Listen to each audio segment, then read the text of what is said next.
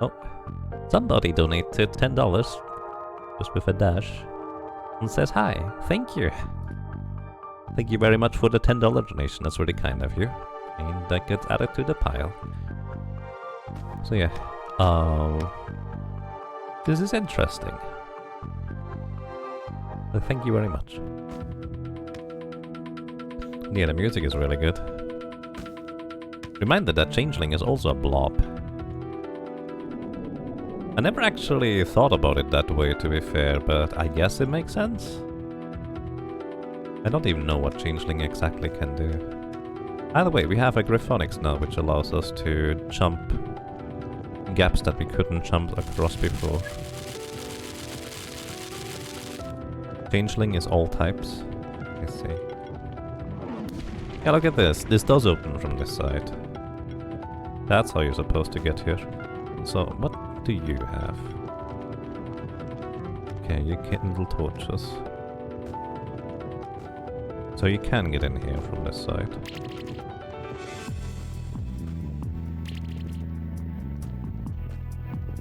Why does it jump this high?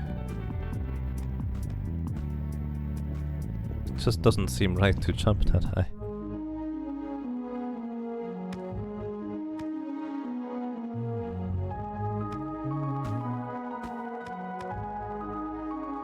Changeling is literally all. Which makes a lot of sense, I suppose. It means it does synergize with all the type stuff. Wonder whether there's like a particularly broken combo you can get with that. Probably. Alrighty, let's go ahead and deliver the feathers, shall we? Hello! These celestial feathers we found have an aura to them. It's strikingly similar to that of that being in the ice. Maybe we can use those to free the being in the ice. Music.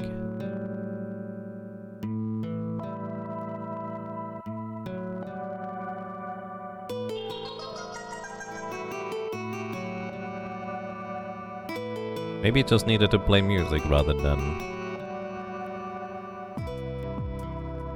do that. Maybe the feathers enhance that thing? Bart, you've come for me. After all those years, I always knew you to be the most noble of my companions. Now report to me. What has happened? How long have I been in this accursed block of ice? Almost 3,000 years? And they have all abandoned their duties? This is worse than I thought. This bird is really old. Excuse me. I believe we deserve some thanks as well. Wolf? Is it really you? You're less powerful than you used to be, smaller too. As I understand it, you lost the majority of your powers when you created this monster sanctuary, together with the other so-called spectral familiars. A momentous sacrifice. I hope that it was worth it. You mean to say that you knew me before the creation of the sanctuary? We were brothers in arms for many years, back when you were still known as the Celestial Wolf. Before we continue, I will have to test your mettle. I need to make sure that you will be a capable ally in the coming battles. I challenge you and your companions to a fight, Wolf. The keeper rule it is then. Oh boy, and I also heard something, so let me check. Oh, Ryo donated $50. Oh my goodness, that's a lot. Thank you. That's crazy. Ryo or Rio, feel free to correct me if you'd like to. Thank you so much. No comment added to there, but thank you very much. Alrighty, it's a burp team. It is indeed. It has Bard, Vyra, Silvira, Dodo, Raduga, and the Changeling. Changeling, of course, is a bird as well. Do we go with Charge, or do we go with Chill?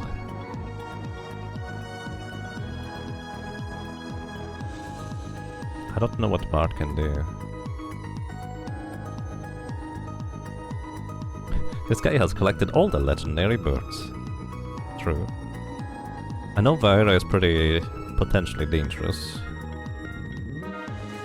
Let's go with Jill though.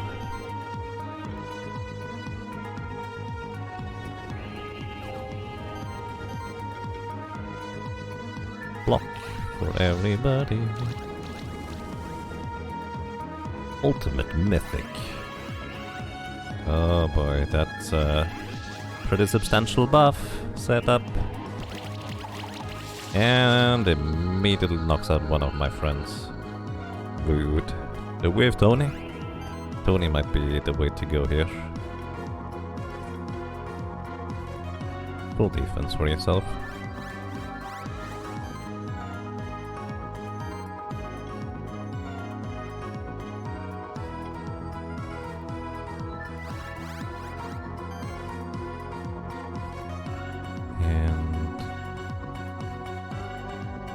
How much is shield burst? Not enough. I think the Viro is basically damage dealer. I can chill you some more. You don't get as much mana back. A Riot level 3. Bard is definitely a pretty substantial buff. Feather Hurricane. Yep, we are starting to run into ultimates. Oh my goodness. Bye, Tony. Rude. Walrus! Kind of need your Psychokinesis here to dodge physical attacks.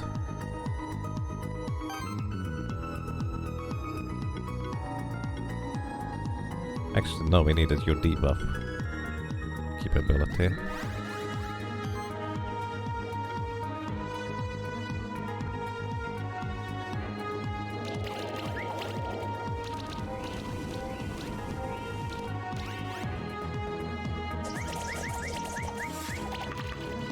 That was a first attack. And just a straight up beating from the other bird. Oh my goodness. Ay ay ay. Our chance to survive plummeted.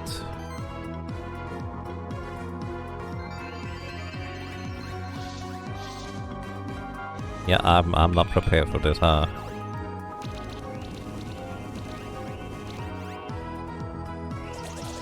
Is this where I have to level up to 40? Might just be.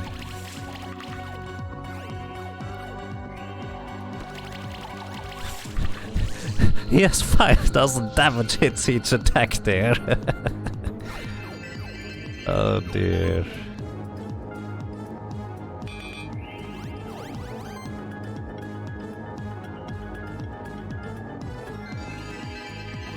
Pretty sure that bird just hit you for over 40,000. Yep, I agree.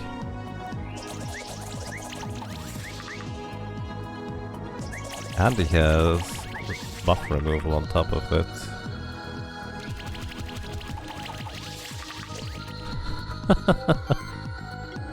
Oh dear.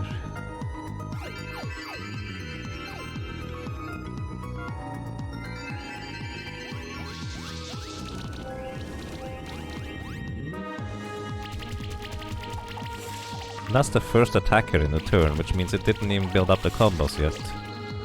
Now the combos are built.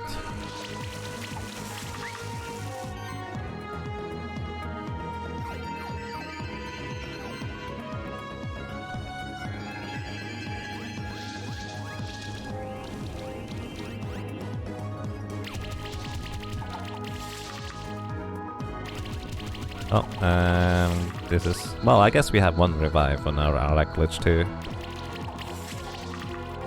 Oh, you actually survived without requiring the revive right now.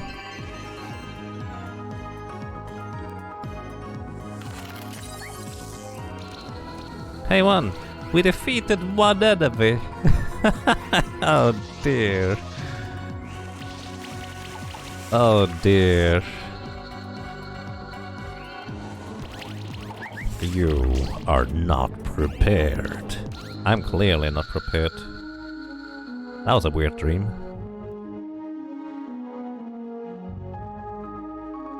Time to level up. Time to level up. Let's reach max level, so we unlock our ultimates. And we can do so by also making sure we get Cracker Turtle. I did not mean to go into this encounter, but oh well. we want to get a cracker turtle.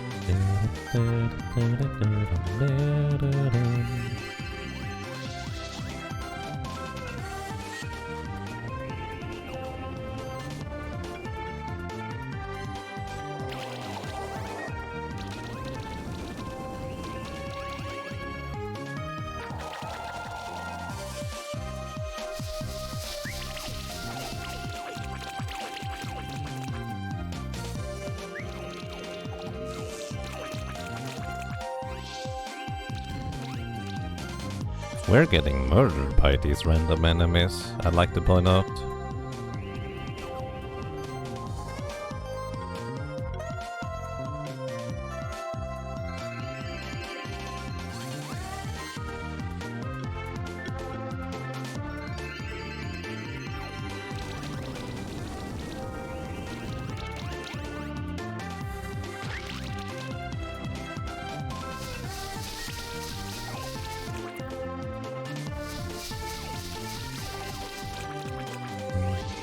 We also need to upgrade our equipment, probably to the maximum.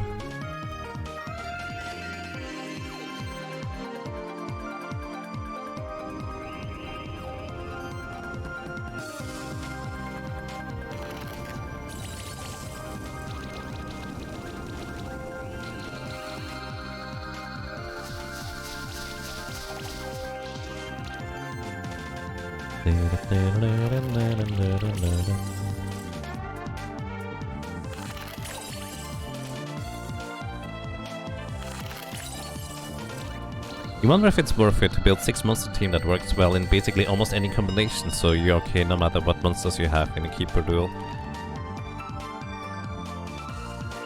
I think this is actually the entire idea of, like, trainer battles, honestly, because it kind of has to almost work that way, I will say.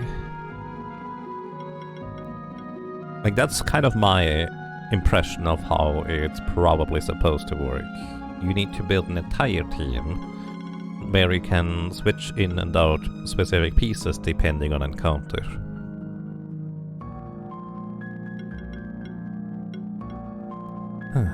Alrighty. I think I'm just gonna give you health and defense at this point.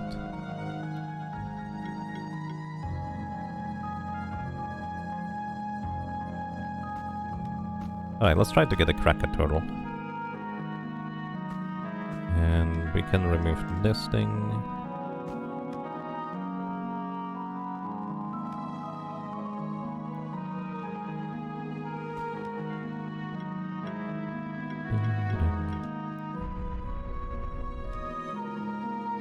Depends on the enemies, but there is no overall formula, you say.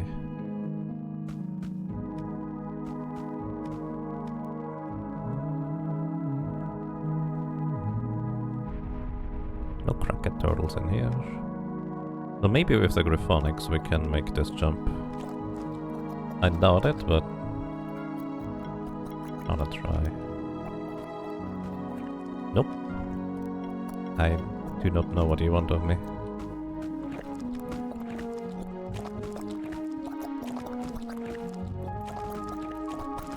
Nope, nope. Alright. Fine. So there's a bunch of music walls, but also there was the Griffonics place up there. Again, looking for a cracker turtle maybe along the way. Probably the idea here for me. And we also should get closer to level 40 at that point.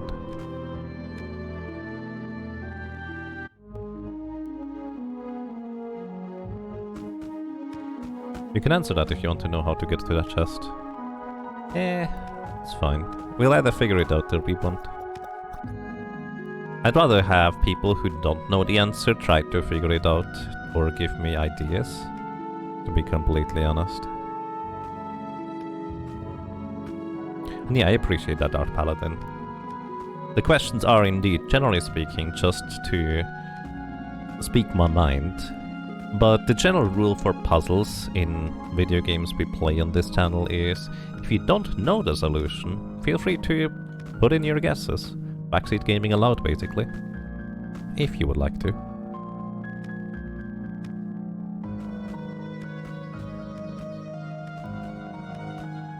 The only catch with designing a full 6-man team synergy is that there are roles like tank and healer you can't control which you lose. I mean, you kind of can make sure that you have backups for the ones you lose. I mean, there's also nothing saying that you can't just have 2 of the same healers, 2 of the same tanks, and 2 of the same damage dealers, right? Alright, cracker turtle. Also hope to get a cracker turtle this time.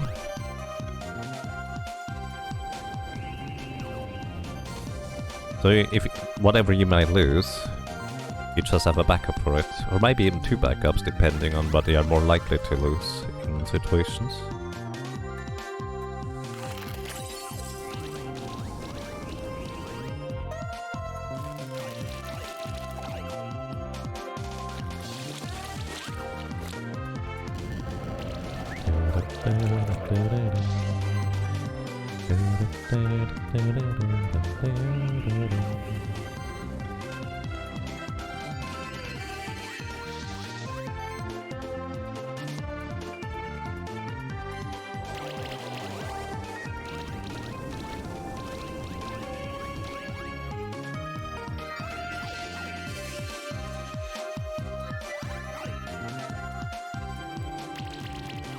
Oh my goodness.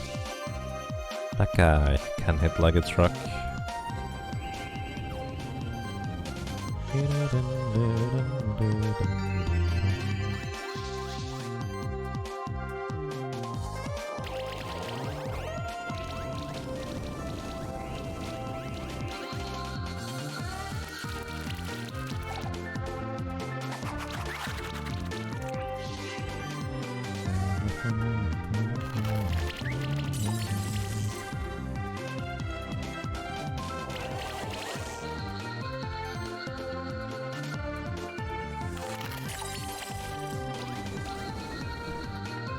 Alrighty. Kangamoto egg. Not what I've been looking for, but hey, we get closer to level 40. Level 39. More beating. What do you do? More defenses. More heals. Walrus. What do you do? Maybe full defense?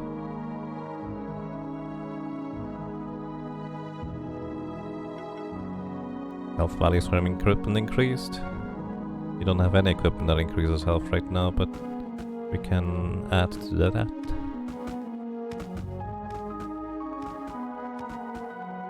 Maybe I should have waited until I get barred myself, so I can get through that wall there. I did not need to fight you. Oh well, more experience along the way.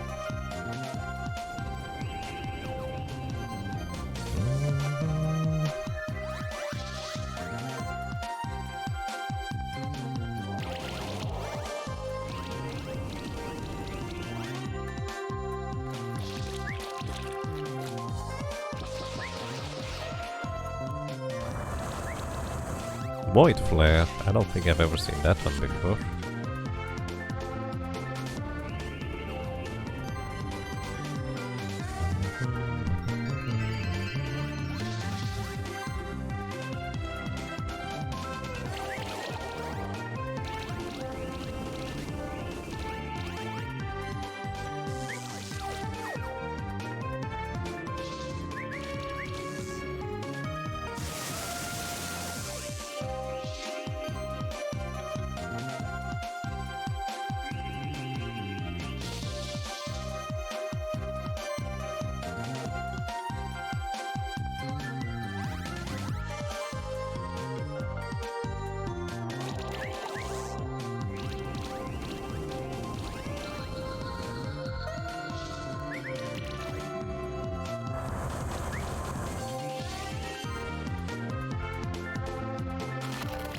think this one is done now, basically.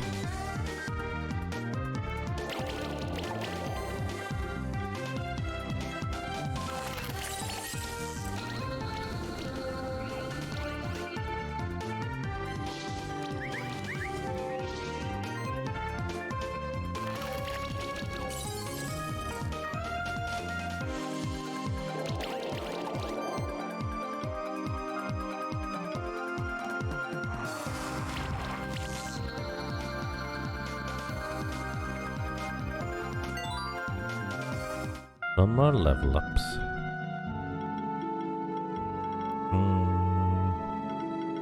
Good burst.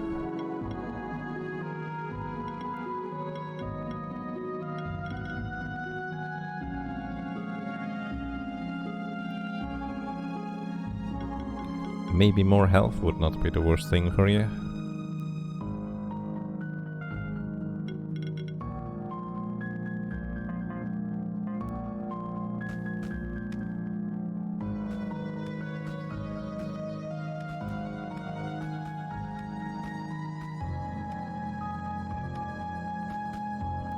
No more cracker turtles around here. Oh, wrong way.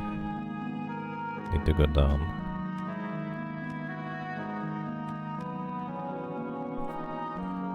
Alrighty, now that we have our Gryphonics, which is complete coincidence that I even stumbled into you, we can actually jump these gaps. And what do we get? A fan. Magic attack, crit chance, increased damage, and shielding. Okay. I guess that was reasonably worthwhile. Alrighty.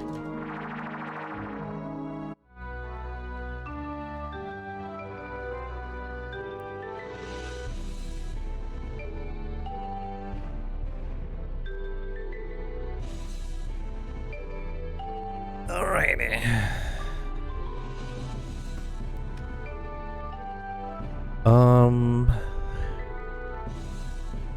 First of all, we did get outfits for Dragoons, so let's go and change the outfit a little bit. And as usual, I would like to have a little bit of chat input. What do you think which outfit is going to be fitting the best? Oh. Moff. That's fine. Alrighty, we picked up the Dragoon outfit. We have the Dragon Lord with a weird tassel on the head. We have a Dragon Lord without the weird tassel on the head. We have a Dragon Lord with Valkyrie sides. And we have a Dragon Lord with longer hair. What do you think should we pick?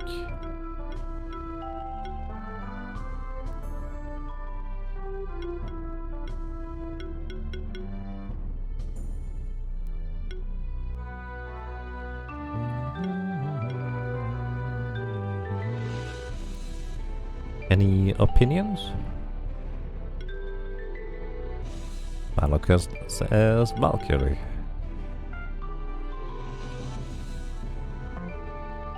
Number 2, from Slandaquist, the Puffy Top Knot. Moonkio says Valkyrie. Osiris Gibbs says Valkyrie, Epimus says 2 as well. So we have 3 for Valkyrie, 2 for 2. Dark Paladin 6, I like 6. Which one would that be? The 6th one in this one? I take it. Valkyrie. Top rightmost, okay. I think most votes go for the Valkyrie, so let's just go with this one. And I like this color. Yay! Thank you for voting. Okay, now,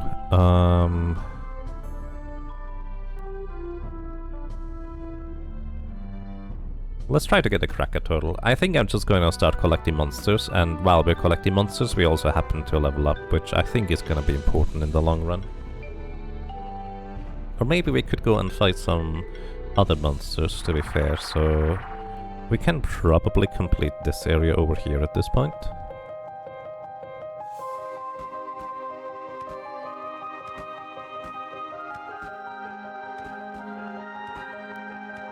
Oh yeah, there was the boss over on the left side here.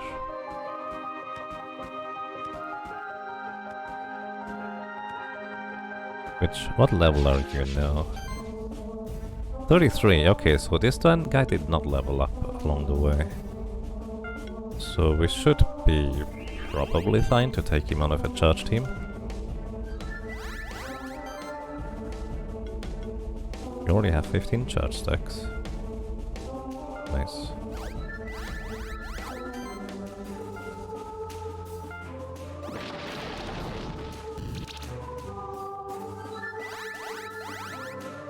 Oh boy. We're gonna buff immediately. Are you gonna attack? Yep. We resist, but thing can attack twice. We'll protect. We're gonna have you do...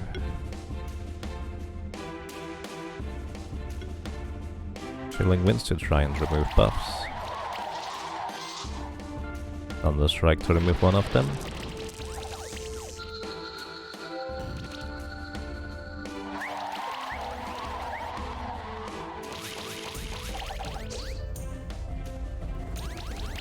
Thanks, Tony. Lots of chill stacks here already. Going to keep removing your buffs here, or try to anyways. Maybe I should have attacked you so we would knock you out in this turn.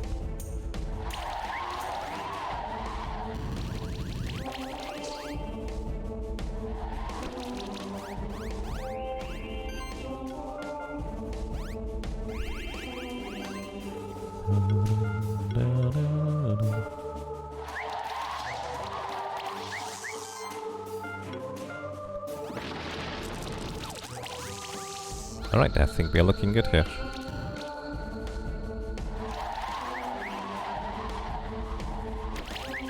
Now that he does not build up nearly as much combat anymore, I think we're looking reasonably healthy.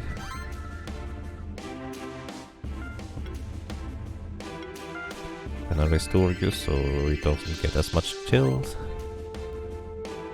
Did I fought with you at the beginning? If not, you're still lacking the glory stacks.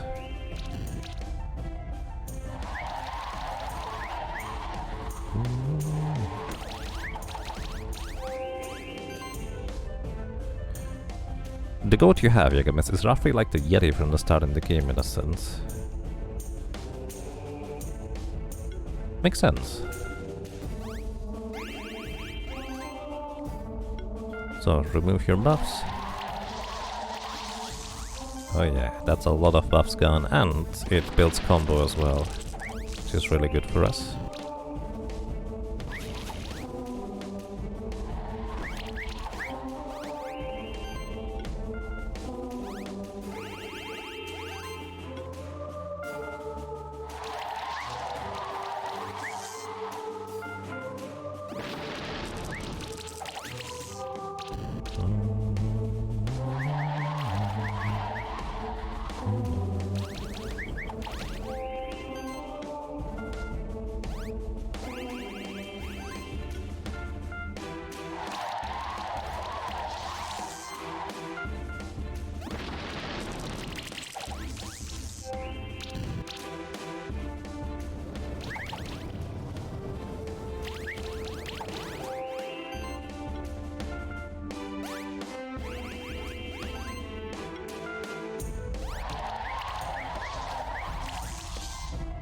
Alright, this should do the trick.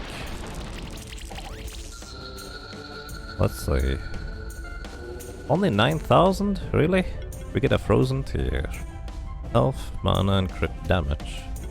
Plus a Dragoon Egg. This guy, by the way, also needs to be evolved from the previous form, so we'll have to 5-star it to get this one.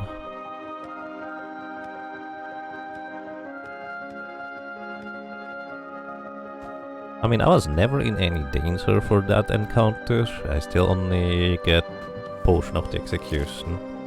I'm curious where I'm losing the points there. Also here we finally can open this one because we have a buddy that can Charge and jump.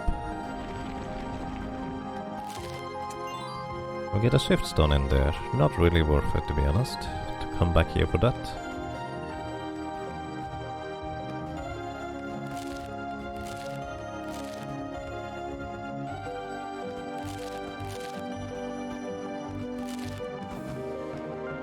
We actually want more orange tails, so I'm gonna fight them here real quick.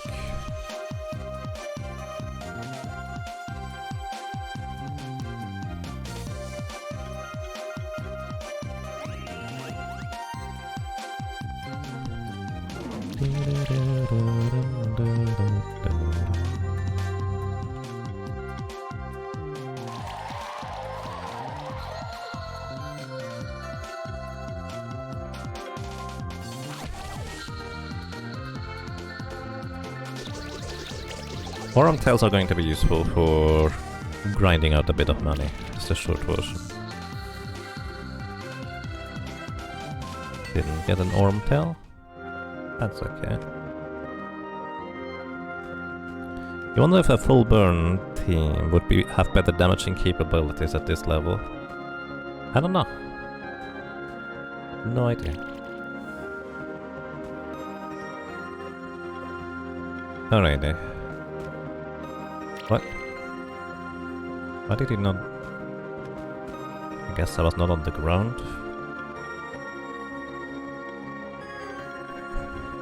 Make the platforms visible. Where was it? Oh, over here.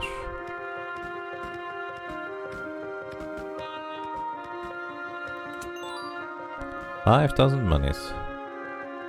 I mean, I guess that's cute.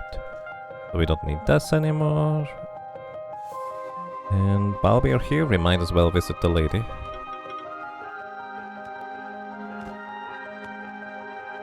Maybe she has something interesting and new to say to us. Caraglow.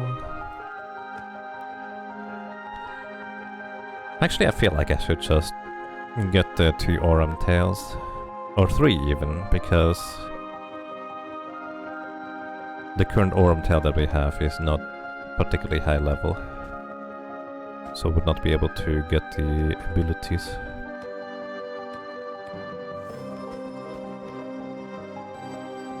Hello. Hello, how's it going? You're a keeper Dragoon now, huh? I'm proud of you. I'm fine as always too, don't worry about me. So nice of you to stop by, have a short chat. Be safe on your travels, alright? Okay. Nice. Alrighty.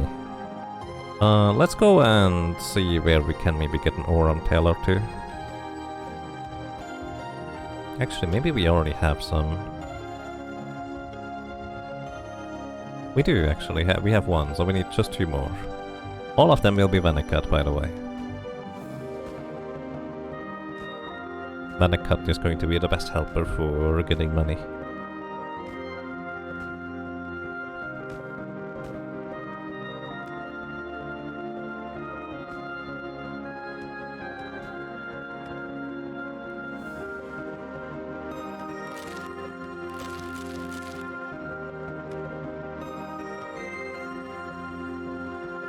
No Aurum tails here. You know, I only just now realized why Aurum tails are good at making money. Because Aurum is the Latin word for gold. Which is why in the periodic table it's AU. And Argentum is silver. In case you ever wondered about World of Warcraft, the Argent Dawn. The silver dudes. I do not have another Dota to transform. Actually, maybe I do, but...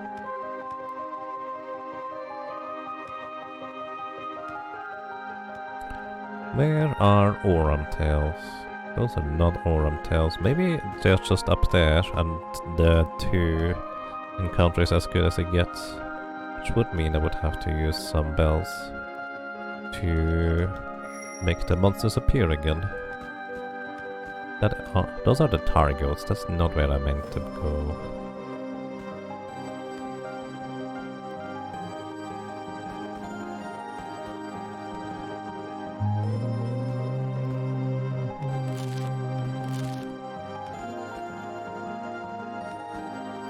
Oh, 3 of them.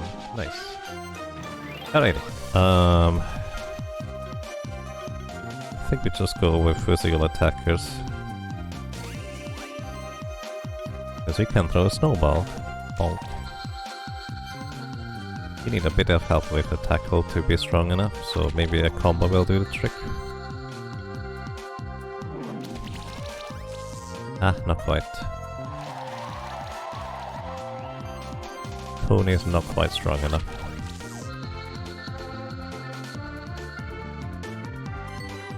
Alrighty, and this is what I'm gonna be doing here for a second. Just Monster Bell, fight them again.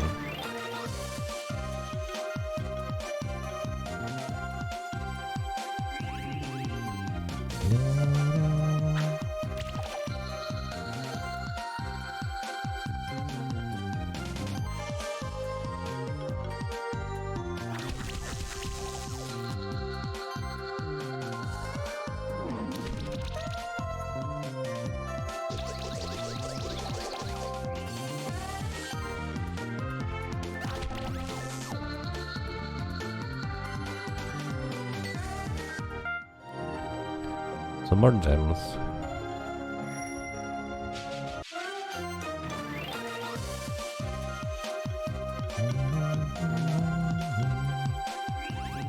Let's see whether the Walrus might be able to finish off one of them.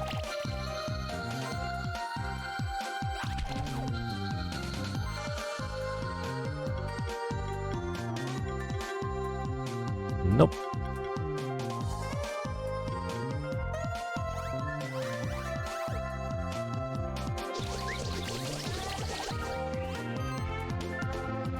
Hey Metal Bear, welcome.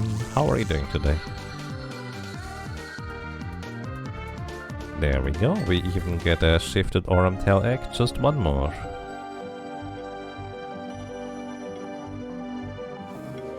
And I'm not gonna even hatch them right now, by the way. I basically just do this to... well, maybe I will.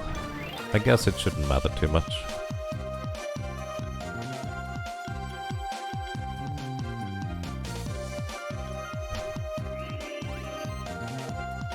Snowballs.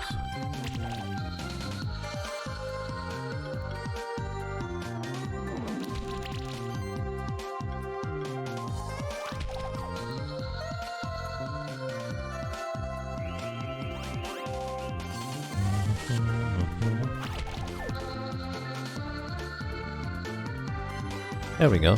We got all the Tail eggs and we're good.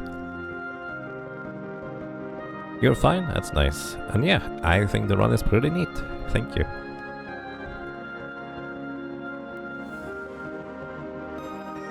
We just got our 3 Tail eggs, and... well, I could hatch them, but they would be level 37. Maybe I should just wait until they can at least be level 38, so they are easy to catch up to 40.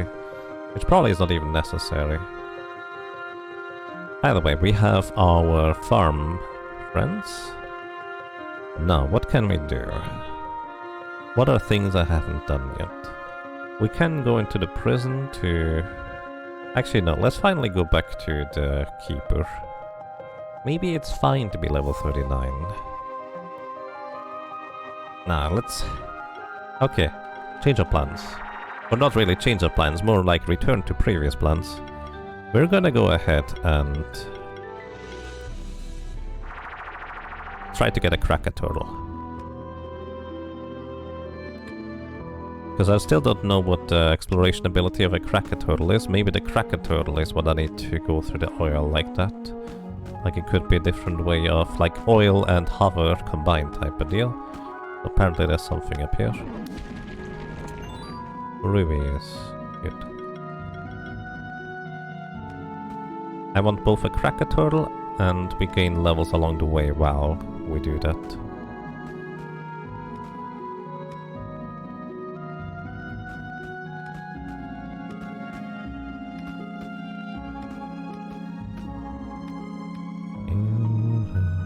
Cracker Turtle? No Cracker Turtles.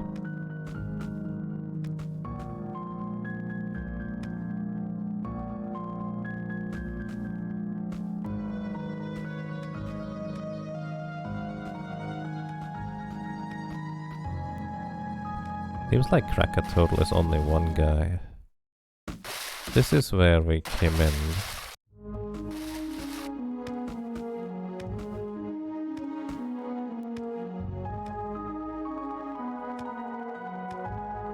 I think we did see some Krakatoas on the left side here.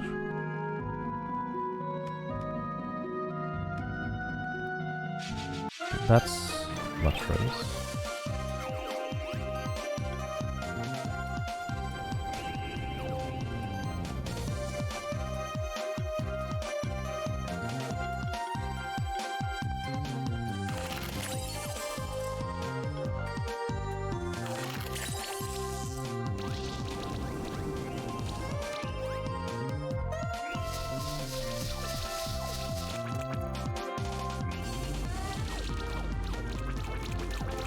That's so many poison debuffs.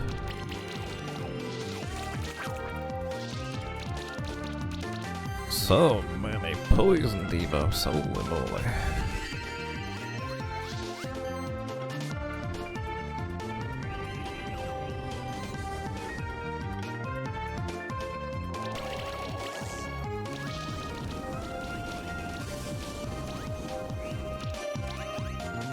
Alright, main mushroom is gonna get knocked out unless they heal him.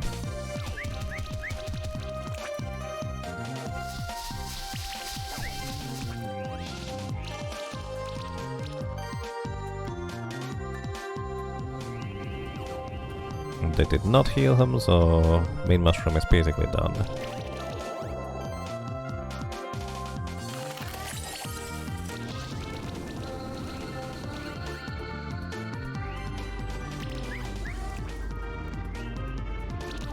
Okay, looks like we're fine here.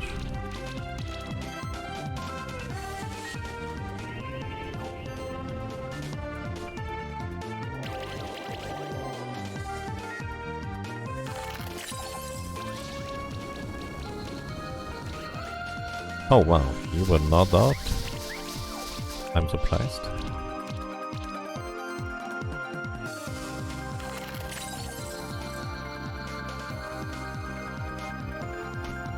Get another druid soul, which is basically the equivalent of an egg from the big mushroom dudes.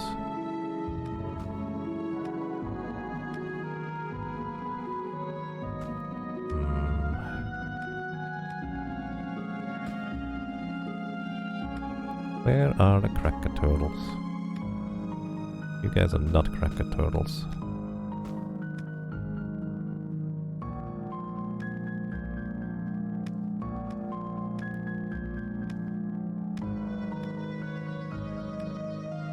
You guys are not Krakatoas. There's no Krakatoas over here.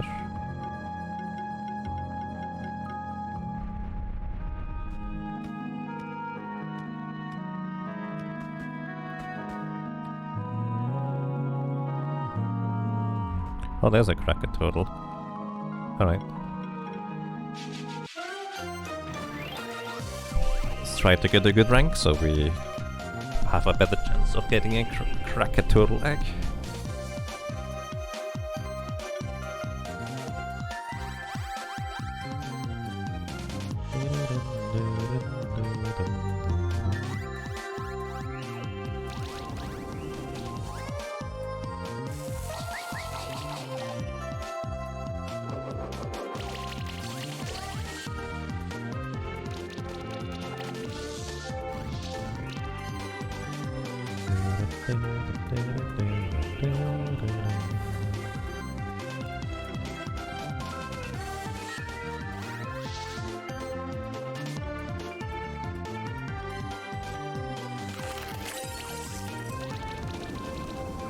I guess those tar blobs also have a ton of HP, considering how much they survive despite being weak to my attacks.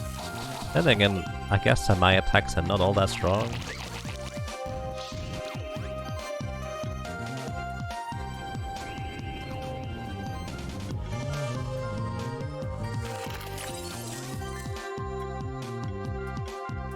No balls!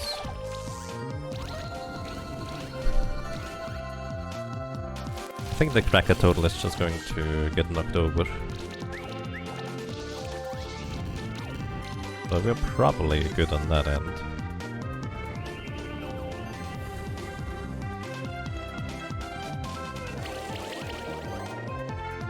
Let's try to get the mushroom, buddy.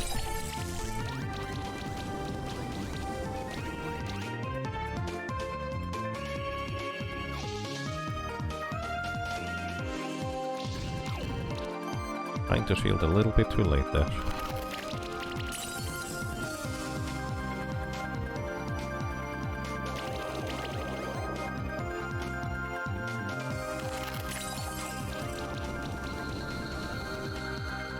Alrighty, crack a turtle egg, there we go. Okay, who was it that wanted to crack a turtle egg? Because this has been here since a long time. Ines Kalan.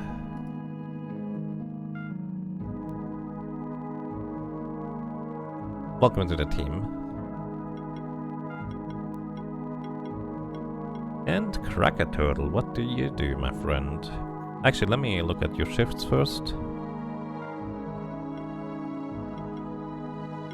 Shifts known, crack a turtle.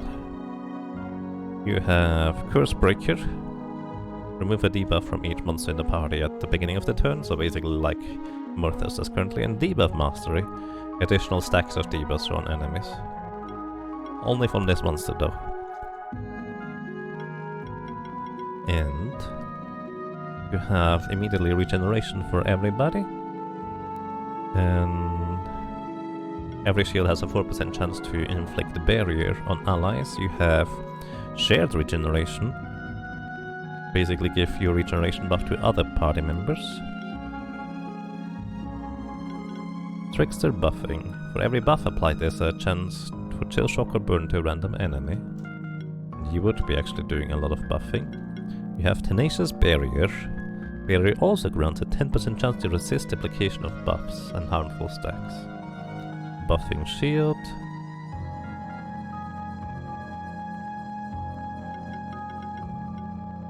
More shields, and you have burn to the attacker whenever you get hit. You have Burning Shield. You have Ancient Nurture. Healing and shielding skills, active and passive, of ancients in your party are increased by 15%. And they start combat with H as well. So that will probably include you and whoever you would be teaming up with. You have Burning Desire to gain shield every time enemy takes burn damage. Wildfire. Burn can spread to other enemies. Scald. It's water damage that has a chance to apply burn. It's quite unique. You also have Armor Break with Acid. Incinerate. When an enemy takes burn damage, 40% chance to apply Armor Break. Okay. Reckless Mending to apply heal debuffs. When applying a debuff, chance to gain regeneration stacks. And you also share those with your allies. Pretty defensive turtle, as you would expect, I suppose. And greatly levitates the player, allows the player to swim unaffected by water streams or tar. Ah, there it is. So we can both swim and levitate with you, buddy. Okay, crack a turtle is very helpful. Thank you, Finas Kalan. No multi-burn now. In general, it feels like this one is just a piece to a puzzle of a team, but it could be a pretty useful piece.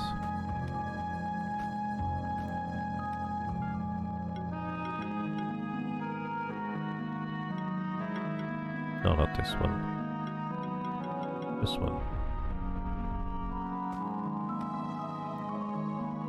Turtle is so good. I feel like all of the DLC minions are really strong in their own right. Torch. Hybrid attack, crit damage plus 20% and increased damage by 5%. That's pretty potent for somebody who does a ton of crit damage. Or does a lot of critting to begin with. Right, with this we finally have this thing done. Now we just have music blocks as well as small blocks. We also now know where this goes through. And with this we have all the monsters from here, I think.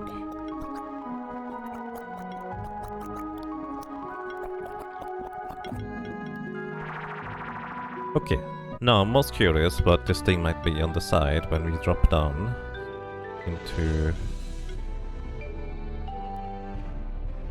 the magma chamber, from the magma chamber, so I'm gonna go there next.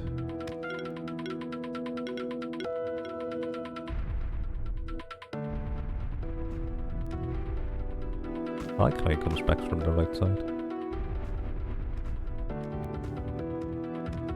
Did we check the shifts of the turtle? Yes. We have. Quest Breaker and Debuff Mastery. Short version is Debuff Mastery. Wait. I'm not going the right way. No, I am actually. Okay. The short version is Debuff Mastery. Allows you to apply an additional stack of any debuff to an enemy. So 2 weakness, 2 armor break, 2 burden probably for the cracker turtle, or anything else, especially if you have a hexing rod, which allows you to, well, just apply random debuffs to enemies as a weapon, I think.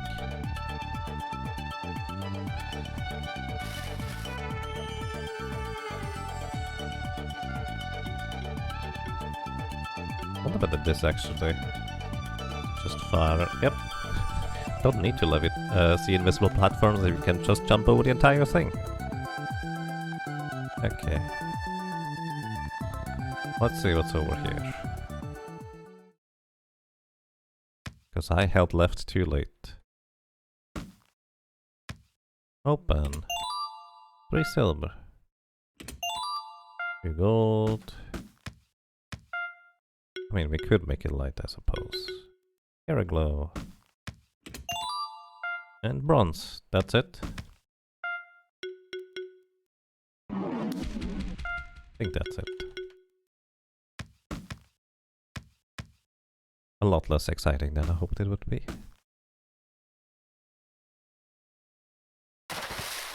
Okay. Fair enough. Now.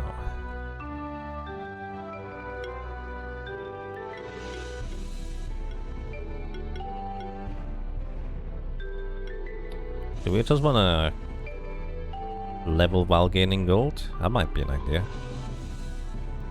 Also, maybe just run through here for now.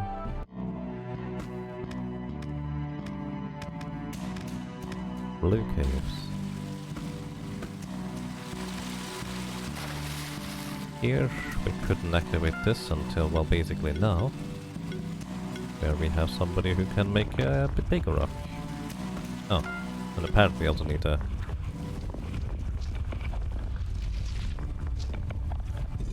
thing. That's interesting. Kind of like gated behind multiple things. Oh, hi! I forgot you even existed. Welcome to the Ascendant! 2 monks. What do we go for? Air resist wind.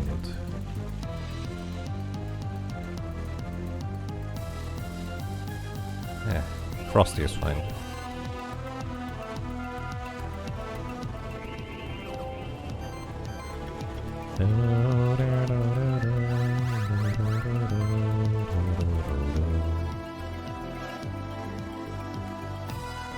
Blind them.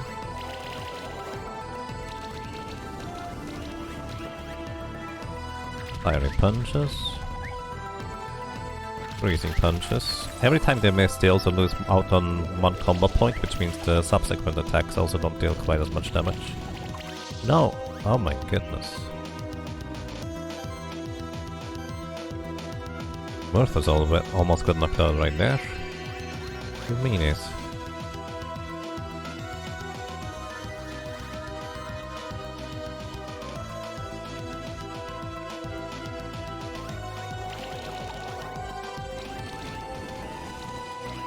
The front monkey is going to get knocked out next turn unless he gets healed.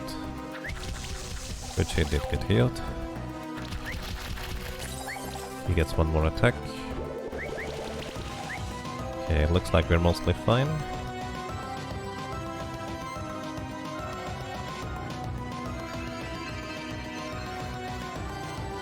Will I ascend or bring down heaven? Yeah, kinda depends on what's quicker. Alright, let's try and knock out one of them. Almost. They don't have critical heal unlocked for some reason. Seems like a mistake. Oh, stop hitting that one, please. Okay, that's not much better, to be fair.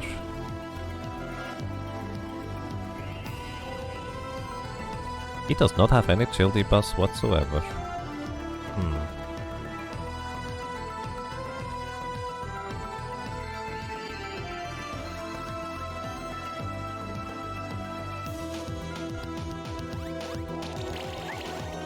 They just gained buffs while I was attacking there. The front guy is not down. Oh my goodness. I need to remove their buffs, it feels like. Yikes. Alright, Worthus, we're gonna switch you out for Walrus here.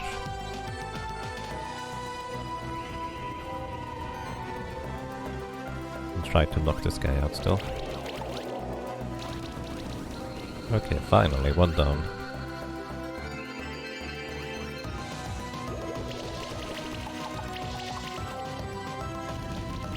Oh my goodness.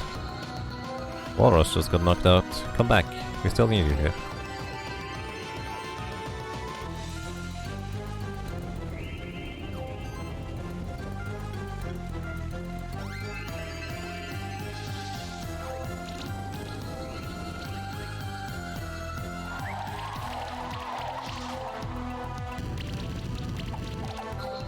Oh boy.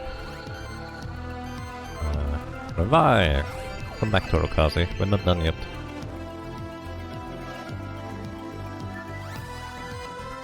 And we're gonna Chilling Wind to remove your buffs, actually via Shadow Grasp. Try and remove your buffs, I guess. You were not successful. Ow. Rude.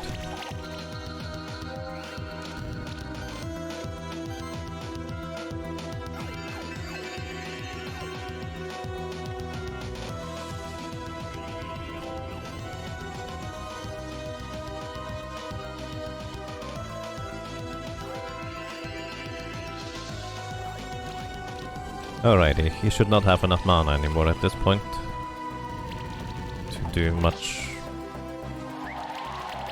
damage. Well, that's what I thought, but clearly he still has a bunch.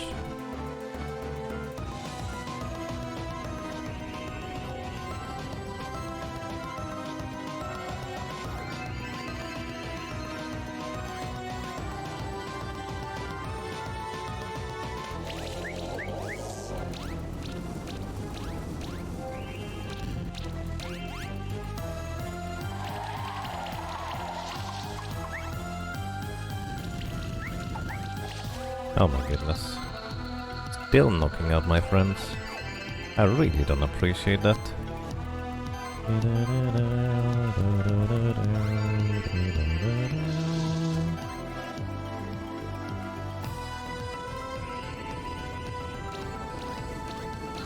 Alrighty. Let's see. 4 stars. Did not get the Ascendant. Get Beat Chain. Health crit chance at mana regeneration and the Monk Egg.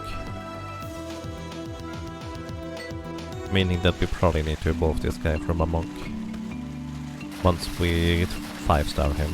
Okay, I forgot there was a boss in here. Rise back and serve your master. Or something like that. Or you know, just chill.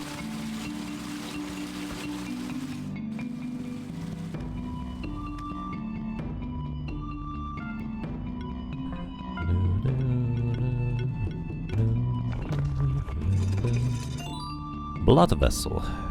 Crit chance plus 5% whenever an allied monster applies bleed to regenerate 2 mana. So we would regenerate a ton of mana with this thing if we go for a bleed setup. Pretty good. Where do we go next? According to my map, there's still one spot... Oops, excuse me, I keep pressing the wrong buttons. There's still one spot where there was...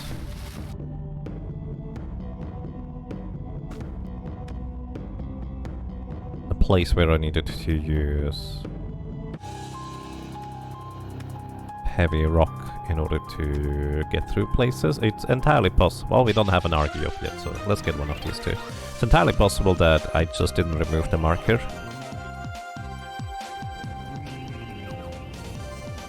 Which actually is reasonably likely. Because I thought I went back for at least some of them, but maybe some of them I missed. So we'll see. Oh yeah, Argyopes removed the debuffs. I remember. And Shroud. They have Shroud? They could be fitting for a full defensive team, potentially.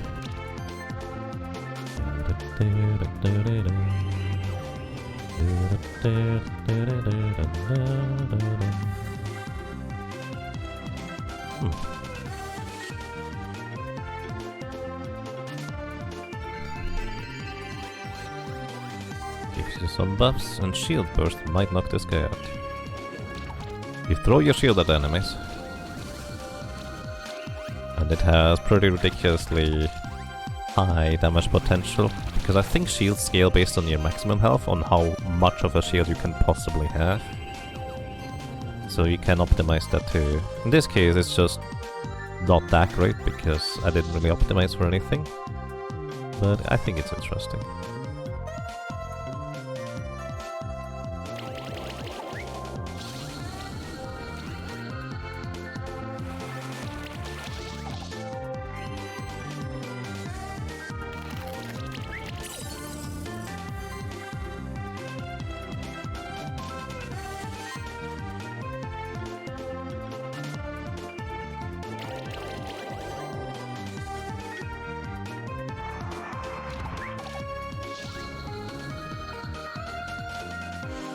No argue back.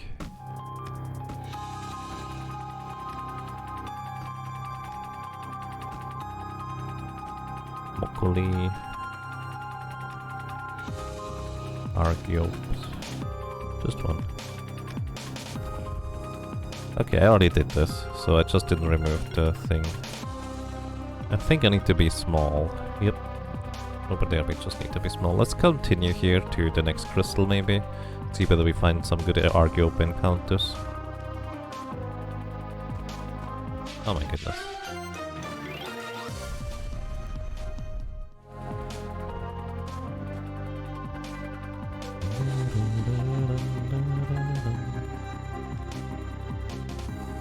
There's two of them here. Alright.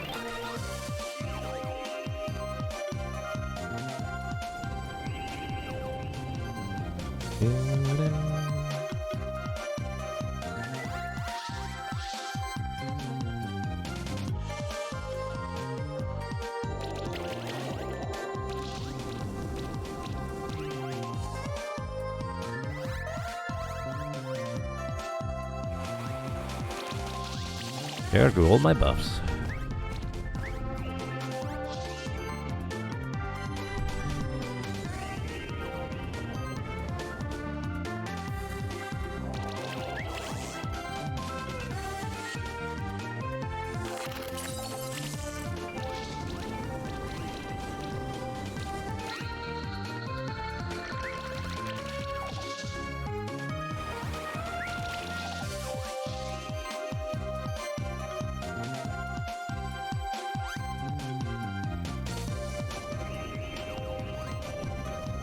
Wait, you can use this on...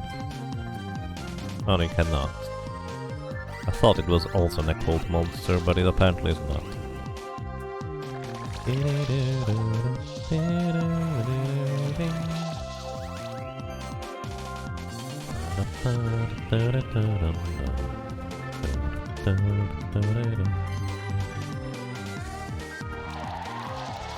Just want to remove their buffs.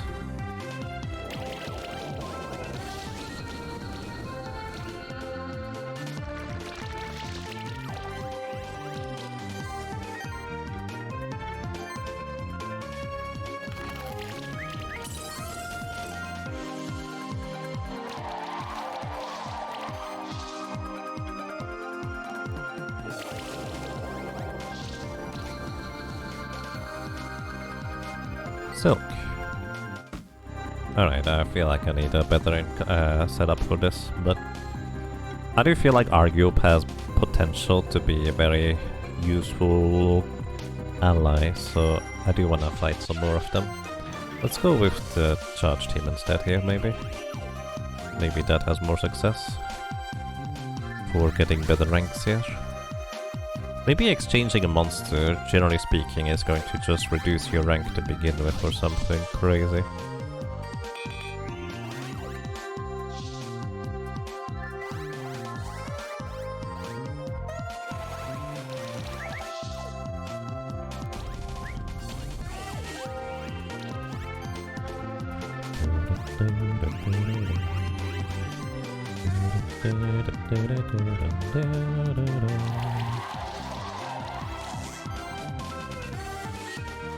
Zap.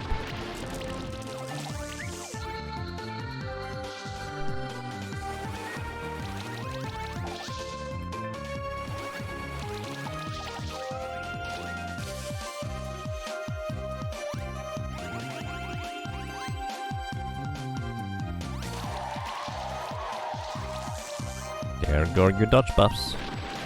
Goodbye. It's actually a lot closer than I thought it was gonna be.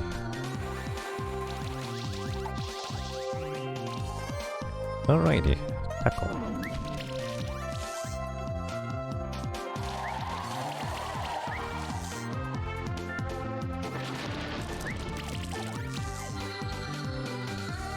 Okay, 4 stars only, but we finally get our Argup egg. Nice. Okay, names. Who is next in the line? I would not consider this to be cute. Sildra is not really a name for that, but fits either. So the next one that doesn't have a restriction is Wilsey from... I did not write that down for some reason. From somebody. Thank you for the suggestion. Let's take a look at the Argup finally. It has, of course, Sticky Threats. It has Cleanse, of course. Oh, it has double Cleanse. That's why it is so reliable to remove all the buffs. Heal a random debuff from this monster at the beginning of each turn, which is also really good. Number of hits does not change. Chance to apply Tether with each attack. 6 hits total. Initial poison. Warlock healing. Severe upkeep. Inflict wound stacks on them. Toxic feedback. Heal for poison damage. Applied on enemies. You have defensive presence. Get a barrier buff at the beginning of each turn. Or while a random monster in the party. Venomous Fangs. Every physical attack has a 15% chance to apply weakness or poison. And you can stack them 1 additional time. That's right, you don't have multi-poison by default. You do have Shroud to get Spell Shield and Agility at the same time. You can even get multi-channel. As well as Assistance. Every heal has a chance to apply Sidekick. You don't really heal directly, do you? Is Double Cleanse a 50% chance to remove a debuff or 2 times 25% chance? I don't know. I assume it's 2 times 25%, but... I don't know. Also increases the damage dealt by 6% and reduces damage taken by 6%. Okay. For utility, extra channel. Huh. So you just reduce mana cost for your team. Interesting. I finally found out about Argup. I'm not sure what that's referring to. Like, I knew it existed. Oh, because that's why it removed so many debuffs. That's fair. Alrighty, where was I? You know what, I'm too lazy to traverse the castle, so we just use a crystal shard. Okie dokie, nice. We're still not at the proper level yet, so... let's go ahead and visit some more map markers that are left behind.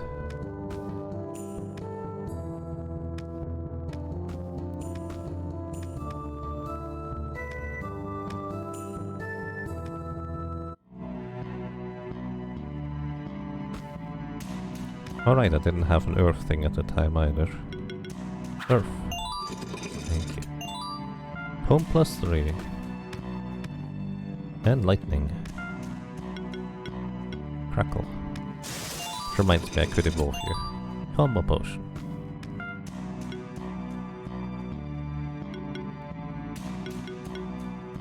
Go when I cut.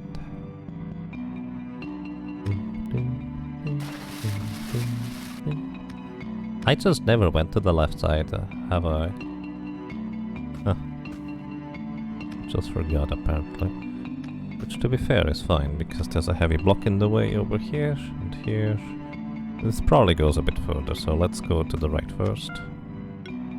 Retrag, lift up the boulder please. Chests. Reward box. Craft box. Boring. What's your keeper rank sitting at? Dragoon, I think? Well, a bunch of champions on the loose.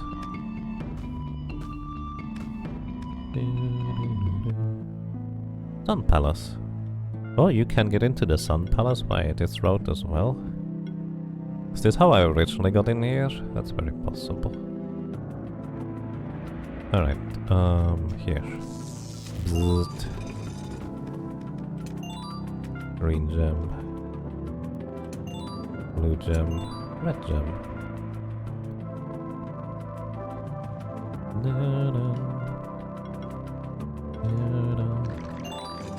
Do you need to activate both sides of the orbs, or is one sufficient?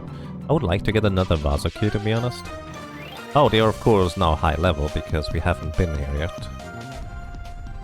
Tanuki! But yeah, I would like to have another Vaso key, so I don't have to invest as much money to level it up.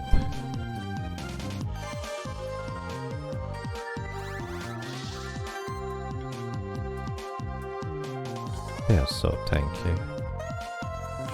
Sure. Oh, and they remove debuffs every turn too.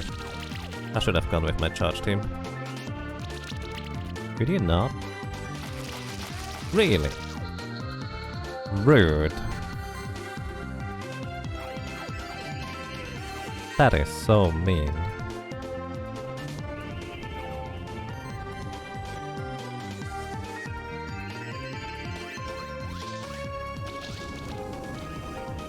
New super boss when you hit Master Keeper. Okay. We'll see. Hitting one of the orbs is sufficient. Okay. So I did not need to be able to hit them through the wall.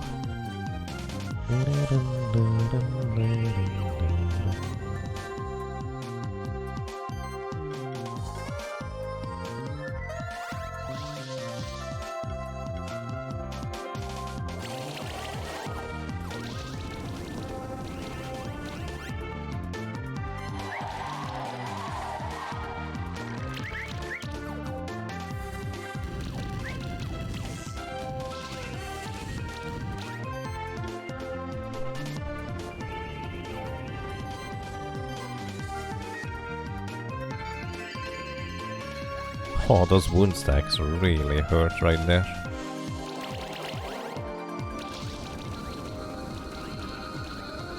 Nice. Smoke bombs. But hey, we hit finally level 40, which means we can get an ultimate. Ultimates have a cooldown of 3 turns and only one ultimate can be used per turn. So, for Torakaster we can go Blizzard, which is 3 times, well, water damage for 100%, applies chill debuff on 20% chance, or Aurora Shield, remove 2 debuffs from all allies and shield them all. That's probably what I'm gonna go for. Also, you can easily just switch them around every time. So that is when we finally reach level 40 here. It also means we can't really invest into anything more at this point for these guys.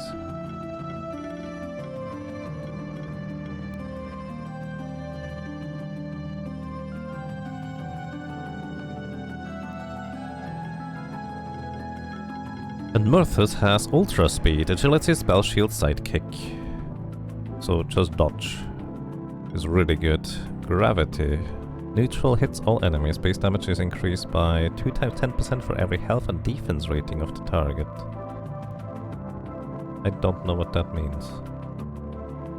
Health and defense rating? Oh, probably the little notches up there. Yeah, I understand. I like this one though. Ultimate Shroud. Nice.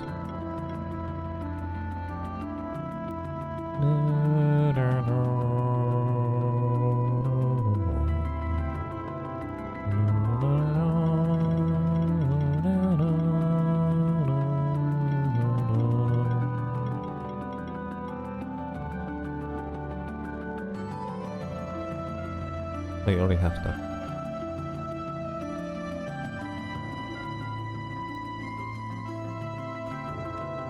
Alrighty, level 40 has finally arrived for us. Oh, there's invisible blocks up there. Let's see whether Gryphonix is sufficient to just make this. Ah, almost. I bet I can make this. Oh. Blade Widows. That's real sketchy to fight Blade Widows here.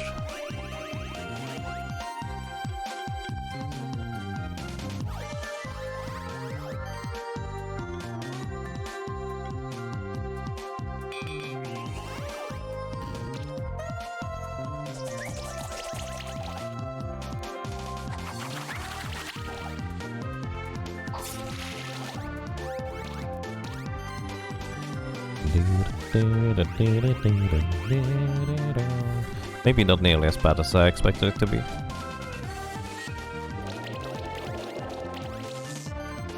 Let's see, you guaranteed one-shot this one, so let's go.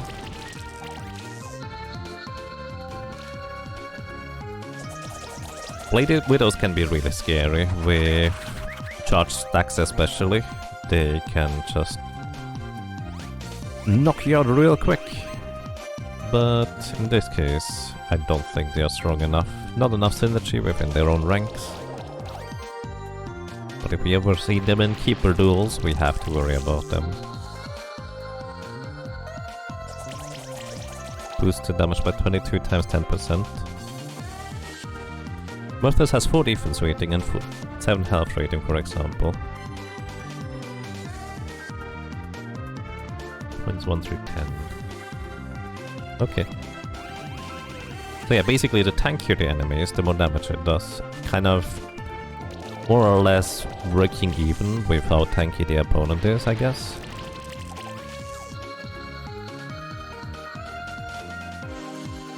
Hey, we get another Blade Widow egg. And Tony is level 40. Get an ultimate too. Remove debuffs and shield, Mega Protect, redirects the next attack dart in each allies, and shield. Which is basically the same as full protect, I guess. Ram Charge, hits all enemies, ignores defense, and probably deals decent damage, but, well, it would deal decent damage if... Considering that Tackle, which deals 360%, which is more than 310%, usually does not even deal that much, even with high charge stacks with the way we built Tony. Let's give you the ability to remove debuffs for now. I think that makes sense. And combo buffing too. And Walrus, what do you have? We have Polar Winds. Hits all enemies, 50% chance to apply shield, heal allies as well. So basically debuff and stuff. Full heal is a strong targeted heal for Glory, Barrier, Channel and Sidekick as well. An Ice Breath. Single target, removes 2 buffs from target, applies 2 random buffs to self. I guess it depends on whether we are looking at multi-target or single target for Ice Breath or Polar Winds.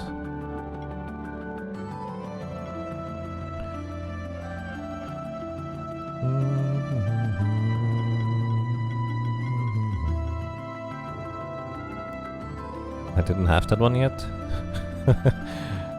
3 damage. Chest.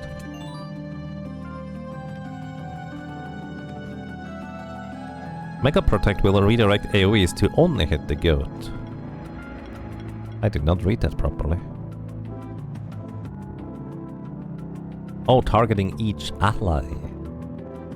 Oh, okay. Interesting. I don't feel like I necessarily want that. Thank you for the clarification. Oh, come on, you can do this.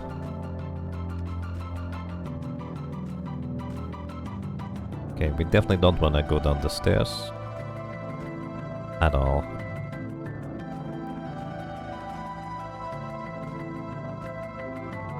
No, I don't think this is doable. Alright. Let's see. I sense a very powerful presence in this room. It's a champion monster, but it's even stronger than regular ones. Alright, you say that every time we get to a new champion, dude. Hey, it's a flower. How bad could a flower be? Oh dear. Yes, it can be very, very strong. I'm well aware, don't worry.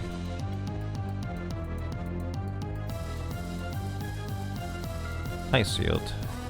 I think, as usual, our plan is to just inflict chill as much as we can. Blind as well, probably.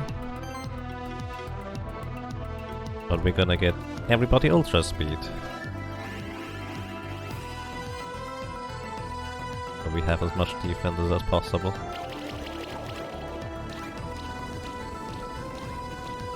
Is the game's Marlboro more? I don't know. I don't know what it does. I more specifically don't remember what it does. Definitely decently strong, as you might be able to tell. Aurora Shield. I guess this was mostly... I should have kept that 4. No, I shouldn't have done that. I feel like that was a mistake.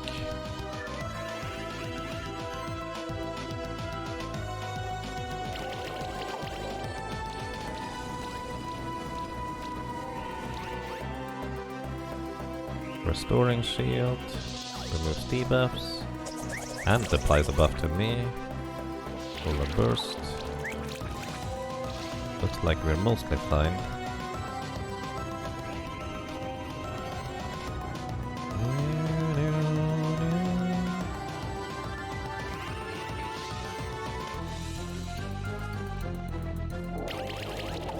Blind.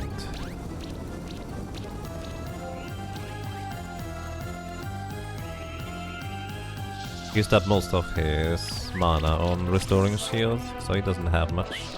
And attacking the blob means you also get chill debuffs on top of it.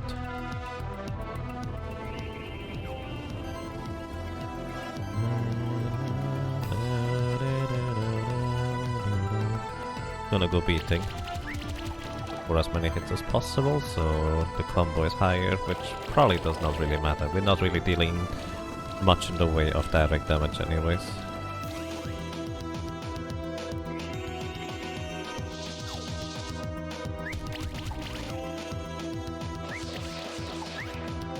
Alright, and we get. Basically we win.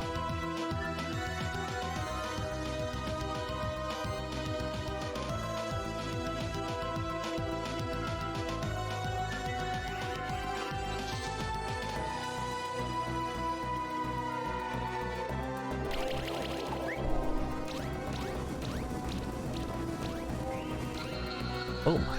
Despite him being resistant to water, we got 5 stars. We get a Diabolo egg.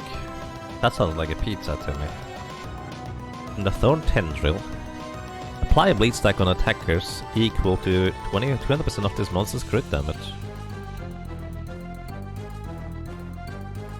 Wait, on attackers? So when you get attacked, you apply bleed to them. Equivalent to bleed.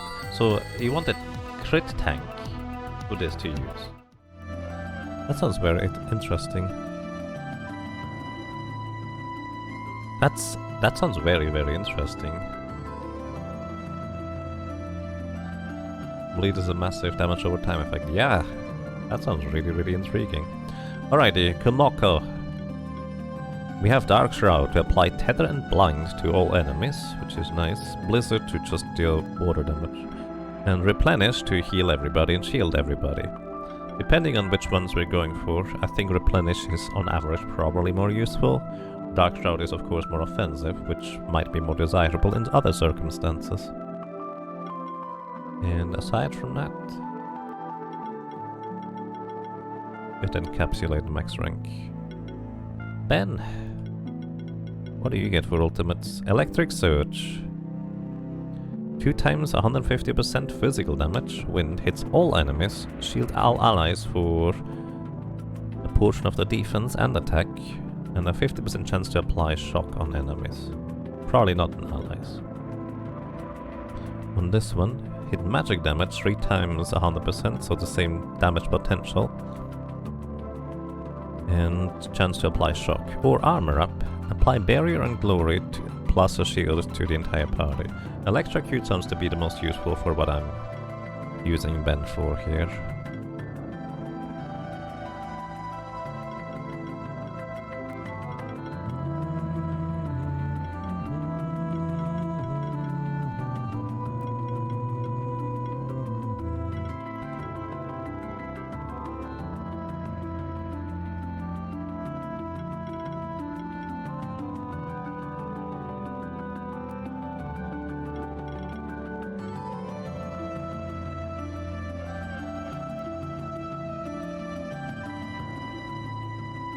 Have you gotten the other champion here besides the one on Kirin? Near the top of the tower with the pipe in it? Yes, I actually got that one. In my first playthrough, I had no idea what I was looking at when I saw the pipe, and I just randomly used fire on it and it worked, which was kind of surprising.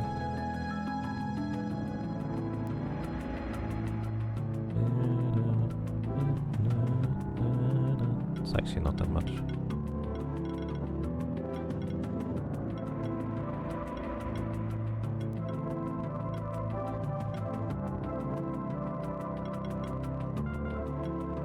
To apply offense. Okay, we are level 40.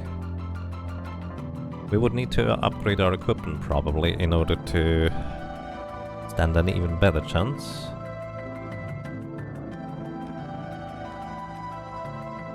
But yeah. Oh, also of course we have a Diabolo. As I said, looks like a pizza. Yeah, it sounds like a pizza. Also it has tentacles. So, anything with tentacles is Cthulhu, so... To be fair, I don't think this is probably what...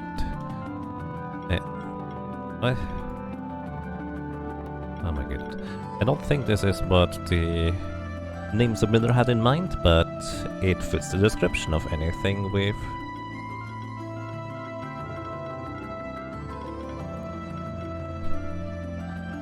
tentacles. No. Kinda like usual, I like to check what the shift does. Alrighty, Masked Mystify for Light Shift. When an allied monster applies a debuff, it has a 60% chance to gain a random buff. Okay. Unique bleed stacks on enemies are not removed when they take bleed damage. I had no idea you had that too. Really? Is that... has that always been the case? I probably just did not remember. We do have... Restoring Shield, which is definitely nice. You even have Weakening Shield. Oh my goodness. Oh no. You have Restoration? Mana Bolster? Regeneration Barrier buff also increase mana regen. Oh boy. Multi-Weakness. Lifeline for Glory as well. Multi-Glory even, Sprawl. Each nature monster in the party gains a random buff after each action. Non-damaging actions also apply a random debuff on enemies. Whenever this monster spends a turn before attacking, shield all monsters in the party by 50% of their defense. Thorns, when getting hit, there's a 35% chance to apply a stack of bleed to the attacker, equal the damage received. That's...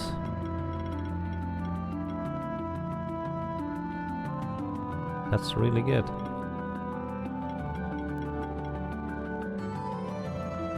Is it true monster with thrown as a weapon? Oh boy, yeah. I'm just gonna go down here. Predation stack, I forget what these are. In a predation stack. Chance of crit and dot chance of the enemy reduced. So you can just stack up predation and attack once to eventually bleed. Trigger additional things. Every hit has a chance to apply weakness. I'm not really... I would build this guy mostly rather defensive, just weakening shield probably the entire time. But considering that you can eventually guarantee a critical hit. Curse of Weakness. When a monster in the party applies weakness on an enemy, chance to apply another random debuff. And here we have a way to guarantee it inflict weakness on enemies. Shield self and attack cannot be dodged with the leaf slash. That might be... well, actually not really that good, because you... with predation you reduce the enemy dodge chance anyways. Critical chance... by 15% while wearing no equipment that increases critical chance. That's cute. Your monster deals 10% more damage when attacking enemy with bleed stacks. Would be all the time. Not even that interesting. But if we attack with you, would crit anyways. I guess I would just fill out the defensive tree. So we would want to have more critical damage, but we don't care about critical chance. Well, that's not entirely accurate. Then build your defensive besides that. Is there a monster in this game with both predation and critical base? No burning and hit as well? Oh. You know, actually these two would be pretty good too, if I attack. That's kind of the catch though, like I would kind of build this as just a full defensive team that shields itself and weakens the enemies to no tomorrow.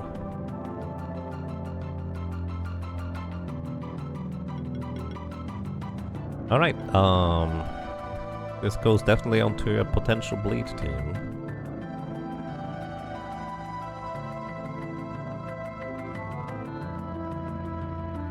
Cthulhu.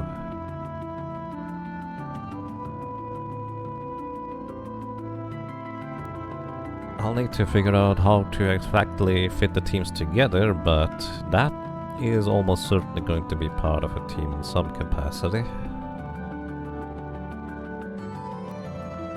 Yeah, okay. Nice. And I have not really... like, I don't have a clear plan on what I... or how I want to do stuff. Just having a rough idea for, like, compositions. And yes, we could use level up stone to get to 39. That is indeed accurate. Okay, sure, why not?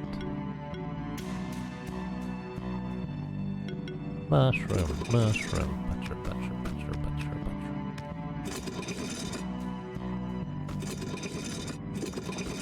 Of course.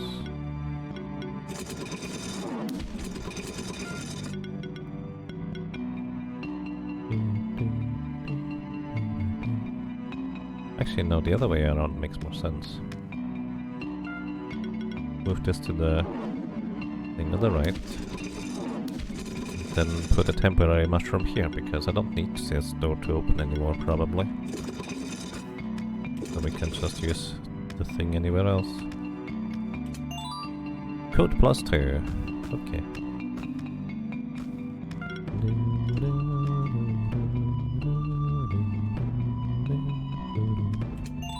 Drift stones.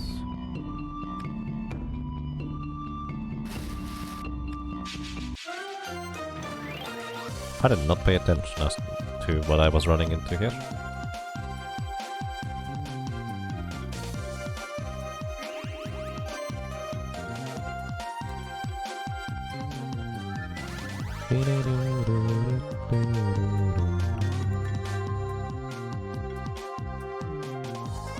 Polar winds? Not even that good right now.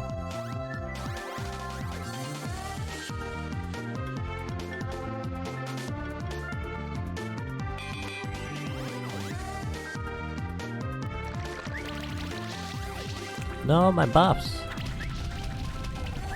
You mean it?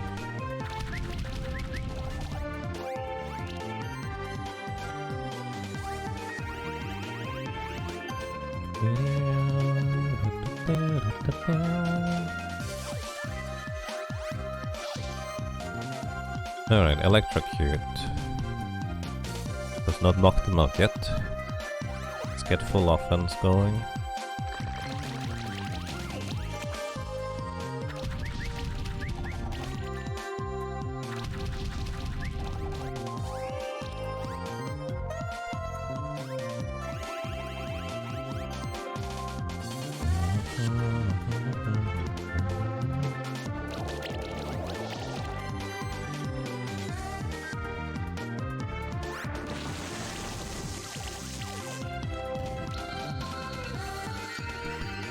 Not bad damage. But we could probably wait a little bit longer and just one-shot the entire opposing team. Polar winds.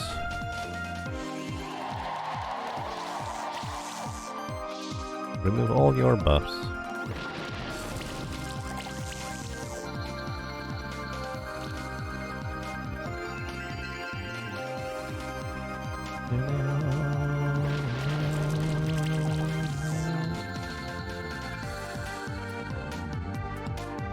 Get a Changeling Egg. That's cute. Alrighty.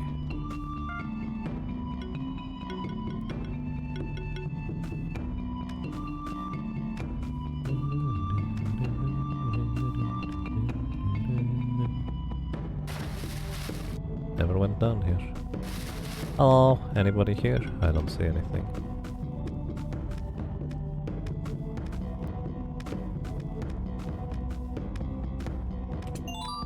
Diadem +3. Thanks, Kiriglo. Oh, actually, something I did not pay attention to. If somebody paid attention, did my monsters already start leveling up towards level 42? Which, by the way, is the new max level at this point. It was 40 before the, DLC. They should have. Alright. Because I was wondering whether I should exchange, like, the secondary monsters that are not gonna fight, so they already start gaining experience. Alright, let's see what's done here. Just some chests. Riftstone. Crystal shard. Don't need this anymore either.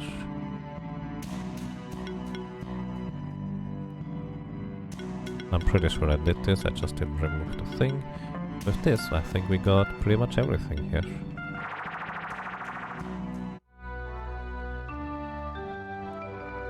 I just want you to know that at the start of the game we did 3 of those dark rooms without light, just because you're stubborn. Nice.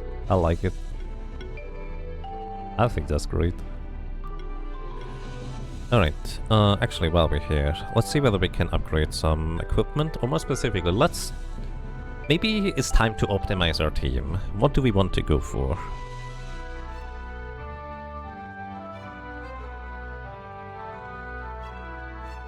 Because there's like different teams we could build, but if I want to try and upgrade all equipment so we can build all sorts of teams, I think this is gonna take a lot longer. So currently I have in the works an aging team, a charge team, a dodge team, which dodge team is rather dodgy. Burn team, which is not really particularly well defined. Debuff team. I was kind of thinking of Stolby, Vasuki, Araklik, Sutsune. Although, well, other stuff might just fit in just as well. With especially Fumagus and Blob at this point. Then I also had the idea of a bleed out team. With the Diabolo, of course, just now. And Ratops, which inflicts bleed just passively while trying to inflict weakness debuffs on enemies, as well as maybe a Nightwing or a second Rat Hops or a Sutsune. Ancient Beastbleed team, it would actually not really, well, aside from Rat Hops, I wouldn't really include anything yet, although there might be a mistake. Was the tail always fluffy from the cat? The cat did get a redesign. Actually, a bunch of monsters did get redesigns, including my little elephant. The debuff team used to grind everything before the DLC was Fungi, Grummy and Grulu plus Troll.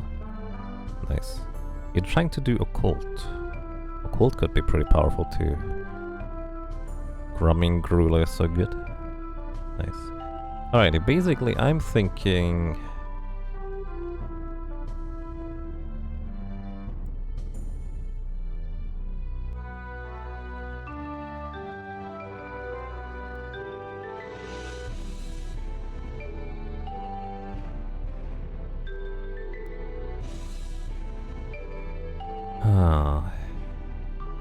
what do I think?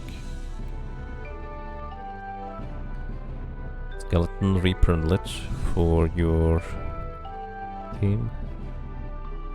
Grummy Grule is so good, he is.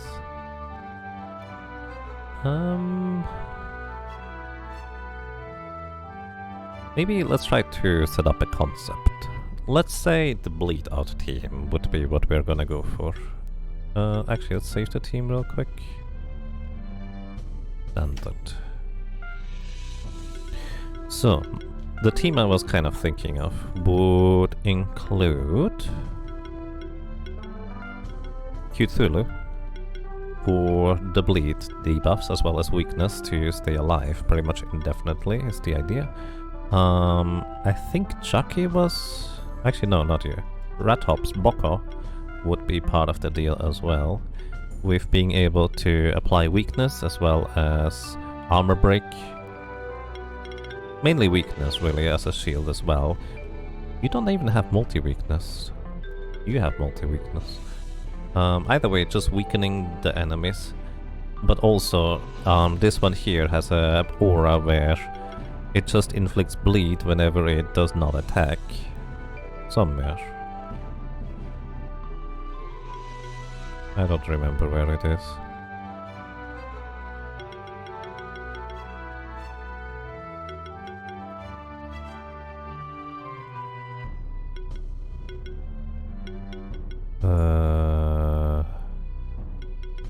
This one? Oh. When allied beasts or reptiles spend a turn without attacking, apply bleed on enemies. Beasts and reptiles specifically.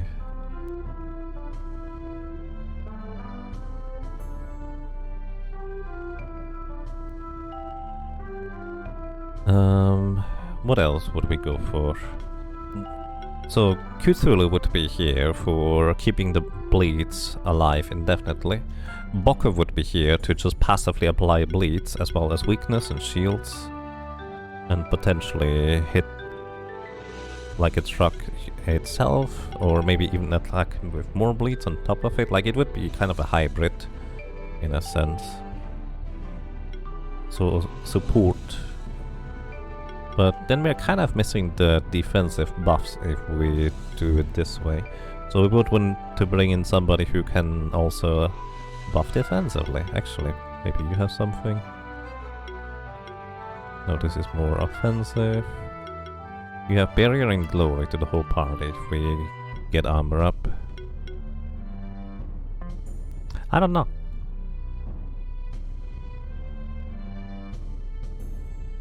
Yeah, Sutsune would be potentially part of the deal. Sutsune kind of fills the same role as Cthulhu, where it just keeps the bleed stacks alive, if you will.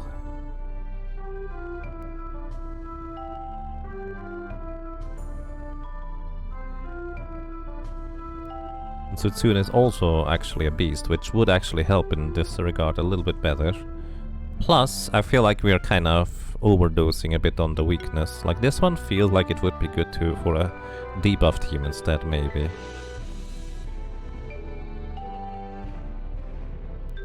With Stolby, Vasuki, Araxlit, Sutsune.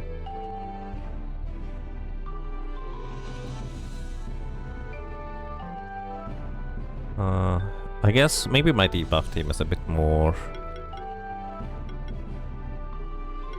thought out for now, so debuff team would be... Let me go just with this one. We have Stolby, the Lappy. We would have Vazuki, which would be our shield tank friend. We would have the Araclich, that I just put down here somewhere. Back. We would have Tsutsune is part of the deal as well, apparently. Or at least that's the idea initially. Then the Bull Magus, actually the Magus Mushroom, could be really crazy good for this team as well, depending on what role we need to have filled. I have not really thought this out yet. And the other idea would be potentially using Tar Blob instead of one of these. Let me move Tar Blob to the front of page 1. So this kind of sort of would be the idea.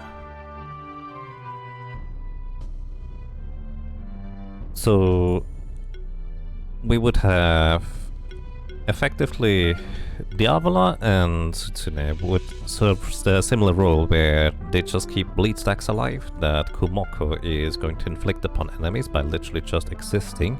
And we could, in theory, have Tar Blob fulfill the same role as Araclich with the Blood Strife aura, which similarly is going to inflict bleed stacks whenever the enemy takes poison burn or congeal damage. The enemy does not take congeal damage unless we have Kumoko in the team, but poison burn and bleed would be part of the deal too. Now, I don't know which one of these setups would be the most fitting ones.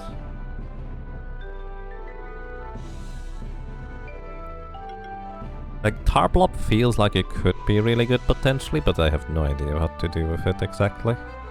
It does have multi-burn and multi-poison, which could be good, I guess. It also has AoE heal, and it has critical heal, it has debuff removal.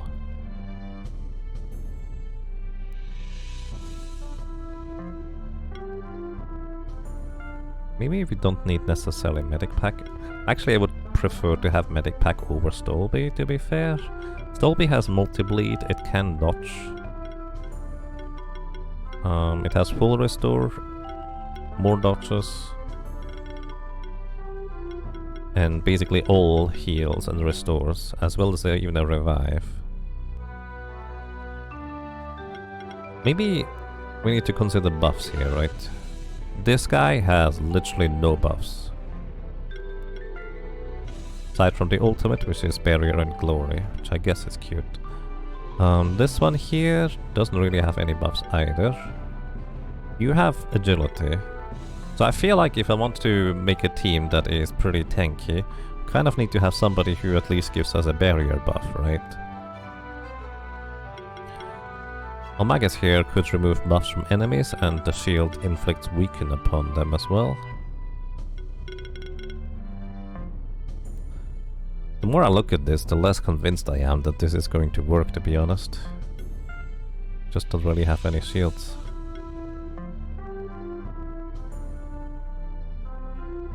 The Plat has an entire buff tree. The Plat? What is the Plat? Oh, plant has an entire buff tree. Oh, yeah, actually. Fair, oh, yeah, that's a good point. Oh yeah, actually, I didn't even catch that.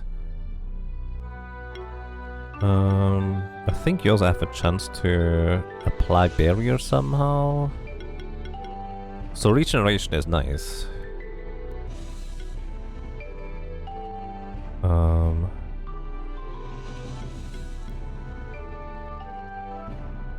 We could get Barrier.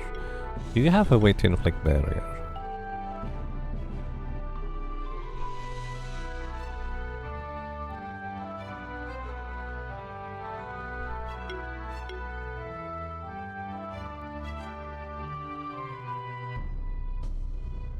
I thought you had a way to give barrier.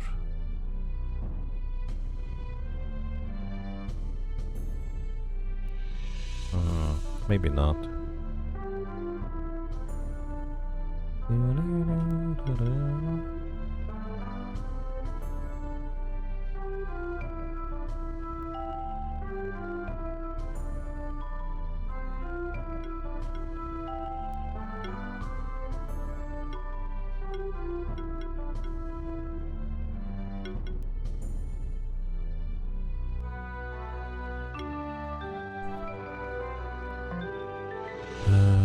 So, you do give regeneration and a boost to regeneration and barrier to have basically infinite mana regen.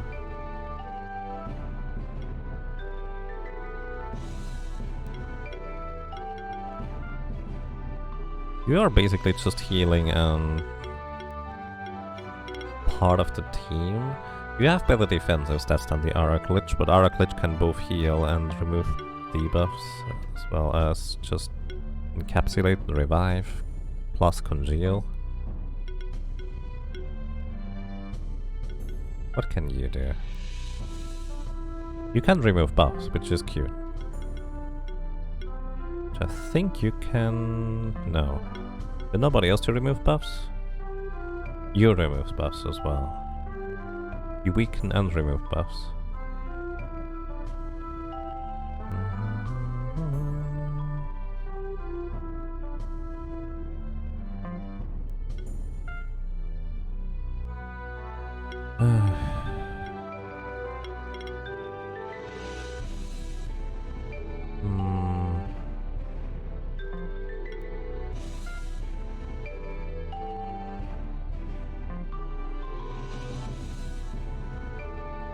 I'm not really convinced with this team.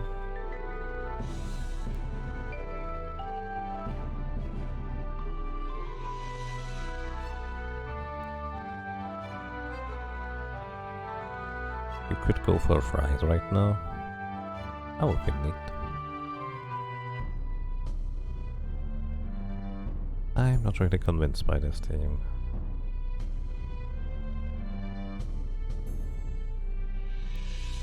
I mean, I guess we could just try it. Cthulhu here would keep the bleeds alive, and whenever it gets attacks, it inflicts bleeds as well. Keeps weakness, debuff on enemies. Lappy here can do all sorts of healing. Which does mean maybe we would want to go with Blob in this case instead. We don't need the healing necessarily. Oh. I don't know. You do actually have full defense, so that could be very valuable here.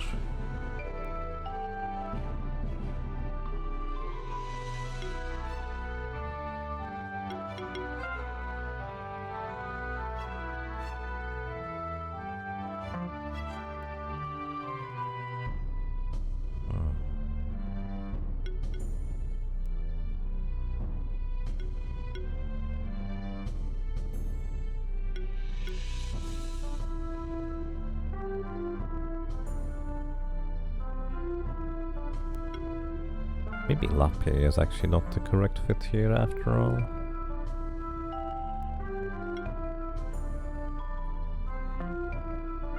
So let's see, your thing only works on plants, right? Random debuff each nature monster.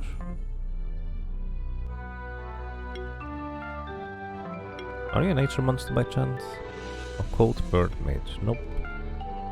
You are an occult mage.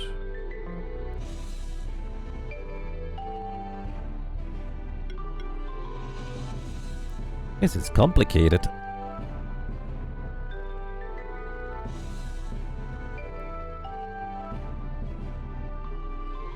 I guess it really depends on what we are encountering, huh? If we want to have a heavy debuffer, Sutsune would be a fine choice here. Because of the sidekick, debuffing and cleansing flame on top of it.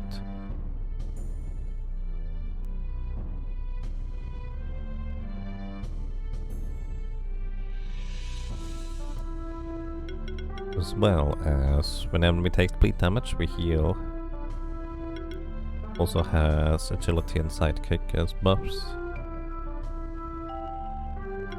The ultimate is a full heal, basically. Just a single target. And you also have blood magic.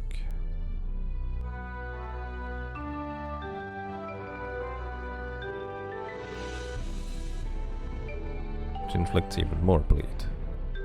If we ever attack with you guys, that is. Just kind of the idea of just not really attacking much. Might also be a mistake though. Alrighty, I should decide. I should just go with something. I feel like I've used the Aura glitch the entire way through, basically. So, I think it's time to exchange you for maybe somebody else as a mainstay of the team. I'm gonna go with Glorb. Glorb seems like a fun team member to have.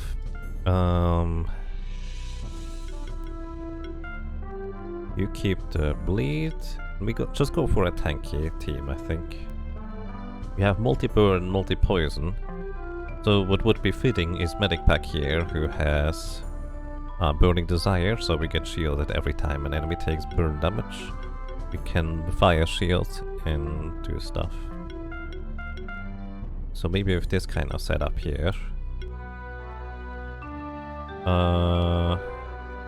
This could work.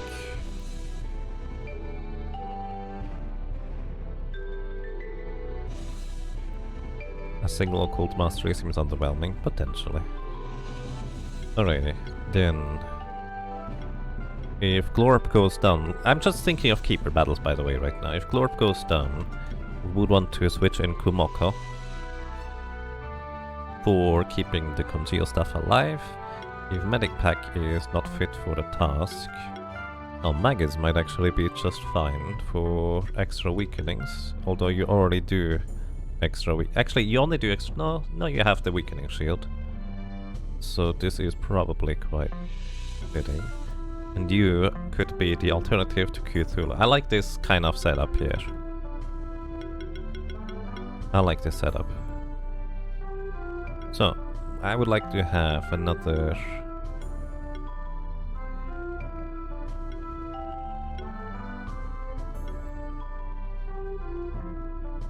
Alright, yeah.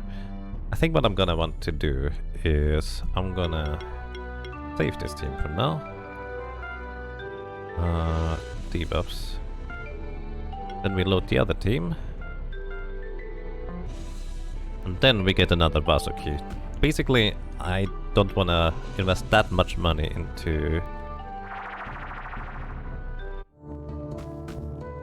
healing all the time. That much money into leveling up all the time. So getting a new Vasuki just seems to make the most sense. Actually, we could just go for a money-making team in that case. We go for an Orumtail. And Stank3, thank you for subscribing with Prime Gaming. I appreciate that. Alright, Mana Cut. Then we go for another Orumtail A.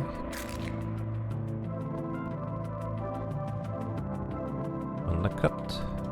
Do I even write that right? I think I did. Alright, and another Orumtail Egg. And... Mana Cut. Then we're actually going to briefly invest level batches into the new Mana Cuts. Not quite level 40 yet for the ultimates, but this is good enough. The reason why we're doing this is because we are bringing them in for money making. I might be doing this offline, so I might as well just show it off right now. So basically Orumtails have the gold sense. Increase gold gain by 10% after combat.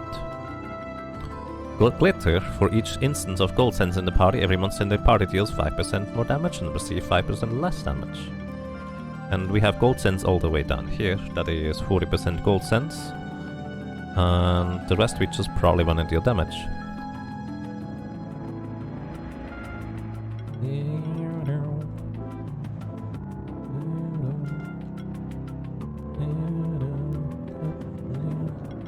And here we probably just wanna go for all out damage.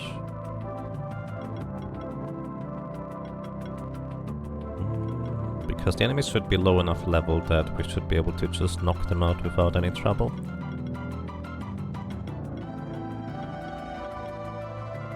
Mana cost is increased, mana proc, defense proc, more mana damage. Cleanse? You actually have cleanse, interesting.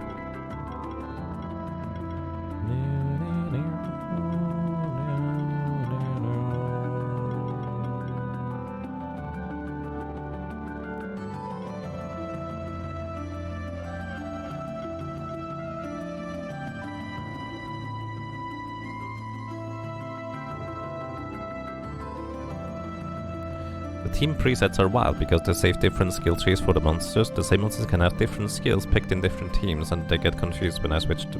And you get confused when I switch to presets? I see. That kinda makes sense. Alright, and this is probably going to be the setup for all of them.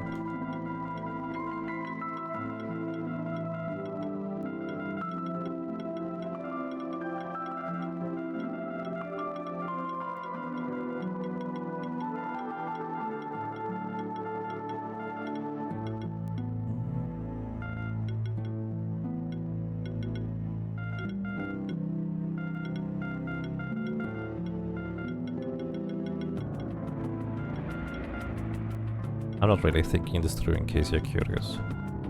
I'm just picking stuff that probably deals more damage because the enemies should not be a threat. In theory. We should be able to just knock them out quickly.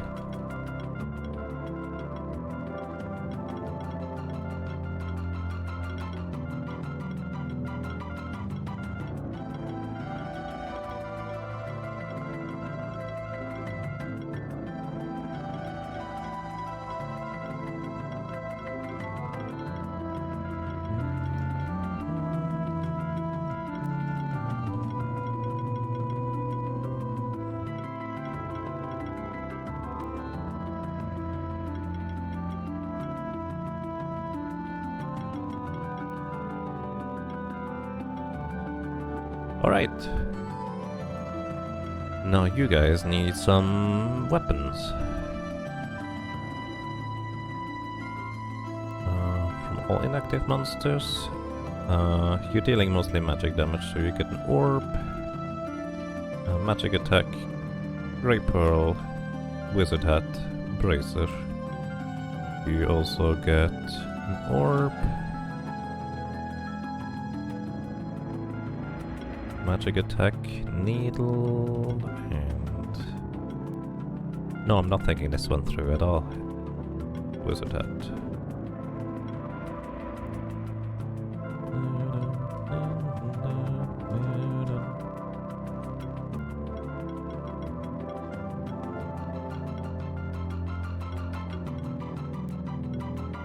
Alright. Let's see. I actually don't know what the best place is to grind. But this is kind of the money makers. Let's see how well this might work, because I have no idea.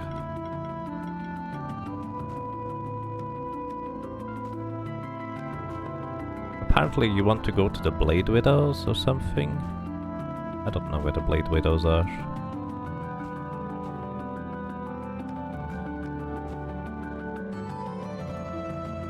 Probably because the Blade Widows are kinda weak-ish.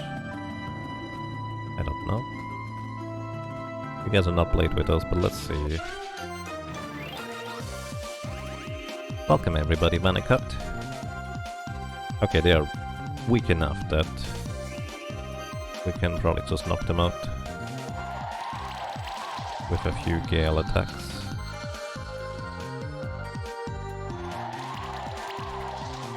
Yep. Alrighty, how much money do we gain?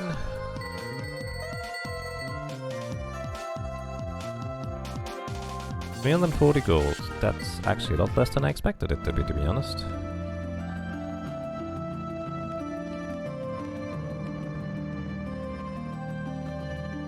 Do backup teams also provide bonuses? No, I don't think so. I feel like I'm pretty sure the monsters specifically need to participate in the battle for it to make a difference. Otherwise, you could have 6 Oram Tail and more gold cents. I do not think works, but... well, I'm pretty sure it doesn't work. But I've also never tested it for that matter.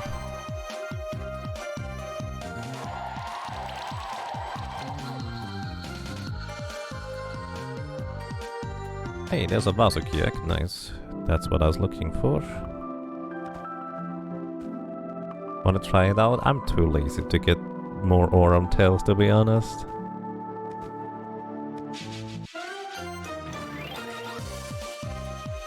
Oh, you wanted Tanuki? That's the idea?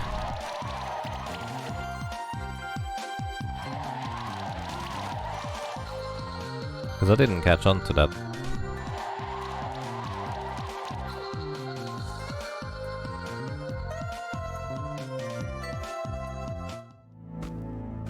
I don't know where the Tanuki spawns are. Or Blade Widows. I think they were more on the right side, weren't they?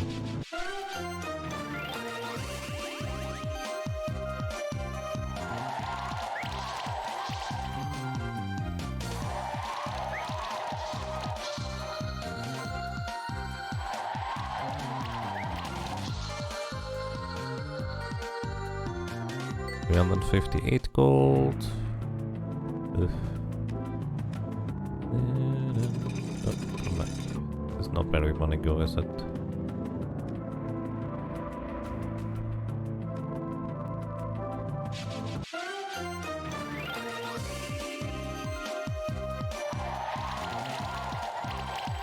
And yeah, specifically Gold Cells does read if this monster participates in combat, but also kind of makes me wonder, at some point participate in combat? Like, what if I exchange them in the first turn? Gain some Stardust.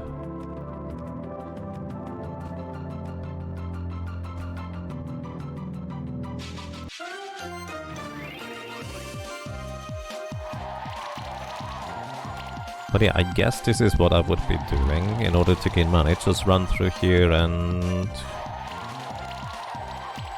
defeat opponents with mana cut times 3.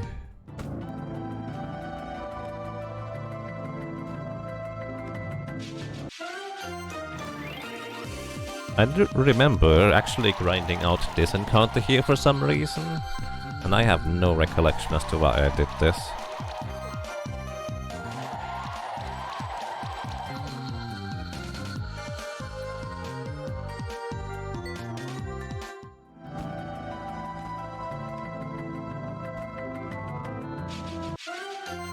Maybe Blade Widows are more on the left side, I guess?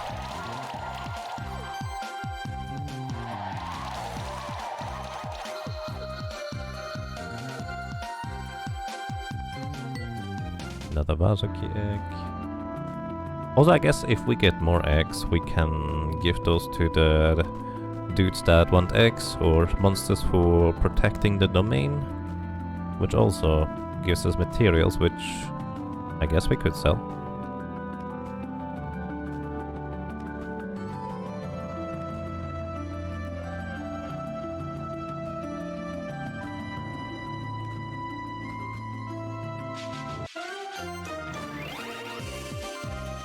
Near the entrance, I think above here. Oh, sorry, I read that kind of late. A few minutes ago is when you said that. That's probably where the Blade Widows are.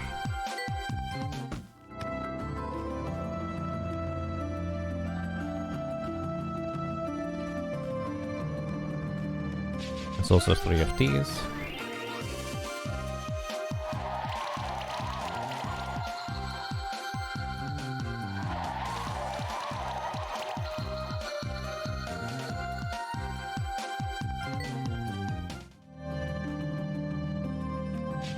There's Sunblade with those. And there's a Tanuki already. We have gotten 332, 350 gold so far each encounter. Let's see how much this is going to be. 1,360, so basically Tanuki is worth like 1,000 gold by itself. Which is decent, I suppose.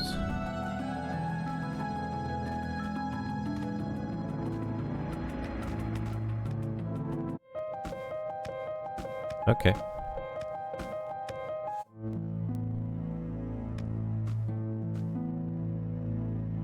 Why am I hunting your brothers?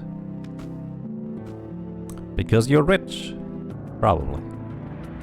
I mean, if you just gave me the money in game, then I wouldn't have to hunt them, right? I think that's how it works. Either way, so this would be the money-making scheme. What else do we want to do?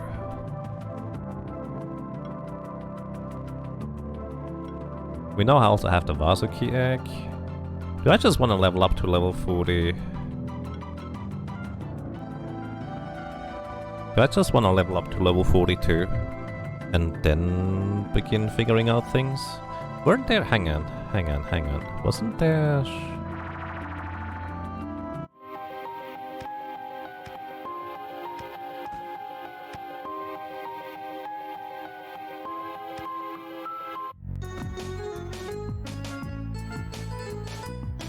Didn't you have level 42 badges somewhere? Oh wait, you get max level badges whenever a monster at the maximum level levels up again. And then you can use those to level up the others. I remember now.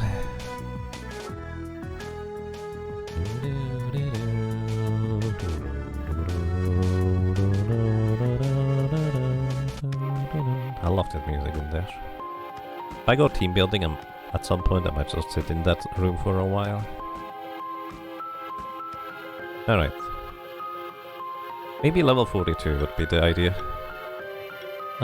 Or we just go to the left side here. Let's go and see whether we can best the monster master. Now that we have our own ultimates, we're not gonna be lagging quite as far behind in the power curve. Right, I forgot about that part. I wish this is one of these instances where I just wish I knew the color of the chest. But yeah, I don't. Down there we need to be Blob in order to be able to go left side. Spoilers.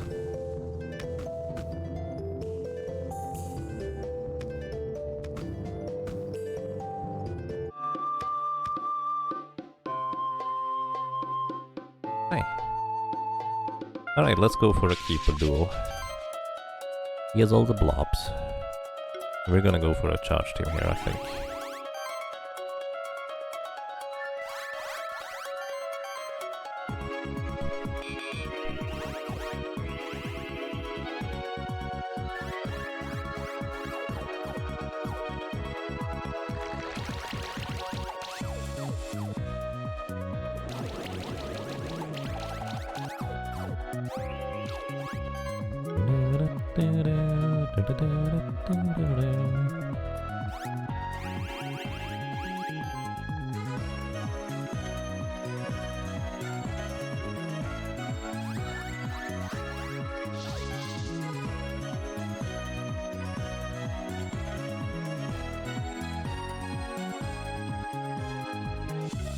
Let's go Thunder Strike.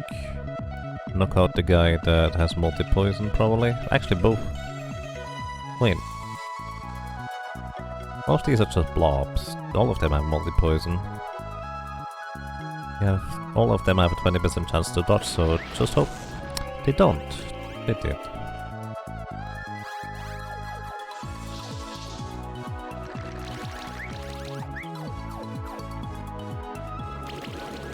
So much armor break.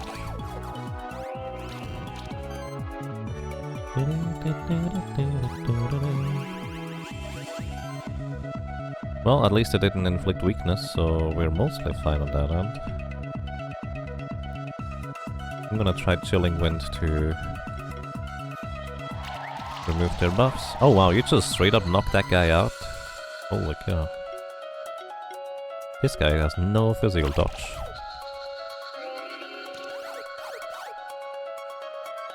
Are they low level? Maybe that's why they deal so little damage. They're probably low level.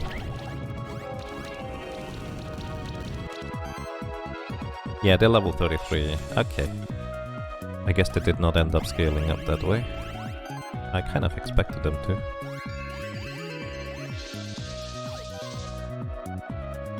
Electrocute. Let's go.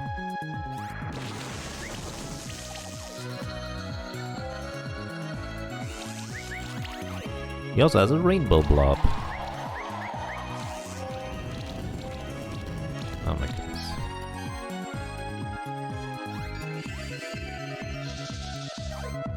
No more debuffs. Hooray.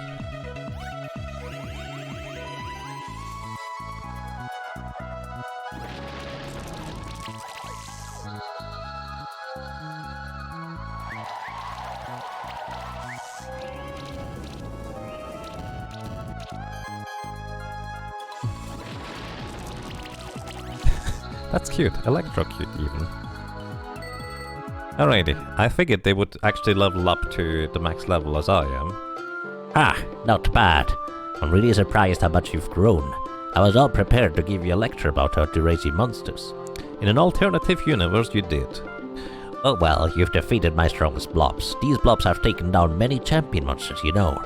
I guess I owe you the truth about these blob statues then. Well, it's like this.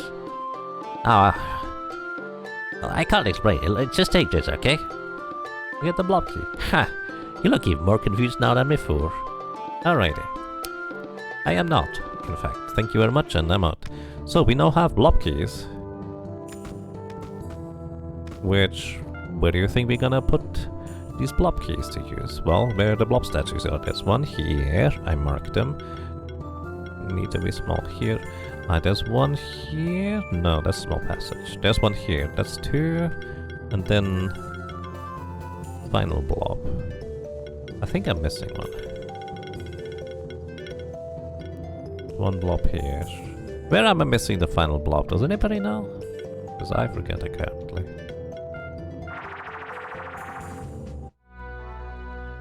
So basically, if you want to unlock the blob key early-ish, what you want to do is get to him as early as possible with low-level monsters and then just come back later with stronger monsters that easily knock them out. I didn't realize that he would be getting level locked the same way as everything else too, to be honest. I figured that just applies to areas. Which I guess he is in an area.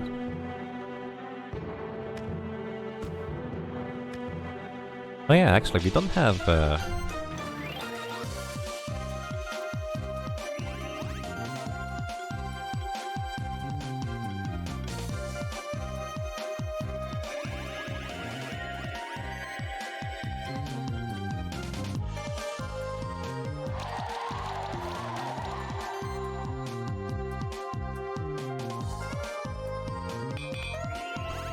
have one of these guys yet.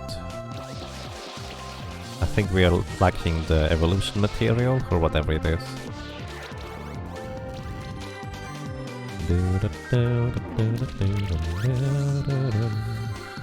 Let's use polar winds. No, we don't.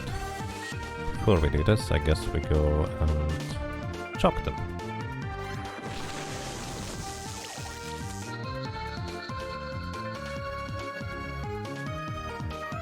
Oh, maybe we do have it. We did pick up actually a lot of Stardust. I really thought you were making Cthulhu one of these, not a Diabolo.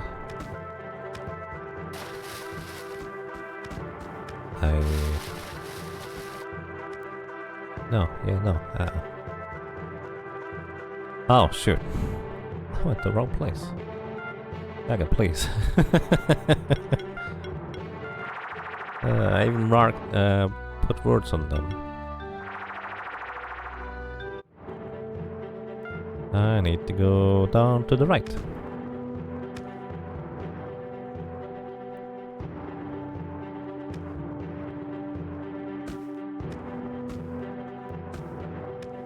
And we still have the key.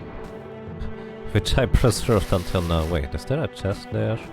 I just never opened or got that one. Gauntlet +2. I did not even know that existed. I do not want to fight you clones. Too low level. Maybe I should run around with Aurum Tails, so if there is a Tanuki in the encounter, at least we would get a lot of money. Alrighty. Insert the blob key. 1 of 3 is activated. And I only know where 2 are. I forget. Isn't the last one on the beach?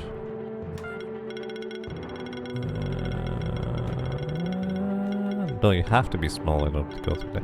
I thought there was one more at the beach somewhere. Does anybody remember where the last one is? Because I don't. Let's go and activate the Blob A statue. Wait, where was the...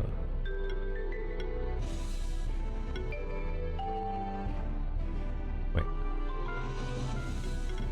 Okay, I'm just confusing myself right now. So the map not having the ability to travel out of bounds does not help. Blob. There we go. So this is the one I want. Last blob shouldn't be in Mystic Workshop. Oh. Calculating. I think I need to go around here.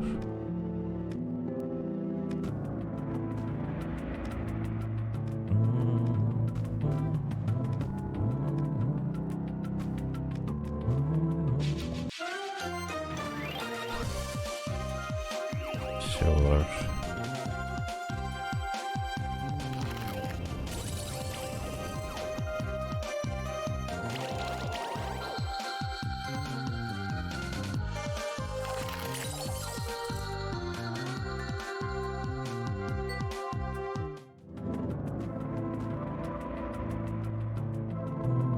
If I realized that the Blob Keeper did not scale... Oh shoot, I have to go from the other side. Because I never opened that gate apparently. If I realized that the Blob Keeper did not scale, I would have come back here earlier, before we discovered all the other stuff. No, no. Ah! I messed up, I suppose. Can I just go through here? Are all the gates open, hopefully?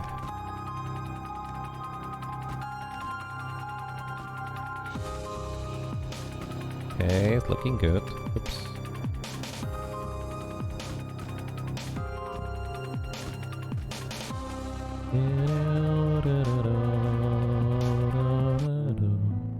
Blobby! It was a timer switch to get through there, but you might be able to go this way. Oh yeah, I know I can go this way. But I didn't realize it was a timer switch. Sorry. Just figured it was a switch. Thank you, God's Black Arm. You have really good memory indeed. Alrighty, the last one is in the workshop. Oh, I even marked it, didn't I? I just completely did not remember that there would be one in the workshop. So it didn't occur to me to even check, but yeah, I marked one. Alright. Up there we go.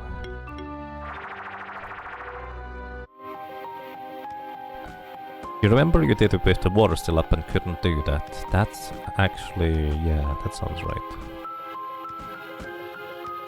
I'm kind of glad we randomly ran into the Griffinics, since this makes overworld travel a lot quicker. Oh, it's not quite that quick though. I was hoping to just cut a few corners. Oh no. Cut a few corners there.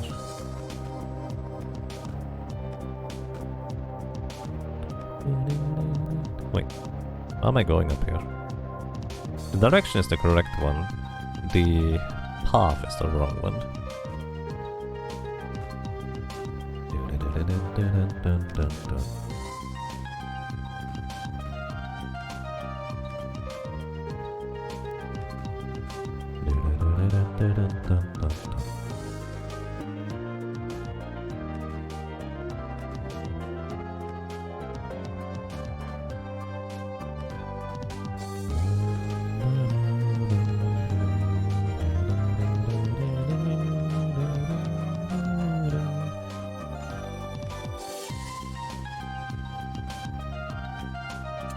Color chests patched in? I mean, there are color chests in the game. Usually, however, for keys and stuff like that. And outfits, for that matter. Speaking of which, should we change our outfit? Maybe there's more outfits down there, to be fair. Alright.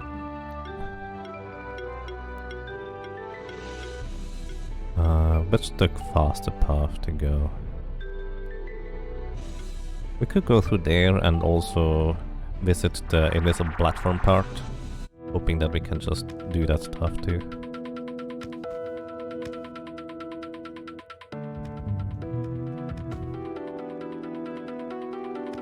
Oh, hi, what are you doing here? Hey, are you following me? How come we're always at the same place at the same time? We're not always here, I haven't seen you in a few hours. Pretty hot in here, isn't it? Even though we're actually a relatively chilly part of the magma chamber. The lower caverns of the magma chamber are much fierier. There are actually many open veins of magma down there. It's a great environment for the dragon-type monsters, as they thrive on the volcanic minerals and found nearby in the magma. However, it's pretty hard to explore those lower caverns. Most passageways seem to be closed off.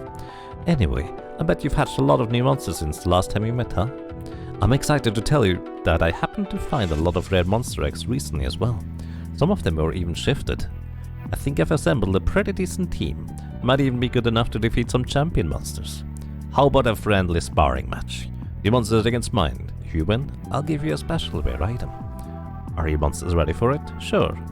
Alright, me and my monsters challenge you to a duel then. I mean, until now he just gave us stuff for free, and now he would like to fight. I'm okay with that.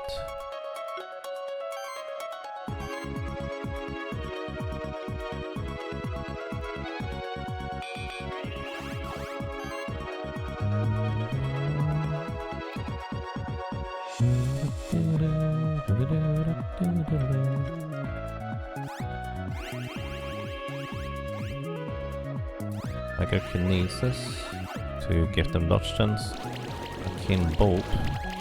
So he's the combo setter. And Untitled is the attack here. I feel like it should maybe the other way around. What levels are you? 42, so he is basically max level. Sustain for barrier up on everybody. Polar Winds to remove your buffs.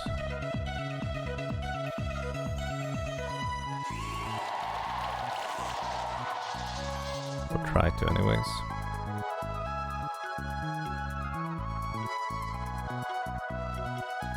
%5 chance to dodge. And didn't dodge.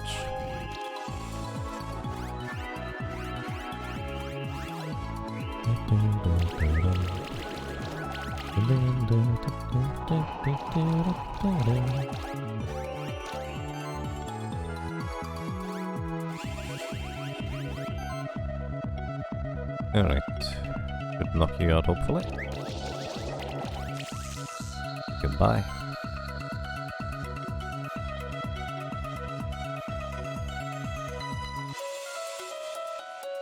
Let's go for this guy. Yes. Right. Gemstone Ring. Arcane Bolts. Yep. The Manticore can do some very serious damage, to say the least.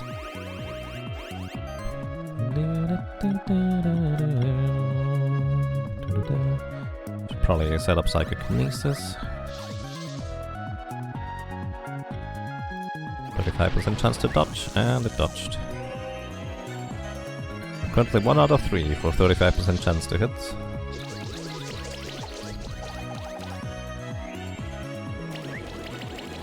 He's actually playing pretty smart, he's not just randomly attacking.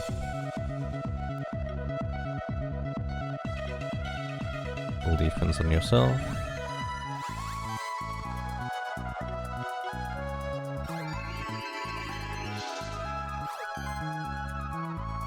Alright, 14% chance to dodge this time. Missed again.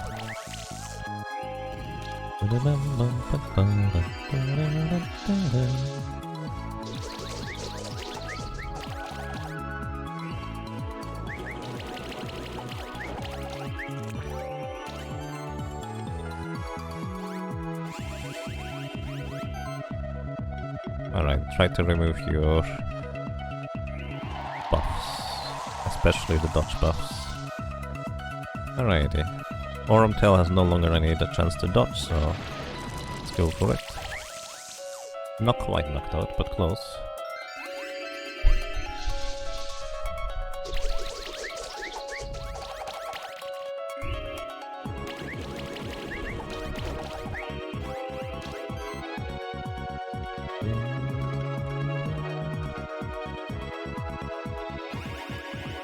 It's probably not terribly useful there.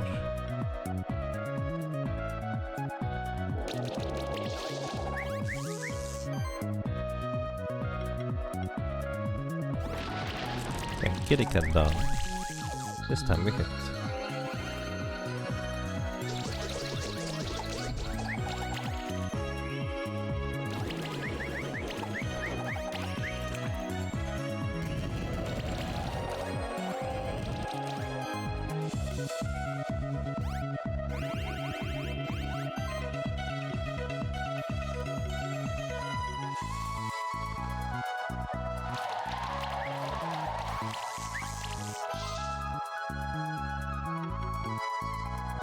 Electrocute is not as strong as single target, so...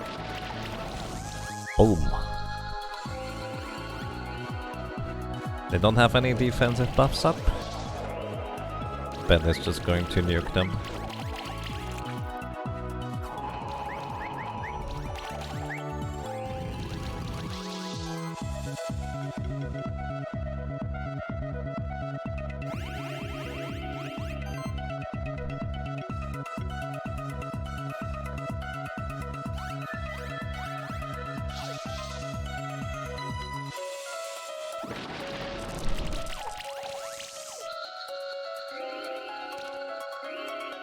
The cat playing with the bolt buff is so cute.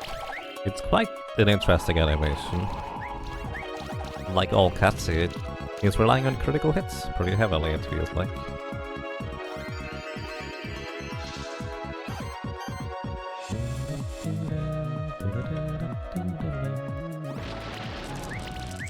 Alright, 4 up held down. And I was actually saving this attack for last, because we have a lot of charge stacks saved up on Tony.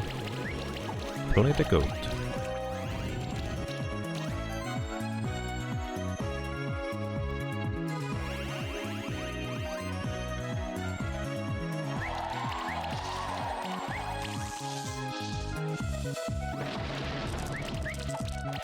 Right.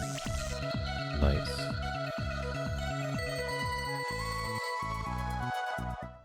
Wow. So that's what the team of a Keeper Dragoon is like. That was fun. Thank you very much for the sparring match. I know that I still have a lot to learn. I guess it isn't good enough to just have some rare-shifted monsters in my team. But I almost forgot. Here's the rare item I promised you. Get a score check. There's actually not a score check, which are pretty rare. I originally found a pair of them, you see. So I'm assuming that the Scourge in your egg is a sibling of my own Scourge. Take care of it, alright? The Scourge is a wonderful companion for any monster keeper, or even a wanderer like me. I'll just take a quick rest here before I continue my journey. I'm a ceaseless explorer, you could say. Farewell, and I hope to meet you again. And Scourge, I think, is really, really good, actually. I don't entirely remember what it does.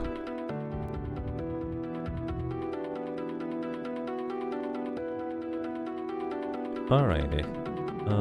Let's go with Sildra for this one. And take a look at what Scourge can do. Scourge has Mud Cannon for just dealing damage. Can also use Soul Beam to apply regeneration to self. Burn, which works with Charge Start apparently. For every 12 charge stacks spent by an ally, it applies Burn Weakness or Armor Break to an enemy. Actually could be an interesting combo. So apply Burn debuffs as well as Cleansing Burn. When an ally applies Burn to an enemy or when an enemy takes burn damage, 75% chance to remove a buff from them. That actually... that might be a way to get rid of enemy buffs. Just kind of passively. Just stack a ton of burn on them and they won't have many buffs anymore. Like they've... specifically the team I'm thinking of is the old dude that we encountered that knocked us out. That seems really, really good, honestly. Inferno, deal magic damage to all enemies, chance for burn. Mega Restore removes 3 debuffs from allies. And full heal, buff and heal, basically. You also have Restore for healing, you even have Revive, Critical Heal as well. Single target gives random buffs.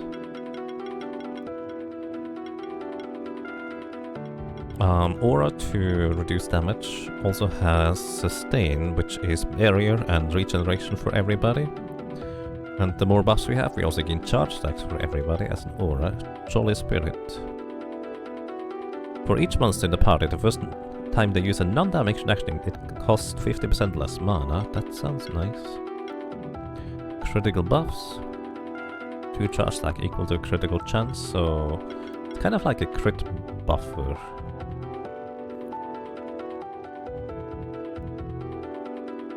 Polteroff and Steam Golem Scorch. Might be going a bit overboard with the burns. I think 2 burners is sufficient. Like I was thinking Vasuki and Scorch.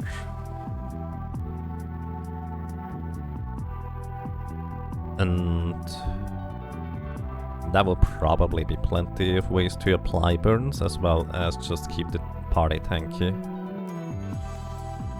So my idea was kind of like Vasuki, Scorch plus somebody that actually takes advantage of burns in some capacity.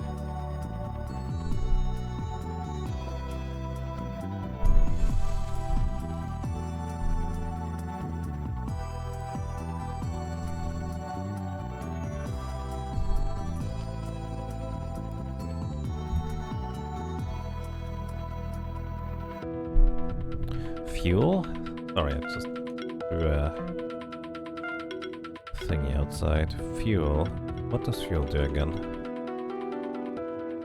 Oh yeah, we gain charge. Oh yeah, actually no, you're actually... that's a very good point. That's a strong charge team potential. I did not even think about that.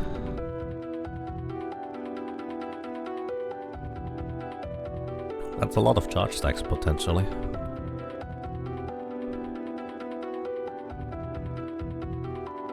So Lair does like blind and stuff on burn. So Lair does, okay. But yeah, charge burn. Basically keeping the enemy's buffs down, just passively. Shielding with a Vasuki maybe? And hitting hard with a Polteroff with shield attacks.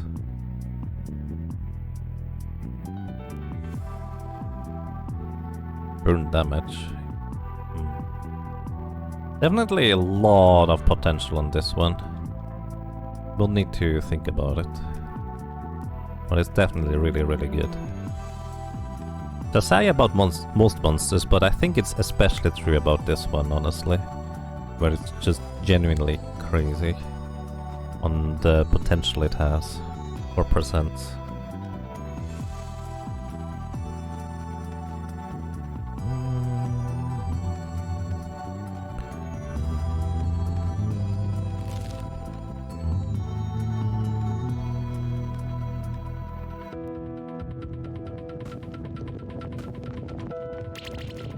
I don't think we can jump quite that far. Not even with A perfect jump, Gryphonix. This is way too far. Alrighty. Also, you activate fire orbs. Like so many. That's fair.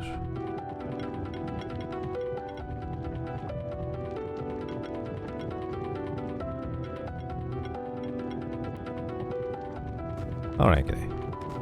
Hey Varlokar, would you like to make me see the invisible platforms? That's nice of you.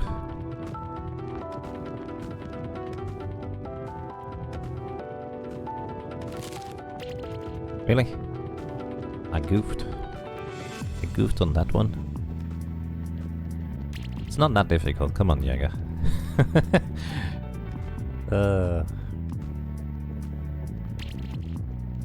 Seriously, can I bonk my head? Like, I'm literally intentionally not jumping too high because I'm worried about bonking my head. Nope, not that big of a concern earlier. Reward boxes and mega potion. The platforming challenge was more of a reward to complete than the boxes. Oh well. Burn down makes burn do 50% more for Gryphonix.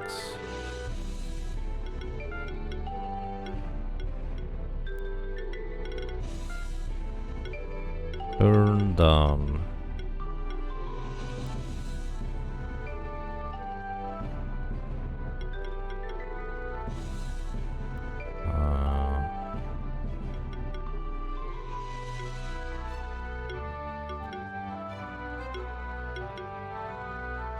There's some mesh. He even has critical heal. Kinda fun.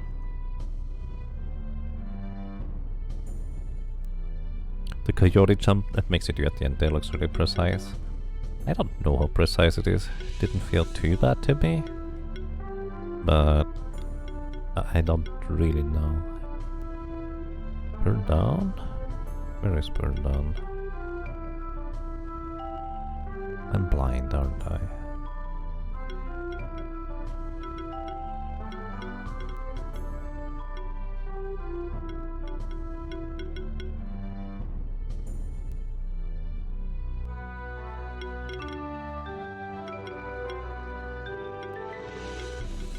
Here it is. Damage dealt to enemies increased by 50%.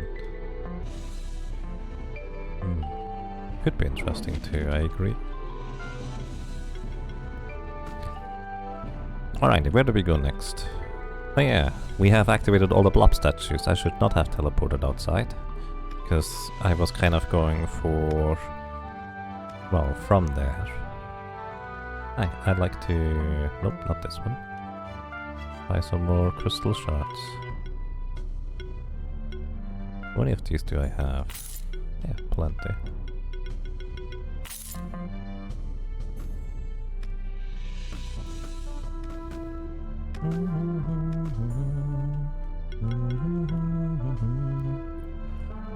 Do we go through here? I think we go through here.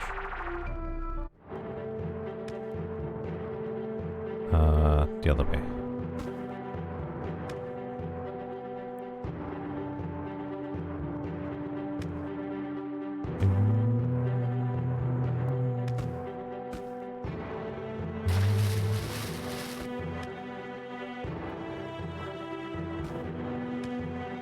Is that a Blob statue down there? Oh, this one was pretty close, huh? I guess I could have gone for that one last. In hindsight. Plus, I should probably remove the Blob statue markers from the map at this point. Because I did activate them already. I don't need to know anymore that they were there.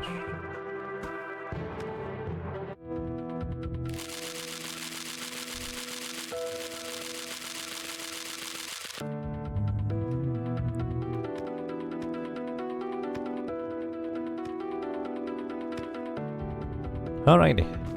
Passageway is open into Blobburg. Welcome to Blobburg, where everything is blobby and blubbery. We get linen.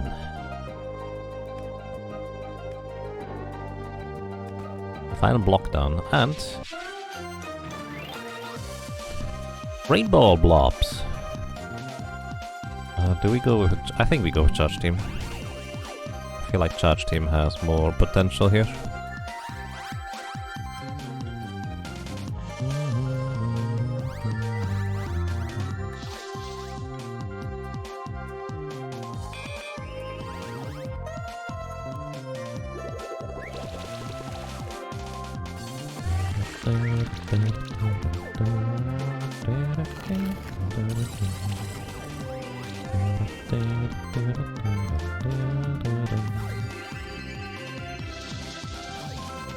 Remove all the debuffs. Tank for everybody. And... not strong enough yet.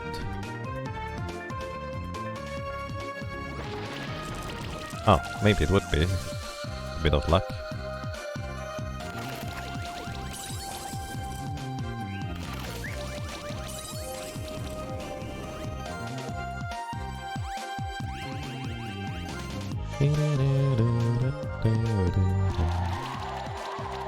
Let's see, Rainbow Blob, what are you even weak to? All magic. Okay. Are you going down to this? Probably not. Unless we crit.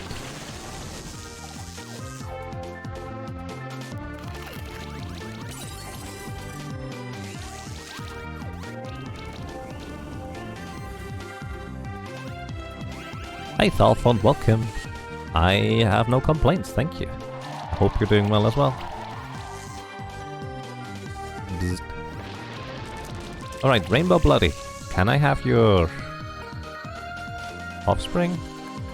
Apparently yes, but that does not seem like an appropriate question to ask, unless you're a demon. Alright, we get a Rainbow Blob egg, and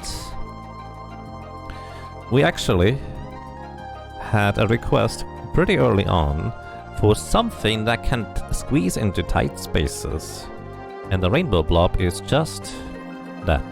How do I activate typing on keyboard again, by the way? Does anybody know that? Because when I switch over and then back in, sometimes it just doesn't get me that thing in. Either way, Sabletooth. Tap? Oh! It literally says at the bottom. I did not see that. Blind. Thank you so much, everybody. I do appreciate that. Now that is gone. It's the fun part about streaming. It's like, I'm blind. Most of the time. Alrighty, Sabletooth, welcome to the team. Sabletooth is a rainbow blob, and as you could expect, it has 4 elements. Lightning, fire, poison, and freezing. It has Frostbite aura. Chance to apply armor break when enemies also get chilled. It has Igniting Gas. Chance to burn whenever enemies take poison damage. It has Incinerate. When enemy takes burn damage, chance to apply armor break. And when Toxic Reaction, when an enemy receives shock damage, there's a chance to apply poison. Yeah, this is basically debuff stuff extraordinaire.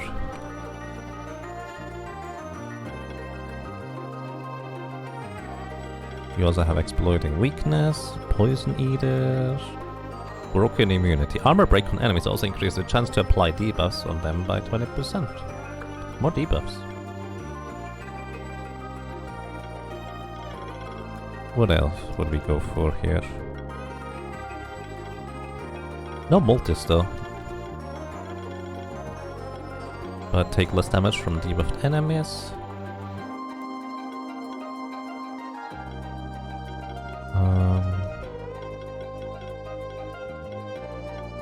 Yeah. Ultimates are Cataclysm, hits all enemies and applies burn, chill, shock or poison.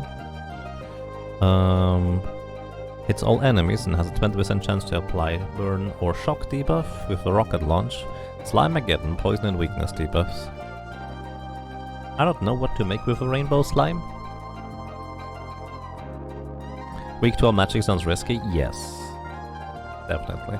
I don't really know what to make of rainbow slime, but rainbow slime buddy, Sabletooth here,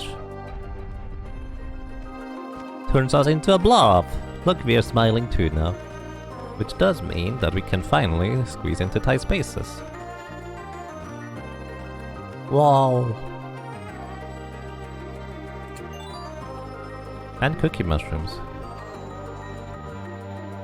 9 hits on that last ultimate. Yeah, ultimates are generally really good for setting up combos. So it definitely is worthwhile considering that. Hi guys. Bye guys. Everybody smile. Because Blob is smile. One could... So if a rabbit is basically just a mouth, Blob is effectively just a smile. That's how it works, right? Open sesame. Open sesame. No? No. No sesame is open. Probably switch somewhere in here. Oh, I remember. It's a run back and forth type of deal. Phoenix Serum. Oh, and there's the Shapeshifter. It has all enemy types. Or Changeling it's called. It's resistant against neutral attacks. Wait, no. It's weak to neutral attack. It resists damage over time effects. I had that backwards.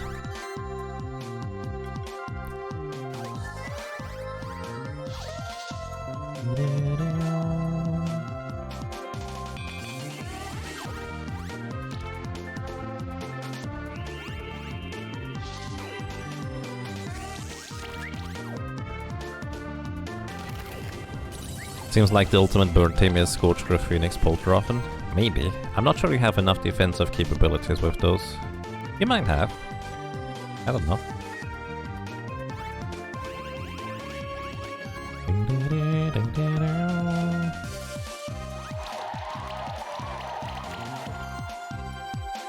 Thunder!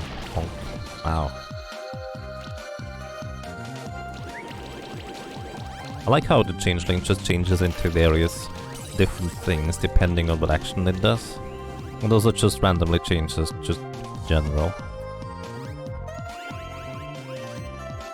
It's kind of fun to watch.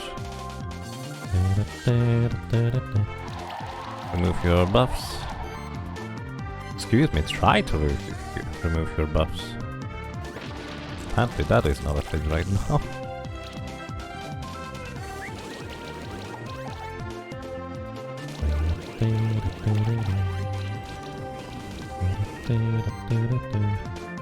Don't have enough for Aurora Shield.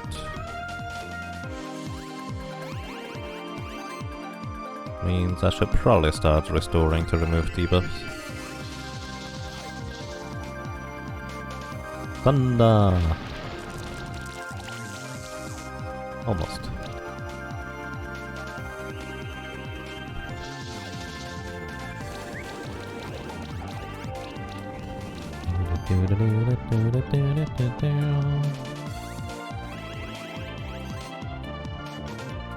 Okay, remove your attack down debuff. Boom.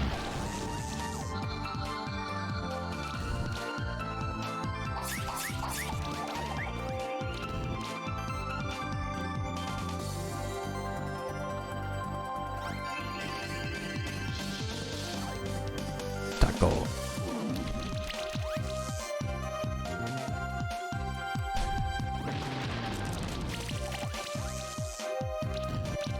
Almost.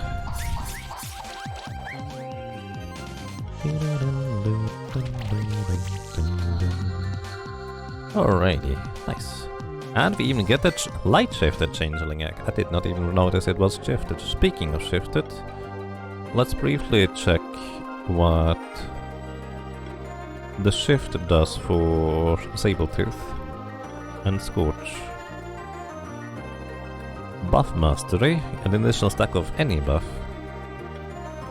Which, by the way, includes Shroud, as in agility and spell shields, dodge chance thingies. As well as Slow Burn. When this monster uses an action, it only loses a third of its charge stacks, rounded down.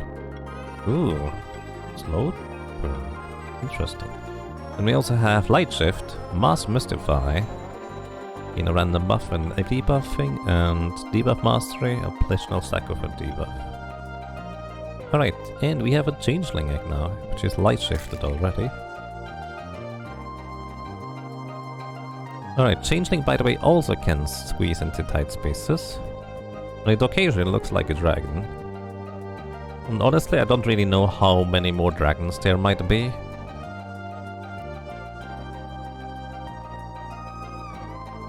So I'm just gonna name it Urk for God's Black Arm. If we see another dragon later, we're gonna name that a dragon, but because this is occasionally a dragon, depending on the shift status, I'm just gonna name this one for now. Alrighty, it has Encapsulate for heals, it has 5 different trees. Restoring Shield, Anti-Cascade, each individual hit does less damage, has offensive buff capabilities, as well as sidekick support. I think the theme is generally going to be a bit of everything. Critical base, can even deal some damage, some lifesteal, some crit chance, some magic damage, some physical damage. This is the last action used by an ally. I wonder whether this works on ultimate. I wonder whether you can do some funky stuff with that. Counterfeit uses the last action used by an enemy. Fatal Cut, Arcane Barrage, and Channeled Heal. Interesting. Don't know what to make of it, to be honest. But yeah, in case anyone's wondering, this is the other way of shifting, which might give you certain vibes of a certain, you know, character. You heard a distant noise. Oh! Is that the Secret of Mana reference again? Morph Ball, yep. Called Changeling Anonymous. I could have worked too. A fire. I like being a blob more, to be fair. Rainbows. Gold. But yeah, this is the theme of this area here. You just run back and forth, back and forth. You heard a distant noise. It's the equivalent. Basically, this is literally word for word what is written in Secret of Mana, and the equivalent of this is like in, I think, Wizardry. It occasionally says something happened somewhere. I'm not sure it was specifically Wizardry, but yeah, among other things. Get an emerald. Just kind of made you think of a Pillbug, a roly-poly. Yeah. Honestly, I think this is perfectly fitting because it's a changeling, it morphs. The morph ball just kind of makes sense. Unfortunately, we don't have a moonwalk to fall faster in this game. That would be fun.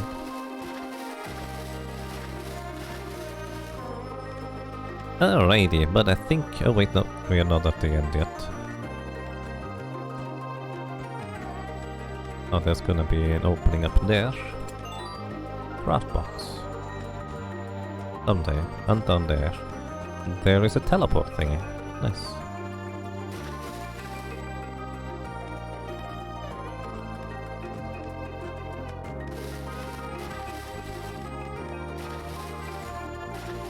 You know, the best way to keep a secret is to not tell anybody about the secret. Rather than tell people that you have a secret and you don't get to know about it. Mega potion. Whee. Oh, wait. It's just an abyss.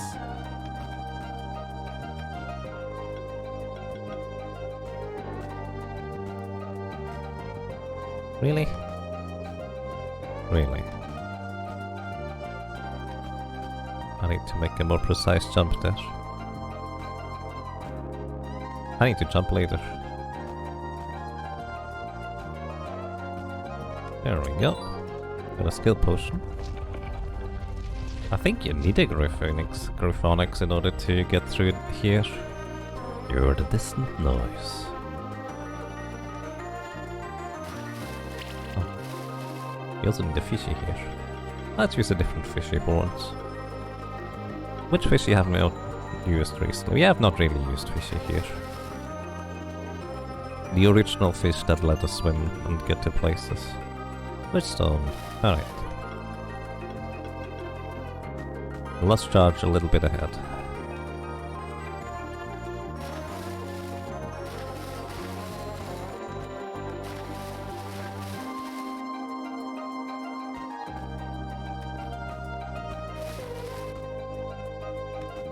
Alright. I guess it's open on the left. It is. To be fair, if it was up left and bottom left, I would be right either way. So I'm not sure that should count. Okay, we need another fishy. Which fishy do we go for? You're not even fishy. Swimming. Swimming makes sense. Actually, does tar blob work? No, you just... How does that work? Nope. Tar blob is affected by water, just not by tar. Strange. Alright. Let's just go for higher jumping friend.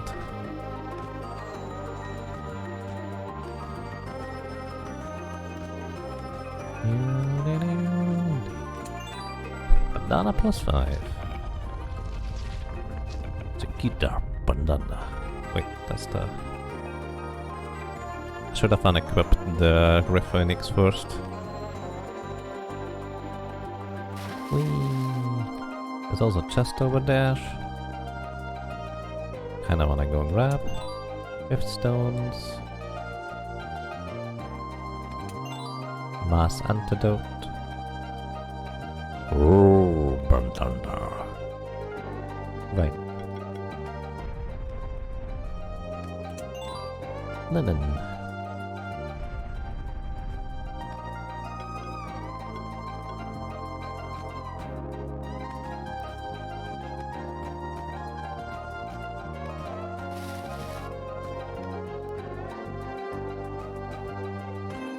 And now we get up here. I think this is one of the last rooms. I don't exactly recall. Yep, there it is. Hi! Look at this, the King Blob. Weak to balance over time effects? I think. Which seems like a horrible thing to be weak to in the presence of what I do, to be completely honest. Blind you too. Maybe he's not weak. Well, he does take a ton of damage from it though. Arcane Shield gives him buffs. Full Utility gives him more buffs. And it applies debuffs to us the entire time. Ooh, ow. Go Aurora Shield. Remove debuffs and shield us up. Helping hand. And I'm gonna blind you some more, as well as probably apply the last Conceal debuff. Restore to remove most of the debuffs, but you don't have enough mana to do much more. Which means we just reapply the debuffs. That's kind of what we do around here.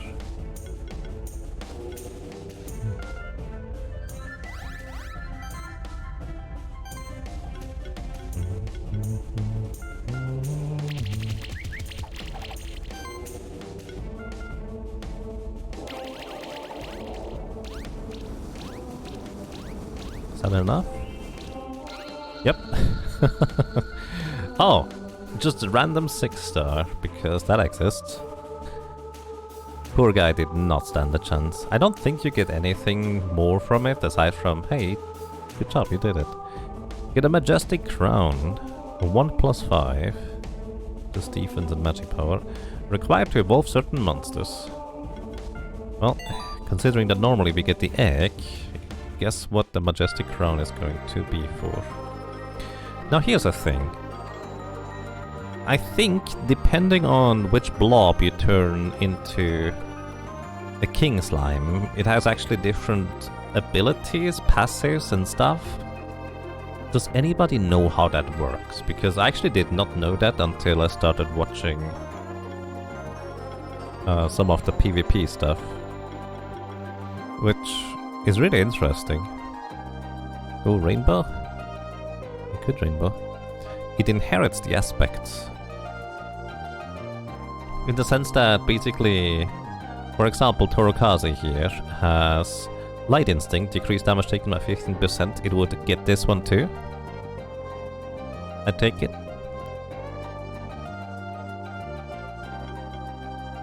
That's a question, by the way, because I don't really know.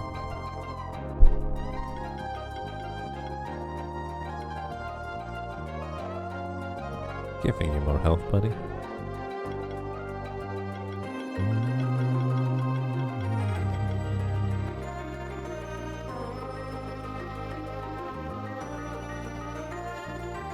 It doesn't have its own aspect. The aspects it gets are depending on what it evolves from. I believe weaknesses as well. So what are aspects, if I may ask? Like, what does that mean when you say aspects? Because I guess I don't really understand.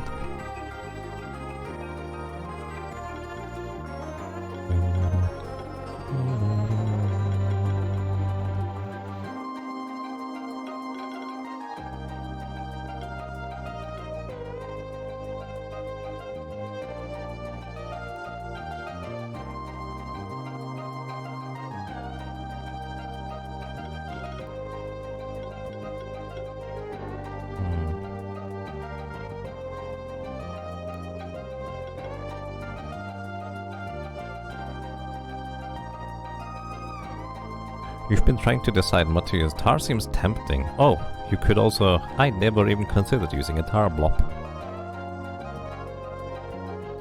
The light and dark shift is the thing that changes. Okay.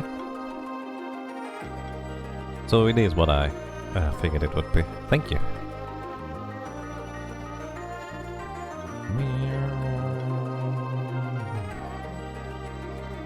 Level 41.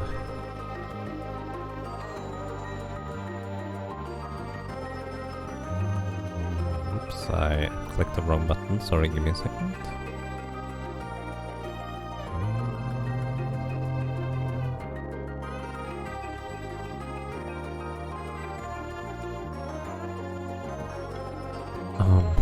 Huh. So, light and dark shifts. So let's actually check those out, shall we? What would we want to shift a friend into? Light shift of Torokaze, we already know. Let's start with the first blob. Actually, let's just put all the blobs in a row, shall we? That might make more sense.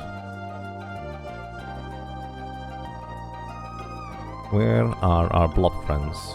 There is one. There is another happy face.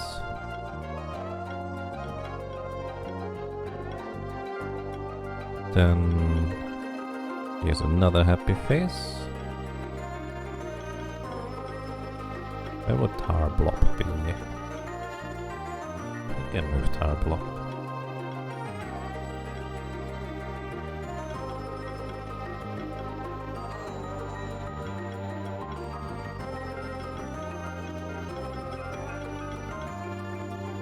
Where did I move Tar Blob to? I thought it was on like page 1. Oh, there it is, right here.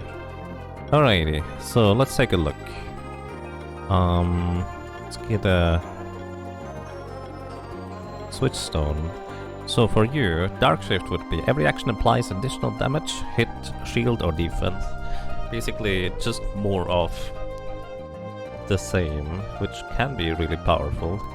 Or just straight up 15% less damage taken, which not sure how useful that is. It seems less interesting. It could be powerful, depending on circumstance, I suppose. Then we also... none of you could switch. So you have overheal. So any healing you do is converted into a shield if it's over the maximum HP, which can be pretty good, I guess. Debuff variety. For every different type of debuff on an enemy, it deals 2.5% less damage and takes 2.5% more damage.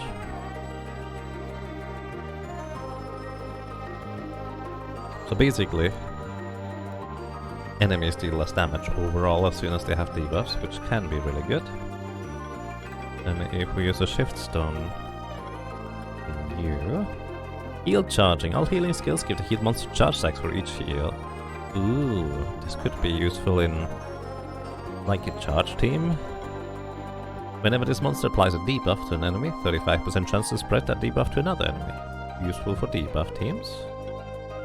The main downside is I don't really know what a blob does. Supremacy. An allied monster applies a debuff against 2 charge stacks. Significantly less interesting than the heal charge debuff thingy. Increased damage dealt by 20%. I guess that's kind of straightforward. Then we have Mass Mystify. In a random buff when debuffing. And apply any additional stacks of a debuff. So, yeah, the biggest thing I'm running into here is I don't know what I would want. Climb Skin. Health, when getting attacked, 25% chance to apply weakness debuff on the attacker. Nice. And something opened somewhere. I don't know where something would have opened actually. I think I was searching for that quite a while last time too.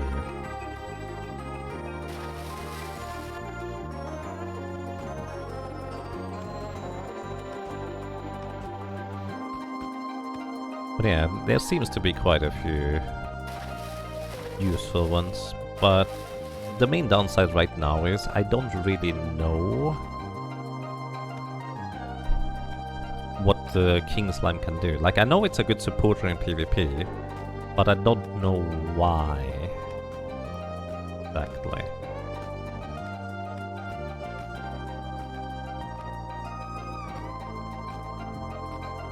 It could replace the Psycho Phantom, potentially.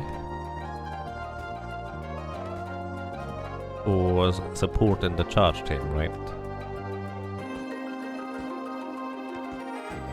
But I don't know if it can really do that.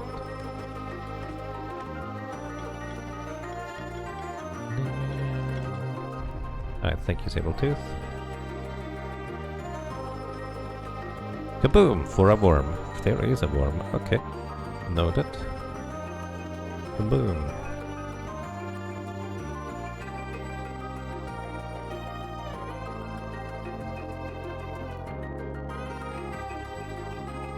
For a worm. You want this Rainbow King?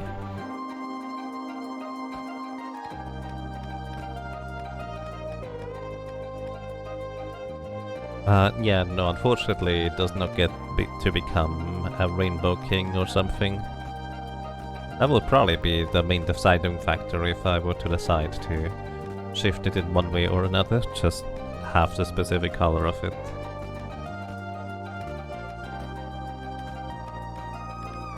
Oh, they're opened. Oh, hi! I forgot about you guys. That it did not even click with me when Violacar said kaboom for a worm. I just generally did not remember these guys exist.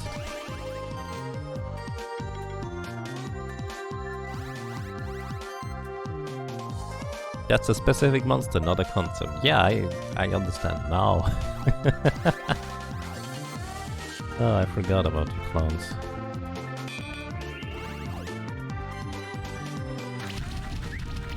Oh yeah, I remember. Their chance to hit is absolutely abysmal. But they hit like an absolute truck. It's pretty insane.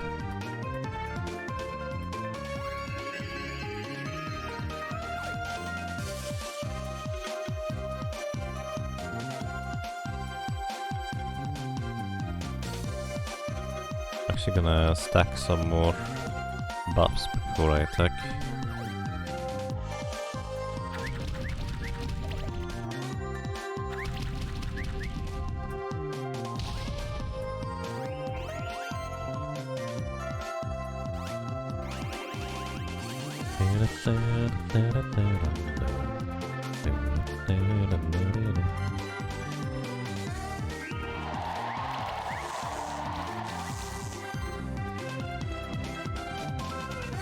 Zap.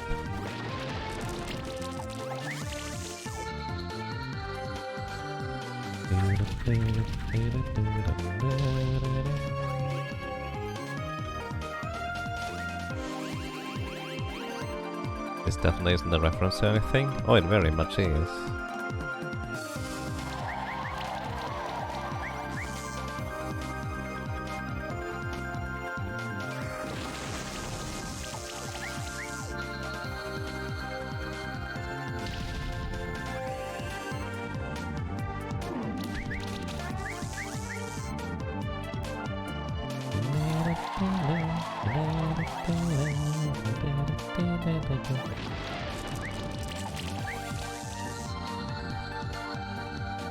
Alright. Worm egg, even got the dark shifted one. Oh boy. Kaboom!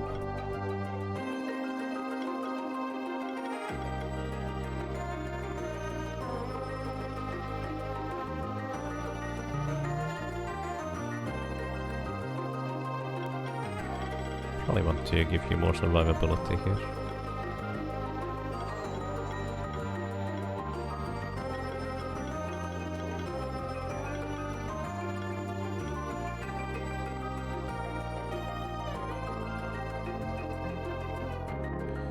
Alrighty, let's see.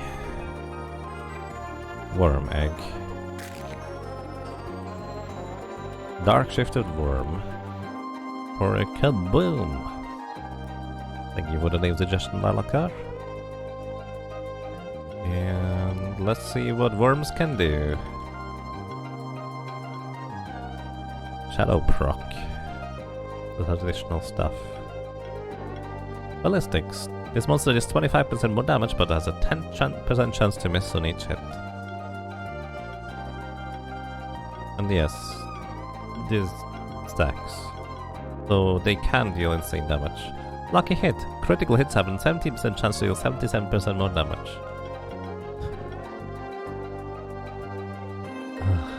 Oh dear. I wonder if the worm team can even be, like, viable. And you even have a ton of dodge here.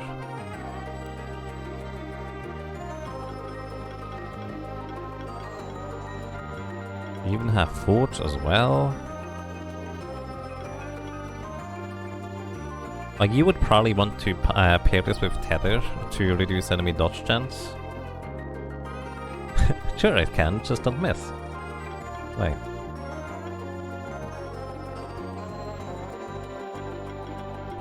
Worm Troop. Worms in the party regenerate 10% when max health each turn and have 10 plus 10% mana regeneration. Fortress, Napalm, Rocket Launch. Oh dear. Yeah, I'm not sure what to do here. Ah! I did not mean to... Oh no. I'm good. I'm good to go, thank you. Here. Bang plus 5. Uh-oh. Oh dear. Yep, that's what I expected.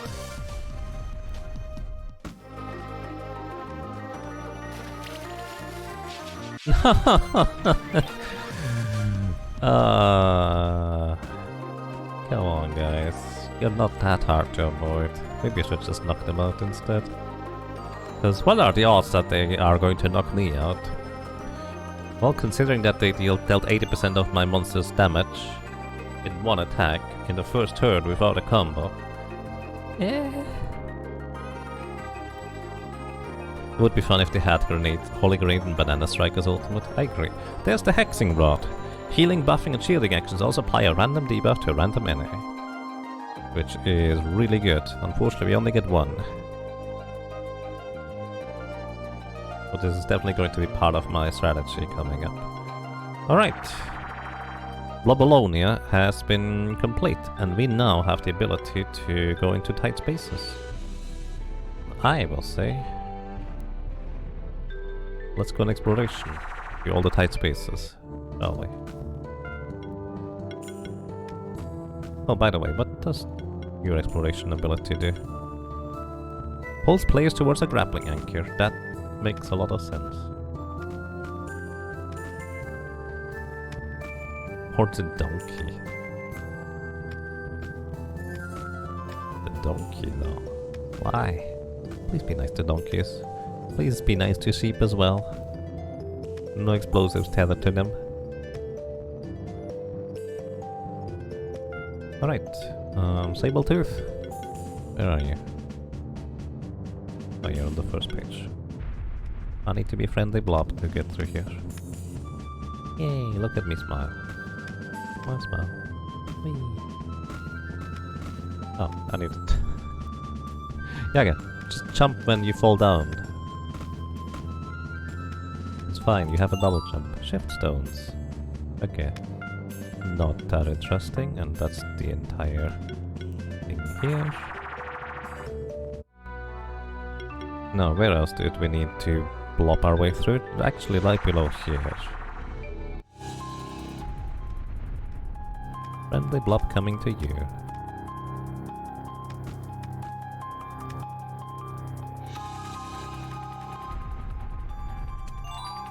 Reward box and belt. Yes, I'm that lazy. Next up.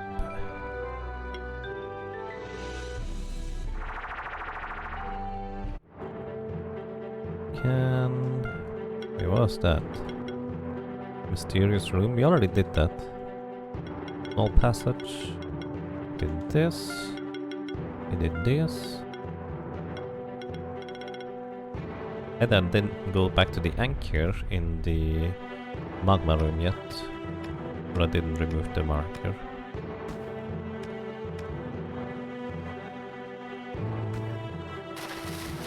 Oh no.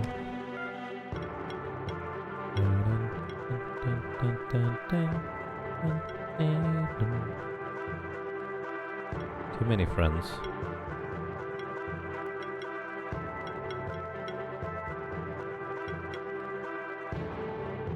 This should work, right? Yep, just barely.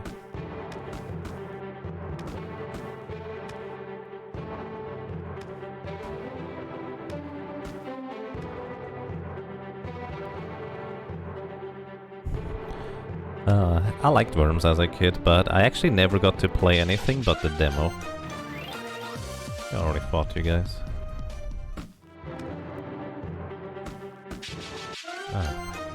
Alright, sure.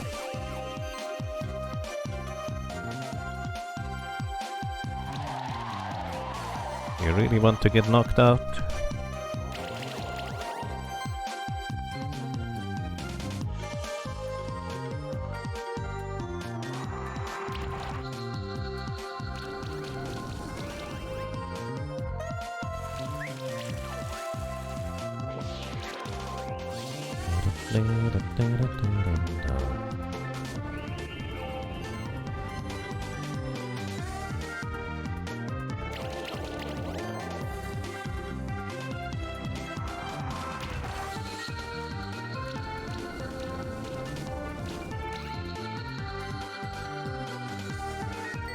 And we get another Gromyak. Grumble, grumble.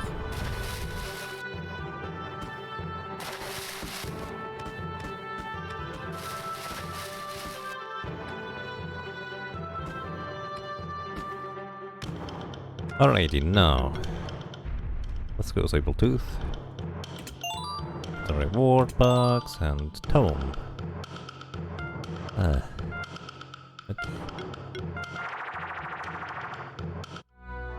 Next.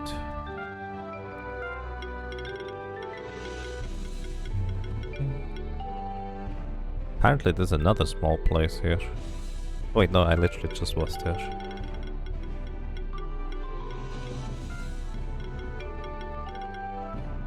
There's a small place in the tower up there. We also don't have a Darnation yet, for that matter.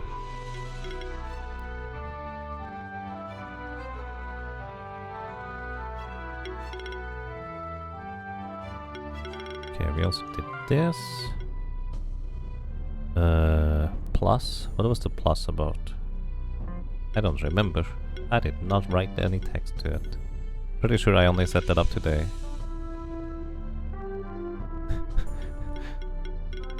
You named your Darnation What Darnation? Sounds like an appropriate name.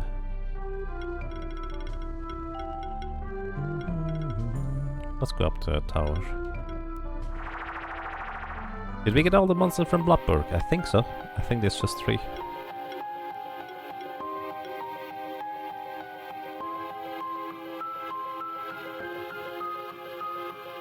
Oh, you're a better swimmer anyways.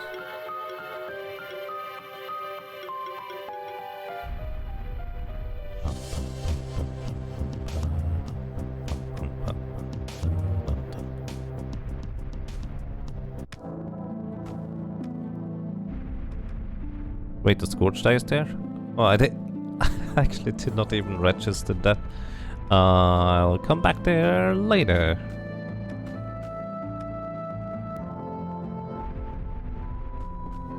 Hi, Bellocars. Bye, Bellocars.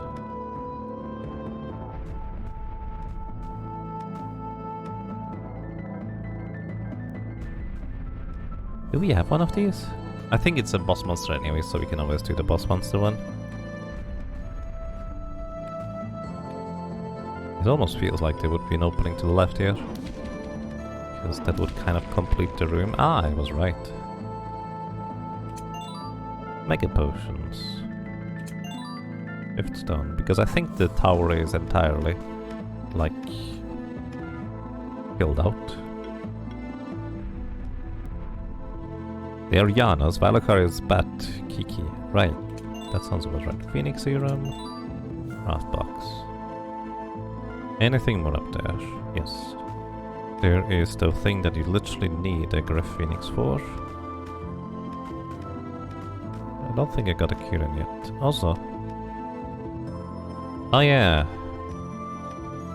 Somebody had the idea that this would be from the outside, which I did not even consider at the time. So let's see.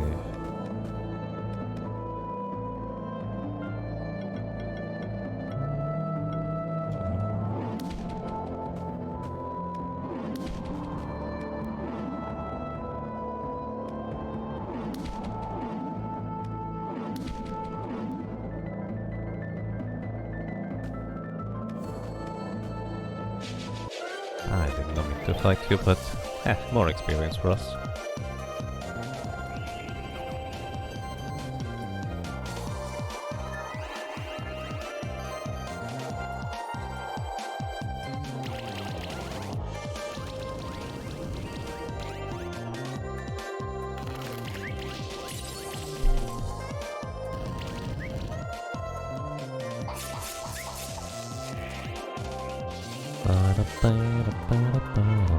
Silly? Always.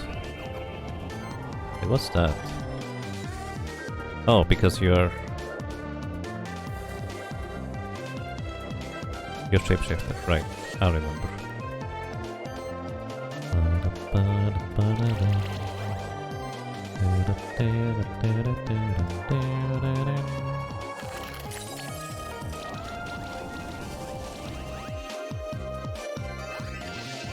Now give those debuffs back.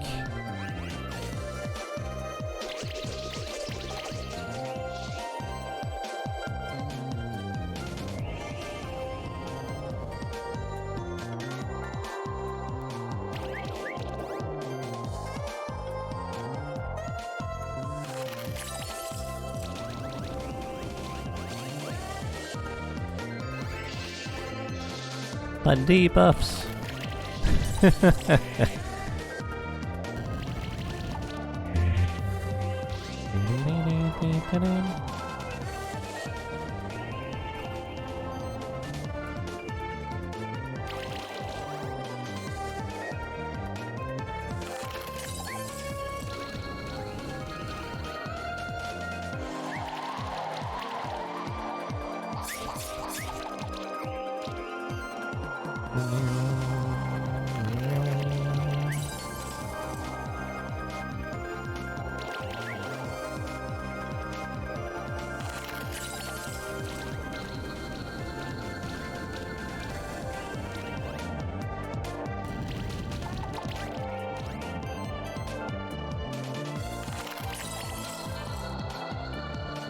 Alright.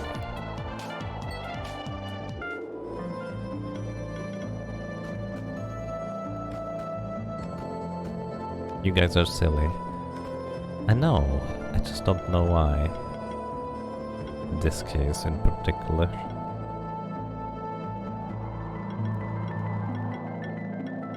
I need somebody to hold down the switch. There we go. Thanks, buddy. Maybe... Nope.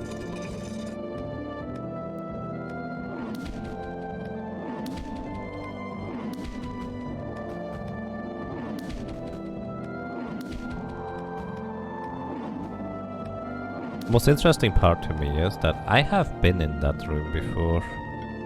I got everything, pretty sure, in this game. I just don't remember how. So... I must be missing something obvious. There's a switch somewhere. Maybe you need to defeat the enemies in order to have the thing revealed. Would be news, but...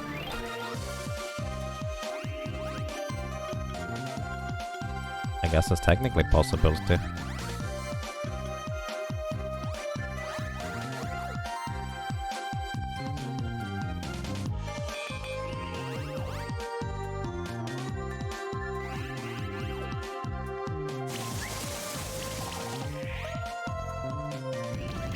No, my buffs. You meanie. I wanna keep those.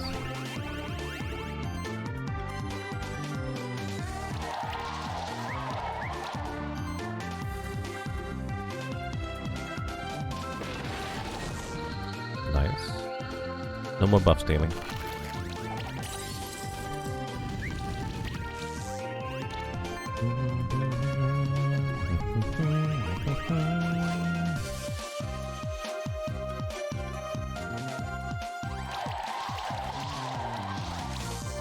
No more buffs for you.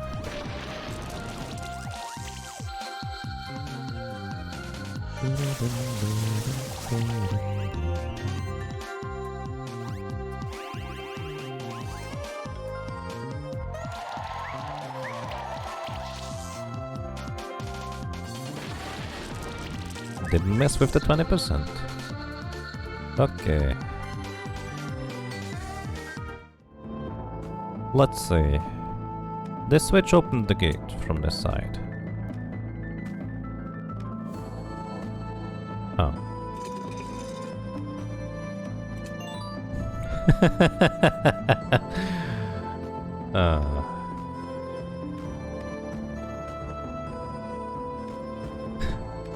Okay, sure, why not? I just didn't try to jump into the wall.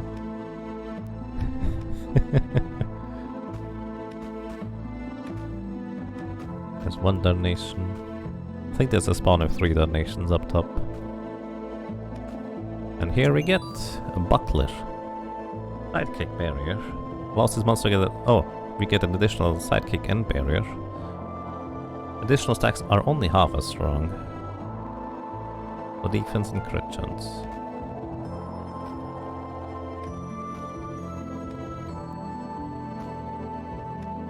Sometimes the hardest puzzle mechanic in a game is your own mind. True. I think there's just one more room that I could have visited up there that I didn't. Because I'm pretty sure that empty space up there is in fact the room.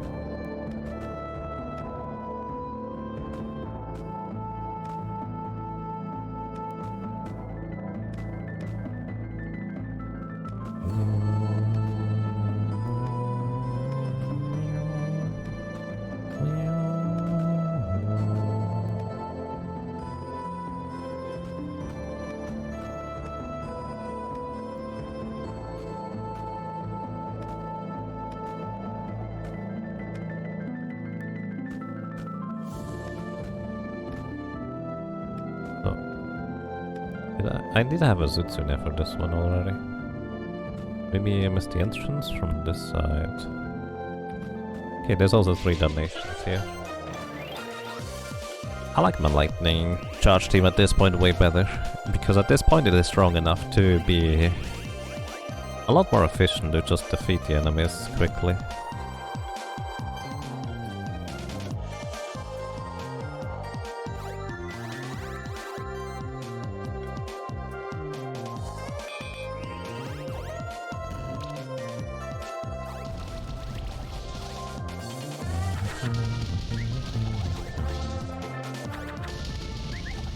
Oh, many explosions.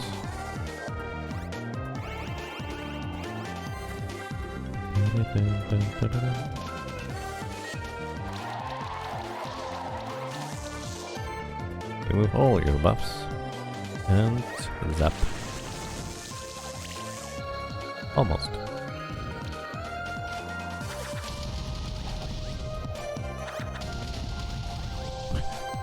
Do they only have area of effect or something?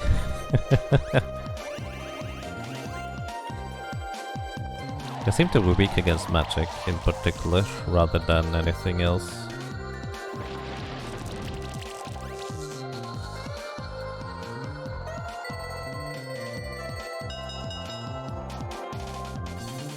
Did we defeat the DLC Keeper battle? No, we haven't gone back there yet. I was just starting... Basically, I wanted to level up. I wanted to gather money and equipment, so I can somewhat finalize my team. Alrighty. Darnation Egg. It's not that round, is it? Because that's, I think... Aside from a frog, this is the only name that I actually have. Orb. But this is not an orb.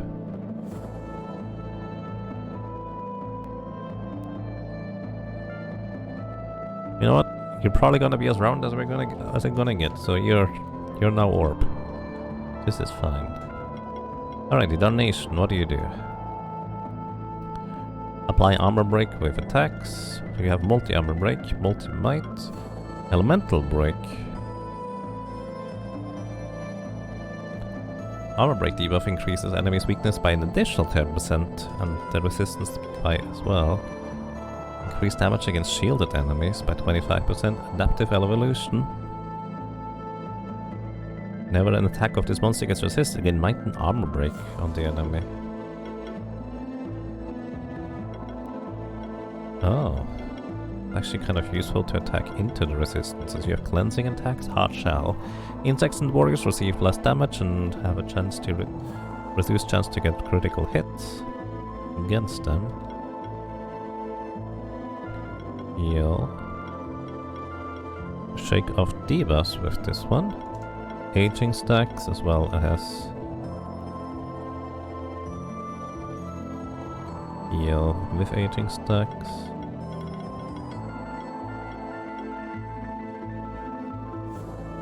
You're more for raw attacker. Not sure what to do with you. You're going to use this game sometime. He's really useful. I don't know how to use him. There we go. I missed it. I believe this was even when I actually was talking about how most of the things are here just decoration rather than anything else. Like all the cracks and such. Yep, that I was wrong.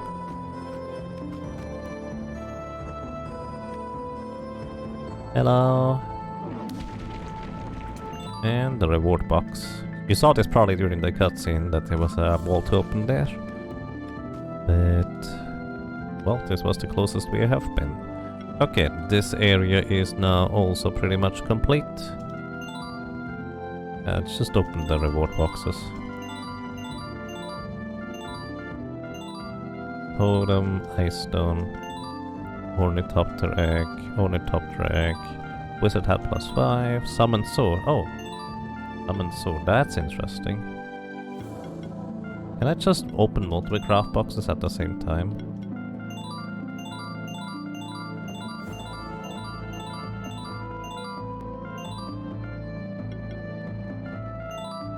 An Azra Egg. Mass Antidote, Grey Pearl. Ooh, Grey Pearl. Brawlish Egg. Mockus Egg. Mass Antidote. Azra Egg. There was an egg, I don't know what it was. Harp. 4 + 5. Oops. And we have a crown and bananas. Fitting. You might get boss eggs and stuff from the reward boxes. Oh yeah, maybe I should have opened those later. Because I need to defeat them and get their eggs first before I can get them, right? But then again, I don't really care about getting more than one. In most cases. So... it's a fair point though. They don't scale with level. They don't? I figured they would scale at least with stuff you have already beaten or not beaten. Only the crafting one does with keeper rank, so I should keep the crafting boxes. Okay, thank you.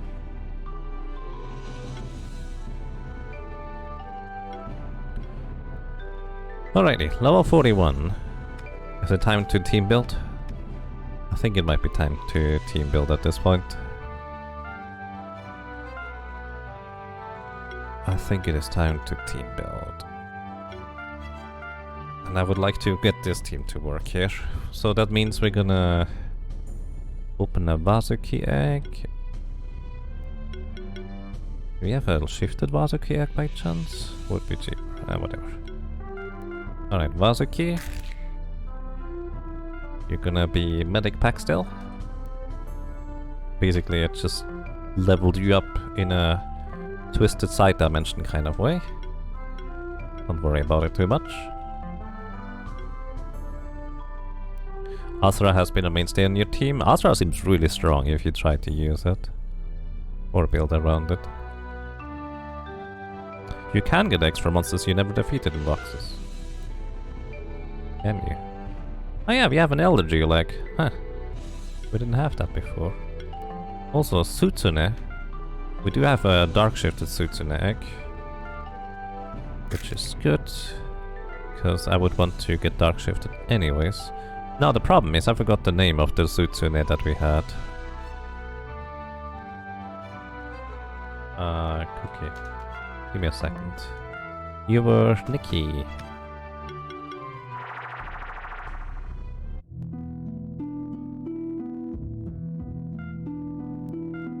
No, I'm fine. Here. Nikki guy, I think? Let me double check. No, it's Ia. The other way around. Okay. You leveled up now as well, and shifted immediately.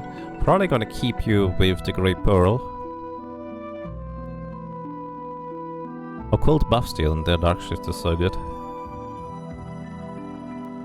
Oh yeah, Astra also has buff steal. Okay, Glorp. Do we have another Glorp? So it's gonna be higher level by chance. Blob. We do have another Tar Blob egg. Not shift though. Glorp. Then again, I don't know which shift I want to go for anyways. Actually, the shift is more expensive. So, let me check real quick. You have Overheal, which is really nice. And the alternative would be...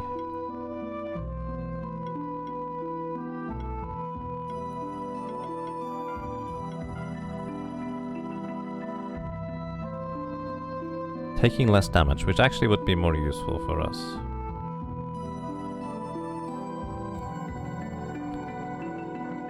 So I am going to exchange you for the new Glorp.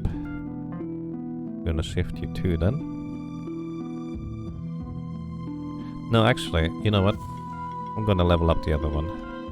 Because we can shift it from the one side to the other, which is a different item. And I think we're gonna start working on how to figure out this team, shall we? And since this is probably going to take a while, let's go ahead. Oh, I forgot about you. Hang on. Safe team. Debuffs. Low team, standard. Do we fight? Hello again. How are you doing? Did you hatch your Scourge yet? I hope your Scourge has been as useful to you as it has been to me. The mystical workshop is quite fascinating, isn't it? To think that I didn't even know this place existed, and it's been so close to the stronghold too. Funny how some places in the sanctuary can only be reached with the help of certain monsters, isn't it? Makes them even more important to have. Anyway, since it seems that our fates are intertwined, I've been wanting to give you this. Oh, Shiftstone. Thank you. I guess I don't have to tell you what this is. You should be able to make good use of that, right? From what I've heard, champion monsters only get tougher the deeper you travel in the sanctuary. Funny how that works too, huh? Anyway, I'll probably stay here for now, so you'll know where to find me.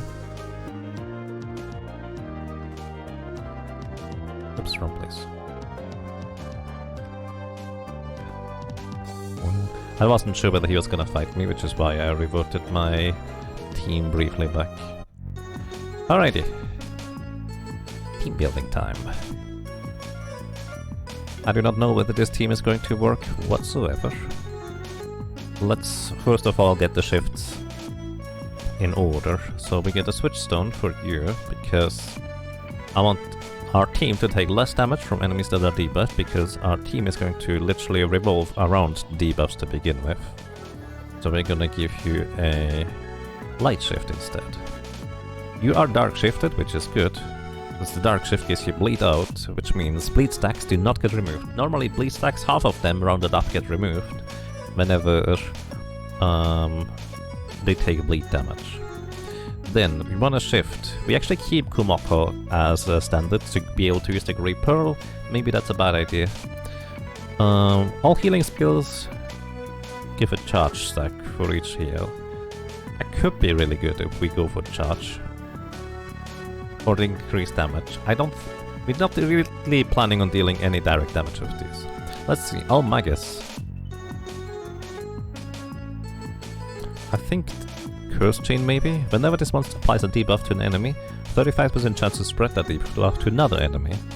Definitely gonna go with Curse Chain. Pink. You'll take 20. Of which ones? And Cthulhu is actually going to provide also a bleed out buff. Basically, it's kind of the backup bleed out keeper, or just kind of alternative one, depending on what is more useful at the time. Then Medic Pack. We could just increase your health and mana by 12% each, or we could just go for more debuffs. And that's exactly what I will be going for. More debuff. The medic pack is gonna go Dark Vazaki. And this is our team for that sense. We're gonna go here skill resetter for... Wait, who needs skill resetter? I think I'm gonna reset for Kumoko as well. Actually before that. Give a skill potion to all of you, so you get literally +1 skill for free.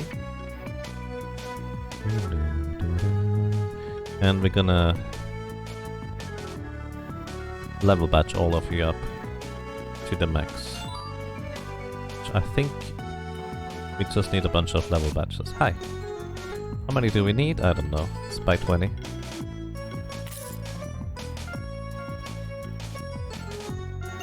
So we can get up to level 40 with everybody, which is good, because now we get their ultimates as well, so they're not gonna be quite as far behind in comparison.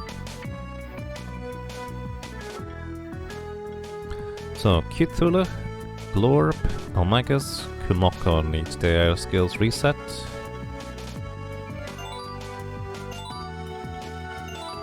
Alrighty.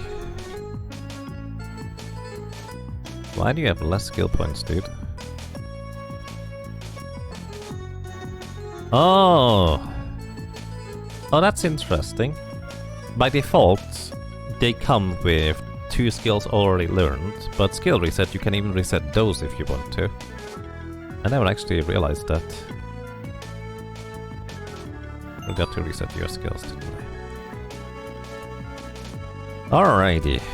Team building time.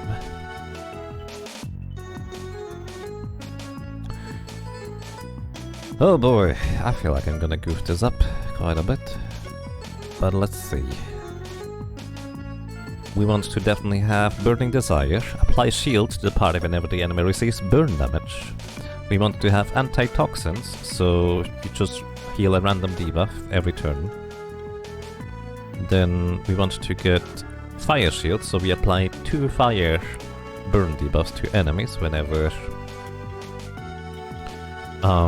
well, we shield up, and it also shields everybody. We also get Taunt, which is a 25% chance to block 4 allies, the single target attack, which on average is probably good. Combo shielding for more shields, sounds like a good deal to me. It's also magic based. Acid Spit. Chance to apply Poison, Burn or stack additional time. Okay, so this is worth it just for the additional burn that Medic Pack here can stack, as well as Poison.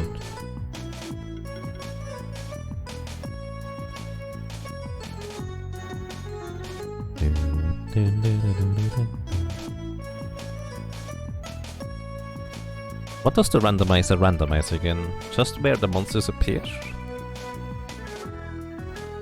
Honestly, I'm right now kind of more interested in what I think Lady Starboard suggested, where in New Game Plus, you're assigned 6 random monsters and you try to play through the game with these 6 monsters. Like a 6 monster fiesta.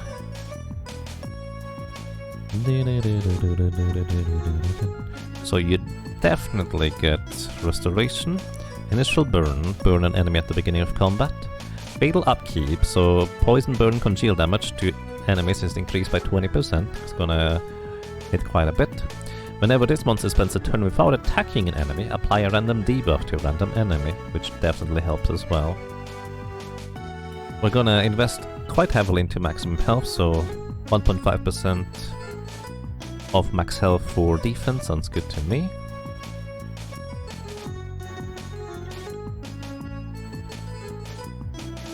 Healing skills, active and passive, are increased by 20%, so it just has stronger heals.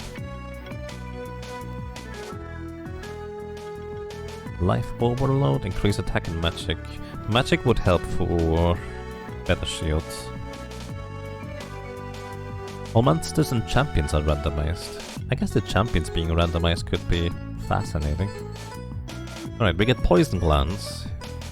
When we get attacked, 50% chance to apply poison to the attacker. Do we need anything else down there? Severe Upkeep. Oh yeah, inflicting wound stacks so the enemies heal less is definitely worthwhile. Toxic Slam deals more damage but has less hits. If anything, I would want you to start a combo. Probably. Toxic Feedback. Heal for 5% of max health at the start of each turn for each poison on enemies. Very nice. And Poisoned Nerves. Poison debuff also reduces enemies' mana regeneration. So Congeal and Poison reduces mana regeneration by quite a bit. Then, let's see, Hades can imply Poison and Burn debuff. If we need extra oomph, we can go with this, but for now, Omega Restore is probably what I will be going with. Regenerate mana for every hit this monster receives. Mana generation probably is going to be a bit of a concern. Okay, so this is my basic build. Does anybody have objections? Death Blow, of course, could be interesting because we have so many debuffs on opponents. So this monster here, especially if we also may go for some charge stacks, could end up dealing really good damage, but I'm not really worried about that for now. My instinct at this point is to just invest the rest of the points into health.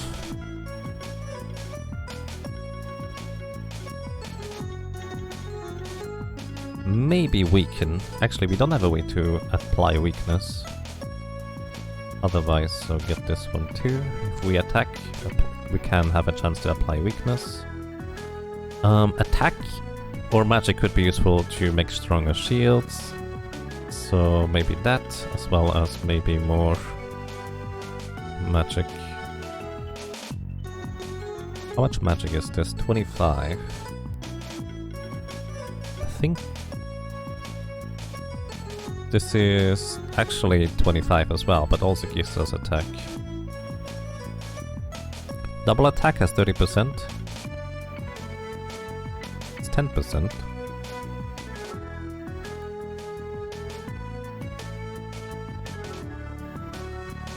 But it could be a good combo builder. Oh! Oh, I see what you mean. There's 3 of them. Oh yeah. I did not even consider that. This could be pretty devastating. Probably want to go Slime Shot in that case. Hybrid Master is really great since it scales with equip as well. That's an excellent point. So I didn't get the magic proc now, unfortunately. Oh wait, I still have 1 skill point. I could still get it. Maybe neutral? Well, actually neutral means this. This is not neutral. Like, it might be neutral effective. Oh, there's defense.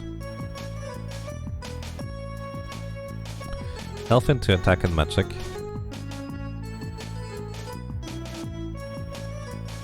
Yeah. I should have picked up the defensive ones, I feel. But let's see how this is gonna go. There's 3 defensive plus that I did not pick up. Which might come back to bite me, but we'll see. Like, instead of the double attack, defensive plus could have been better. Either way, this is our first initial setup. Let's see. Glorp. You can apply burn with Cold Toss. You have full defense. What do we want to go for? Life Wave, so it scales off of max health. Can also heal based on the mana regenerated. First critical applies burn. We're going to go down here for multi-poison, guaranteed. Critical chance from equipment increased. Definitely want to get aging stacks every turn, because they are just really good once they stack up, since we're probably expecting to, well, go on for quite a while. Each monster in power regenerates 5 mana for each poison. Ooh, as long as we keep up the poison on the enemies, our mana regeneration should be through the roof with this. At the start of the turn, heal 3% of the... Oh yeah, healing through H stacks. This could be additional damage.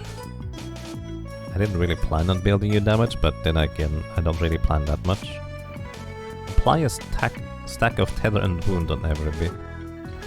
Slime again. Poison and weakness debuffs. Is that single target? I think this is single target.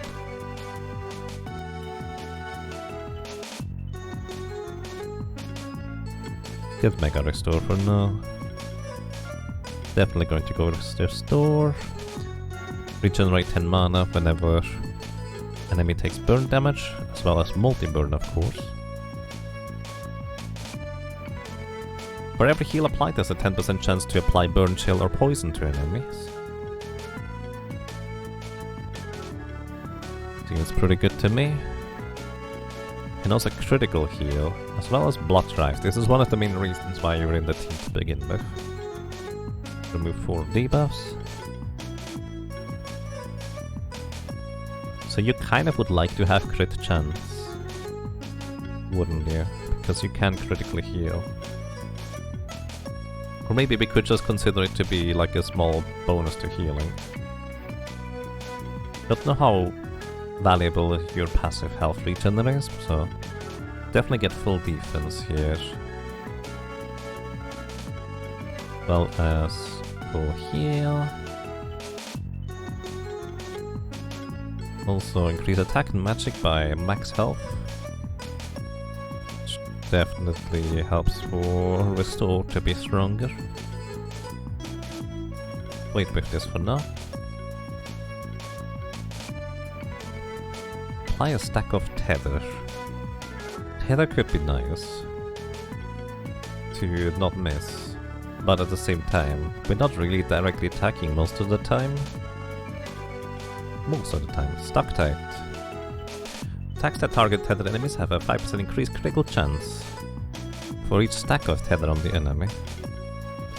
Sticky trap. Tether the enemies when they attack you.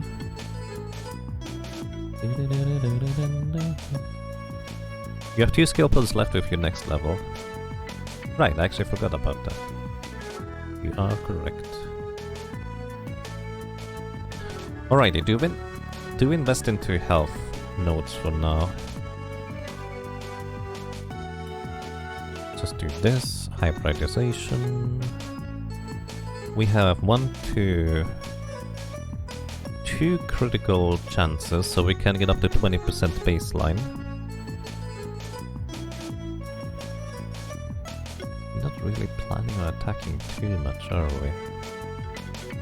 Can also get health focus. Health values from equipment increased by 25%. Sounds pretty good to me. And then attack is increased by the value of the health. So that kind of synergizes really well with this. Do I want to give you crit equipment? Kind of want to give you health plus for now. And probably defense plus. We have 5 more points. More health plus, I missed that one. Critical hits regenerate 7 mana. I wonder whether that applies to heals. Probably does. Which technically also regenerates health for you, now that I think about it.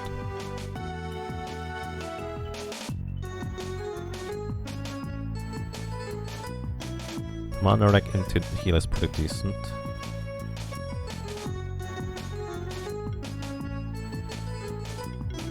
Yeah, transfusion. You have about 200 mana regen to use your skills. Yeah. Sounds about right. Do you want to increase crit chance with the last few points here? The 5% per aging stack is not good. This is for dealing damage. I'm not really planning on dealing any direct damage for the most part. Like, it could be good for like a finishing move. But yeah. Maybe just mana plus. Like, I feel like we're gonna regenerate a ton of mana just through burning enemies, so I'm not terribly interested in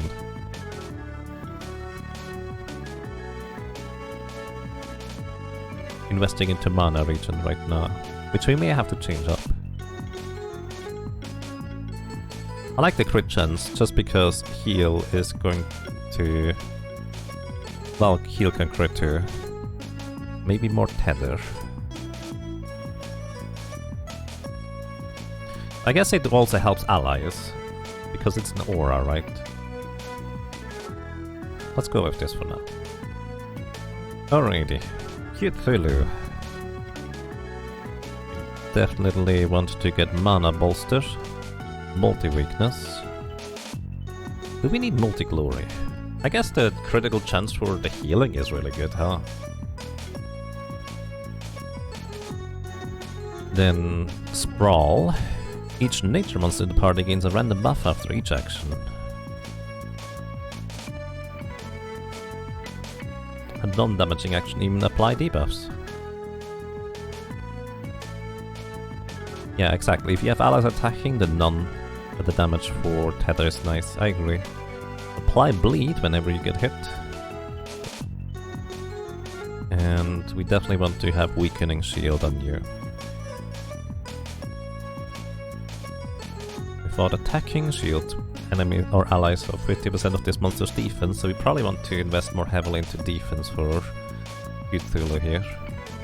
Maybe we should actually... hang on, before I continue here. Maybe I should consider what equipment they are going to get here, right? So... because I already halfway forgot what this guy's skills of. So, maximum health and defense is probably the MO for medic pack here.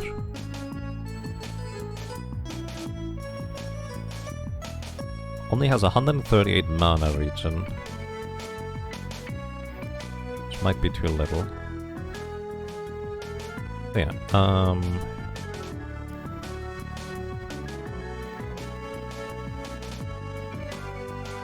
let me get your stuff. Healing and buffing actions additionally remove 2 debuffs. Who is gonna get this one? Probably Medic Pack? Could give it to Glorb, who has Life Wave. Then again, single target might be the way to go. Who had the burning buff removal, by the way? Did we ever find the Moonblade? You found it in the ocean. I found it in a chest, actually. I don't think I went back to the ocean since you mentioned that. We do have a Moonblade now, I think. Somewhere.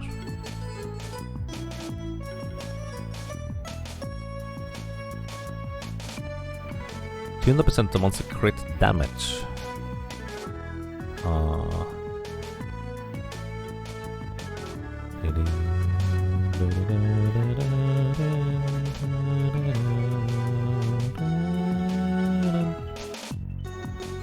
Oh, I was thinking of the Summon Sword, not the Moonblade.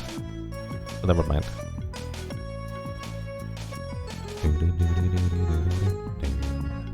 So, either way. This is why I need to deal with the equipment immediately, I guess. I already forgot stuff. So what is your goal? Probably Fire Shield more or less the entire time. Which, if this would also remove debuffs, that would be fantastic. So you do, however, benefit more from hybrid weapons than most other characters.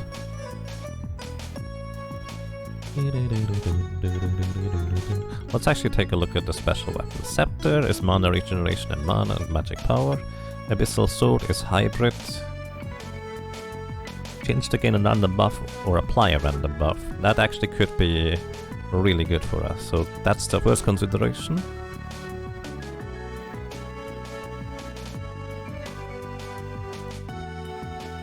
Non-damaging actions apply 1 random buff.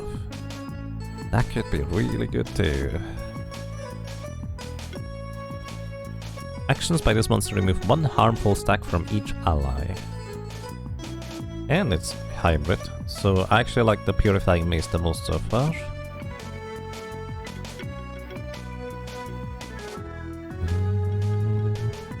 Yeah, I'm gonna just run with one of them. Purifying Mace.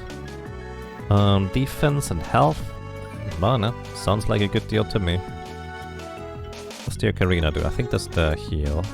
Let's take a look at the more unique items. This is health. Receive an additional stack of might and regeneration. Additional stack of sorcery and channel. Hourglass. Stacks of allied monsters are 33% more effective. This could be interesting for... Who gets aging stacks? The Blob? But it's just 1. The aging stack monster is my least worry, because it's gonna be the most resilient.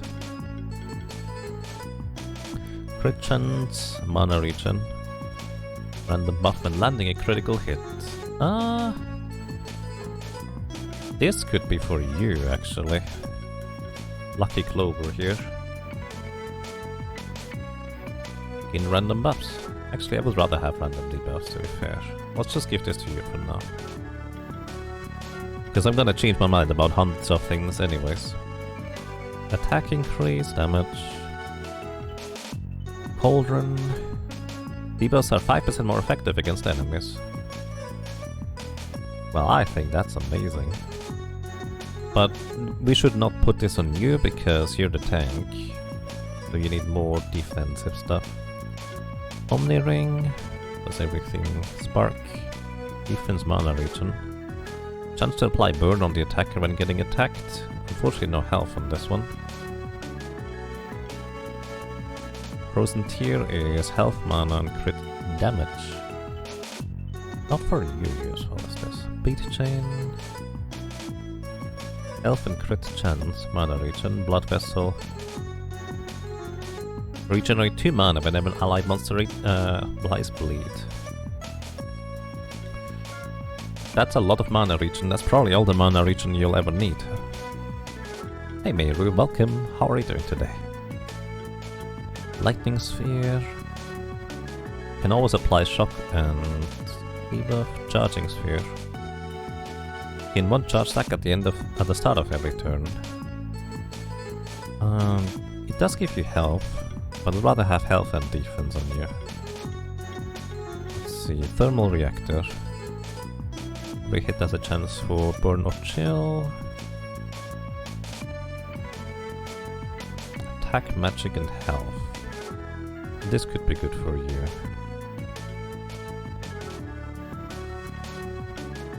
The thing is, this does not have any health. You're kinda supposed to be the tank, my friend. Poison Dart. You're not really gonna attack much. Attack, defense, mana regen, mana regen. Spin is health, crit, drums. Healing and shield skills increased by 8%. Defense.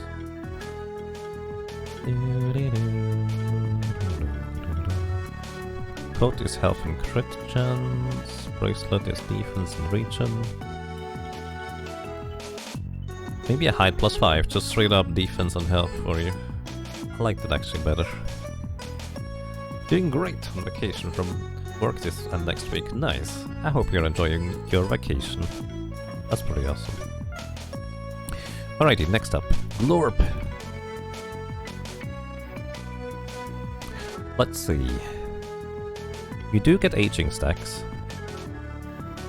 You benefit from crits, especially also for healing, for that matter. Do you have overhealing? No. Don't. That's a shame. Did we have the opportunity to get somebody with overhealing?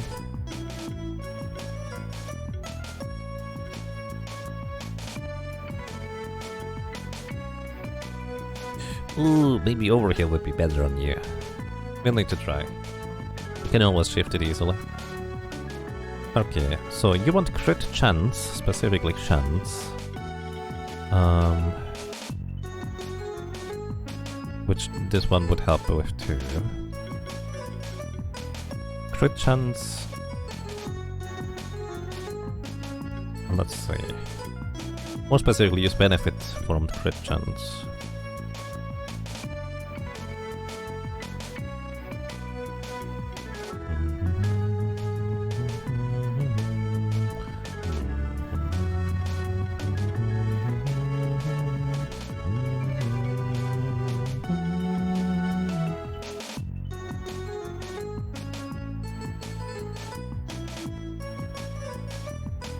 Damage.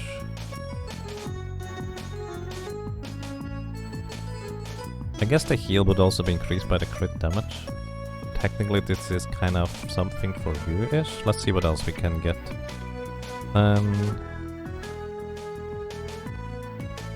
Crit chance plus 10% increased damage. Healing and shielding skills also increased. A focus on magic. Is there anything that gives health, actually? No.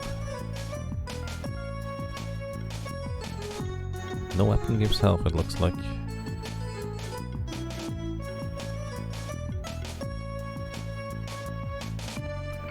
The overall stats are high, I agree. This thing has a lot of stats. Crit chance, mana regen, defense, hybrid. Hybrid is fine. Crit damage and chance. Large shield. Provides full defense when limit, but in offhand by dual wield.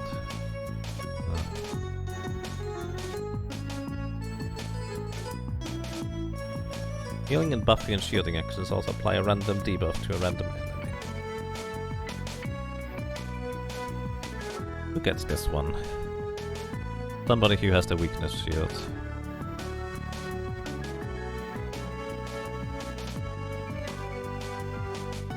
I don't know. Somebody else gets the restoring one.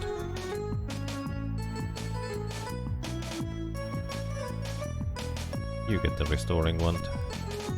Means I'm probably going to give you the hexing rod.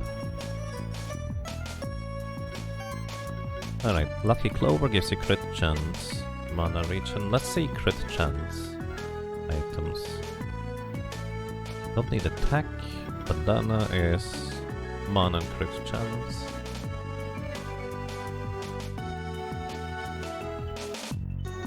Defense, mana crit chance. Cape is crit chance, crit damage. Coat is health and crit chance. I kinda like getting you a coat. Let's see what else we can do. Thing is done.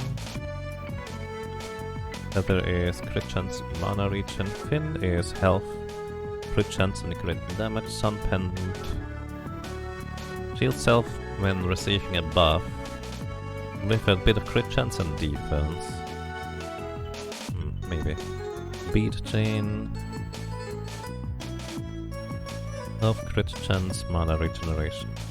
By the way, where else should we go? Because while I like this music, I guess it's a little bit repetitive. Blood vessel.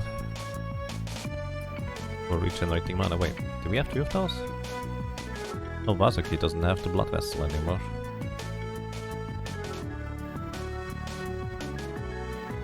I would like for you to get the blood vessel.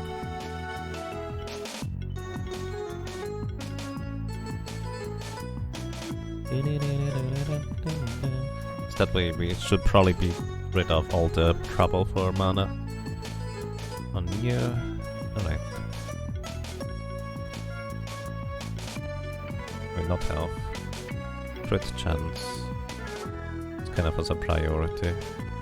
Omni Ring gives everything. Which, to be fair, might actually be one of your best things. Health, crit chance, mana region on the beat chain.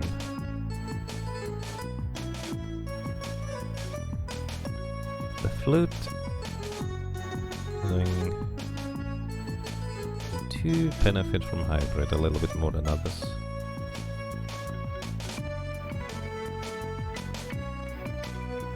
Give you the Omni Ring. Alright, 2 done, and some to go. Before we do that, no, not resetter.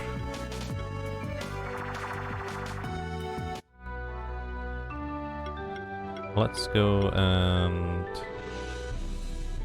enjoy a nice beach tune for a second, while we complete the Cthulhu. Alrighty, Cthulhu. You are multi-weaknessing. Reduce damage taken by critical damage value. So your critical damage could be useful, potentially.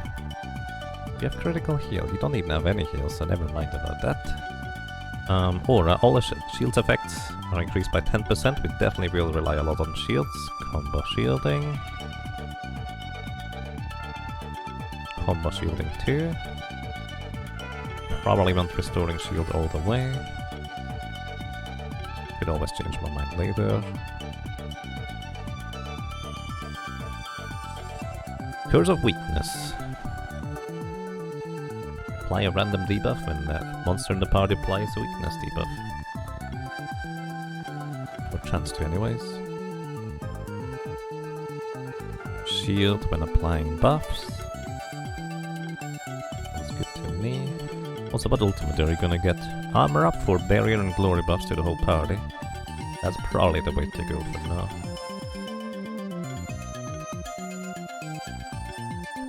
So you have Weaken, you have Kindle, Proliferate, Predation. You know, Predation stacks could just be great for you to eventually get more damage in. Maybe we just give you the thing that gives you charge. And eventually you have enough charge to just one-shot an enemy with Predation.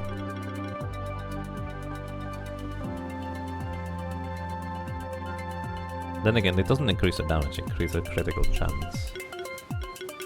But also critical damage would be useful on you in that case. Without having to invest anything into critical damage. With critical chance.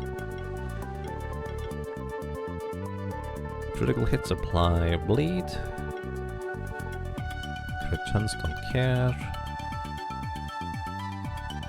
Leaf shield could not be dodged. Critical hybridization.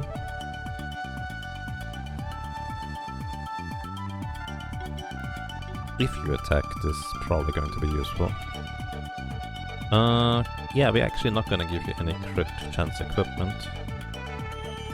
But it could still be good. Scent of blood.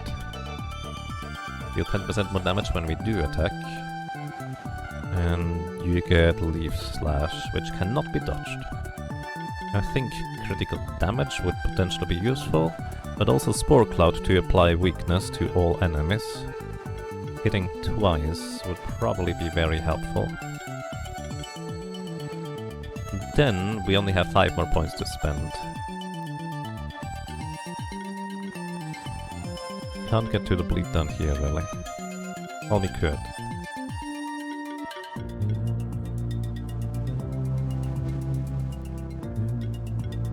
I think it's just want to increase your health and such by now, so health and defense values. Yeah. Just gonna invest the rest into defense.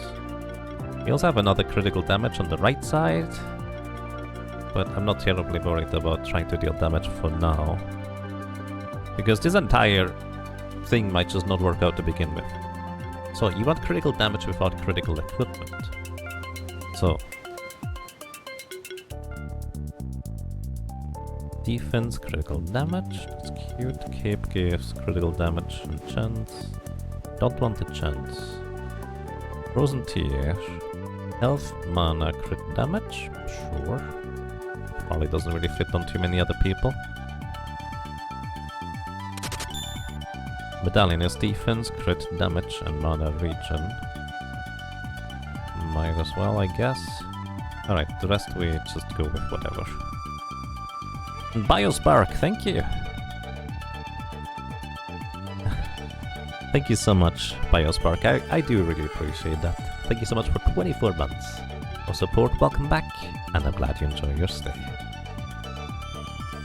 Thank you for, well, investing into the Prime here. I do appreciate it. Alrighty. Ornate Pipe, Poison Dart, Shield Generator.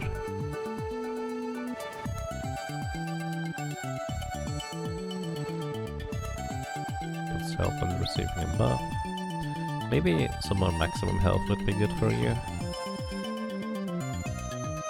Although I can't. Yeah, sure. Charging Sphere. Babe.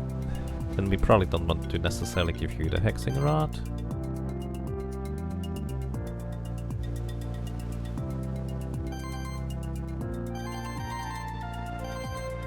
Who's more likely to attack? You are not gonna attack anytime soon, so let me actually give you the Hexing Rod instead. But I kinda wanna apply bleed stacks to attacker.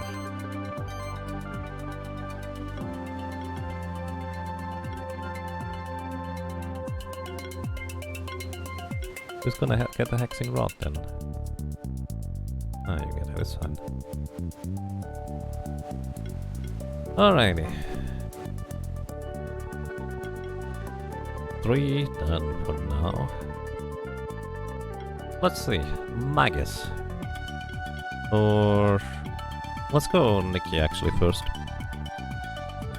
Because Nikki might more immediately take the spot of Cthulhu for now.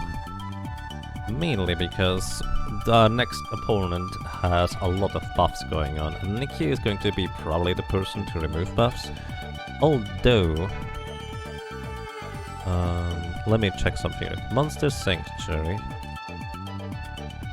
Burn,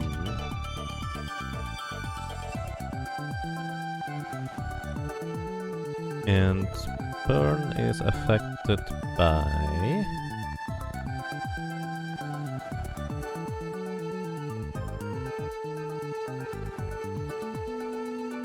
Cleansing Burn. So who has Cleansing Burn? Magma Morph and Scorch. We may want to consider putting a Scorch in there, just to have the Cleansing Burn instead. So the idea is Scorch... Where are you, my friend? There we are. The idea is Scorch here has an ability called Cleansing Burn. When an ally applies burn or an enemy takes burn damage, 75% chance to remove a buff from them. And this might be the best way we can actually remove buffs from opponents in the upcoming encounter, because they just buffed up like crazy and then just started one-shotting us. So we may want to use Scorch actually for that upcoming battle. In fact, you know what? I'm just gonna finish this set of characters. And Scorch would definitely... Well... Yeah, Scorch would definitely take the ranks of one of these two. Well, maybe. Could take the rank of Medipack instead. Would need to build it pretty bulky though. We'll see. We do have plenty of shields. But yeah, Scorch, or well, Sildra in this case, might be useful. Or Magma Moth, by the way, which also has Burning Cleanse. Apparently people decided to name Yaga. I don't know how to work with this. Check the shifts for Sildra, that is a good suggestion. Shift for Sildra. Light Shift, Buff Mastery, an additional stack of any buff. That includes dodge buffs, which could be great for survivability as well as armor up. Dark Shift is Slow Burn. Oh, basically it loses only a third of the stacks, but would charge, but I don't really care too much about this. But yeah, we would definitely go Light Shift on you.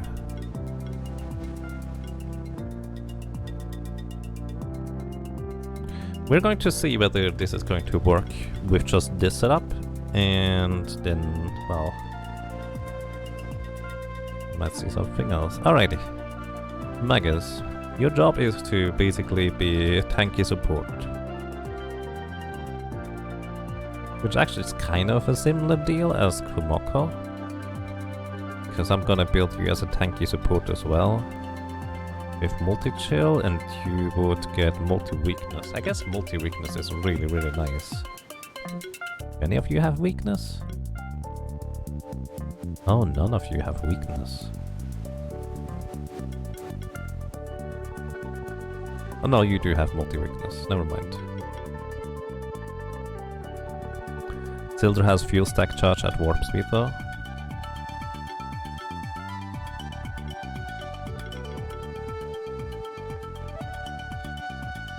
True. But that only means that we are more likely to build up enough charge stacks to eventually one-shot enemies, right? We don't have to worry too much about preserving them, since our main goal or objective is to just survive long enough to that point to begin with. Alrighty. Definitely going for multi-weakness here. Question is whether we use Spore Cloud for weaknessing all enemies, or Spore to guarantee weakness on a single enemy.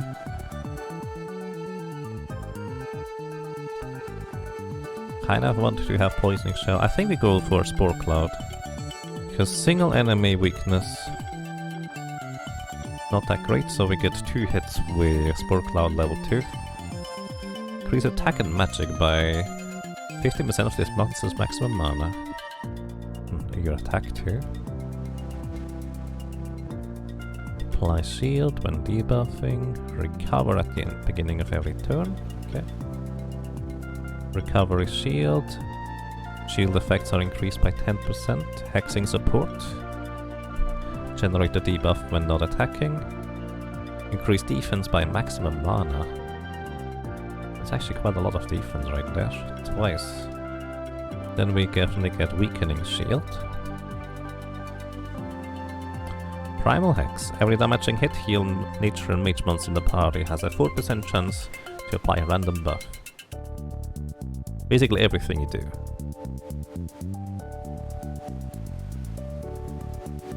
Each individual use of something. Combo shielding.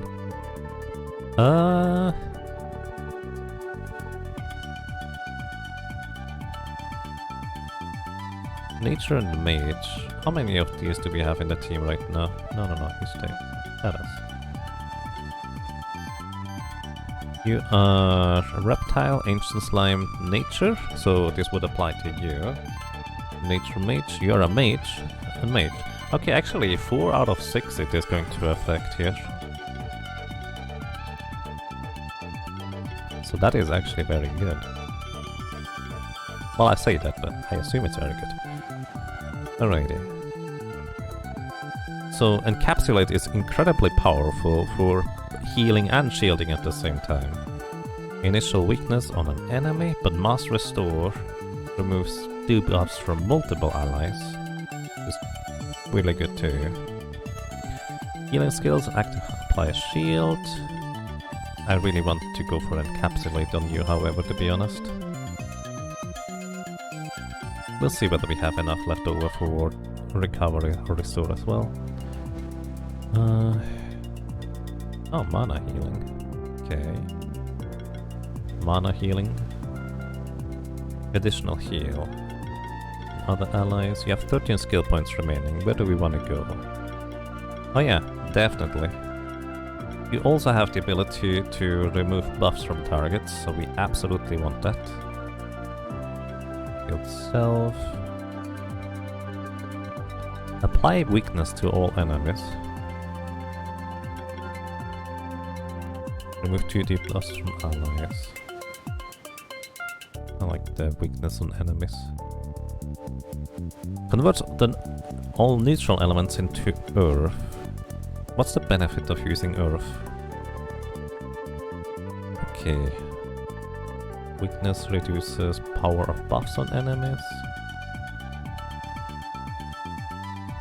Enemies receive increased damage for each debuff on them, which actually does work on debuff damage in case you're curious. Okay, what's the benefit of turning my neutral attacks into earth-based attacks? Why would I want to do this?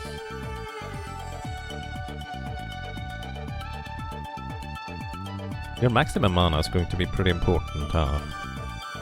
Because it gives you additional magic power if I give you this, which seems like a good deal.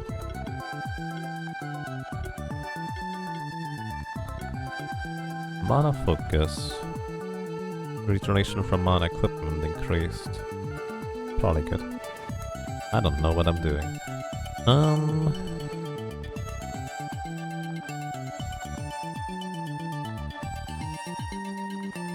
Makes earth resistance. Makes earth attacks ignore resistance, since neutral equals earth basically. Ignore resistance? Oh yeah, that's what. Oh, right. I see now. I don't care for now, since I'm not planning on dealing direct damage. So I'd rather just go for health and defense. You have no health nodes.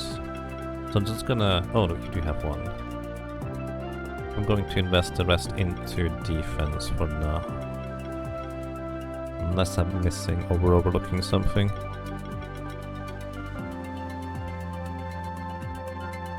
So this guy here, I kind of would like to give the restoring wand to be honest. Because I would want to use the weakening shield all the time. Which doesn't inherently remove debuffs. But to be fair, that's technically true for you guys as well. Who has the restoring wand currently? You do. Your single target restores. You don't have any shields. Wait, what do you even do every turn? I did not think this one through. You're gonna be actually more likely to attack than anybody else, are you? Because you don't have overheal either. So... Hexing Rod...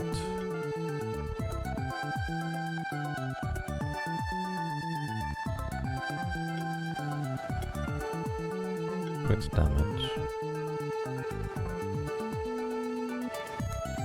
There is health left on the tree. Oh yeah, bottom left, thank you.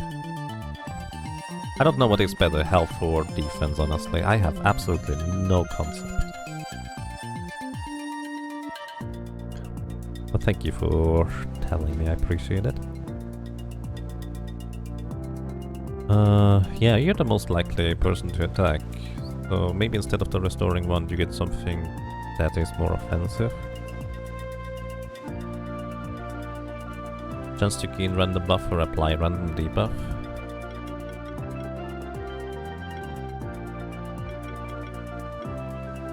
Wait, didn't I want to give you the purifying mace?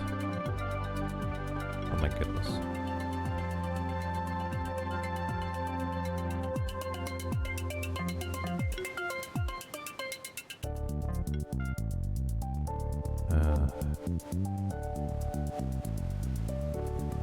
Yeah, restoring mode is not that useful on you. Let's give you the purifying mace. Which makes the most sense, because no matter whether you attack or defend, you're always going to restore stuff. Then you get the restoring wand. And you also wanted to kind of have more maximum mana, I think.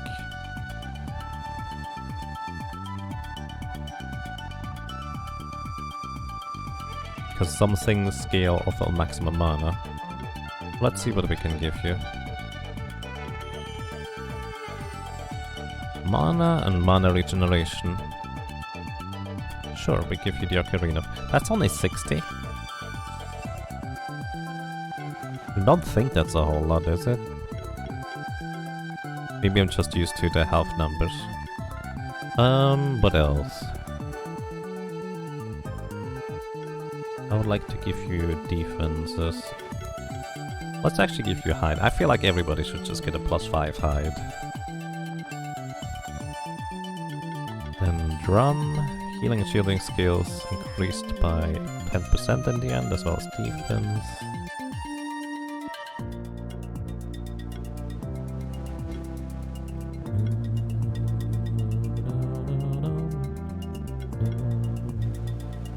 Shield cell for... Oh, your maximum mana. Once again, scales. Can I get a health and mana thing?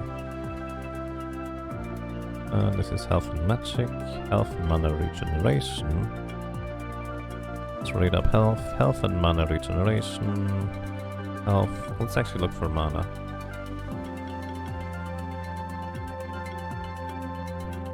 Looking for health on these things is easier.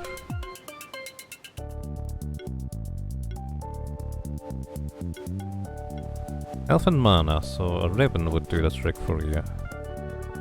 Oops. Wrong button. We kind of want to have a ribbon. Health and mana.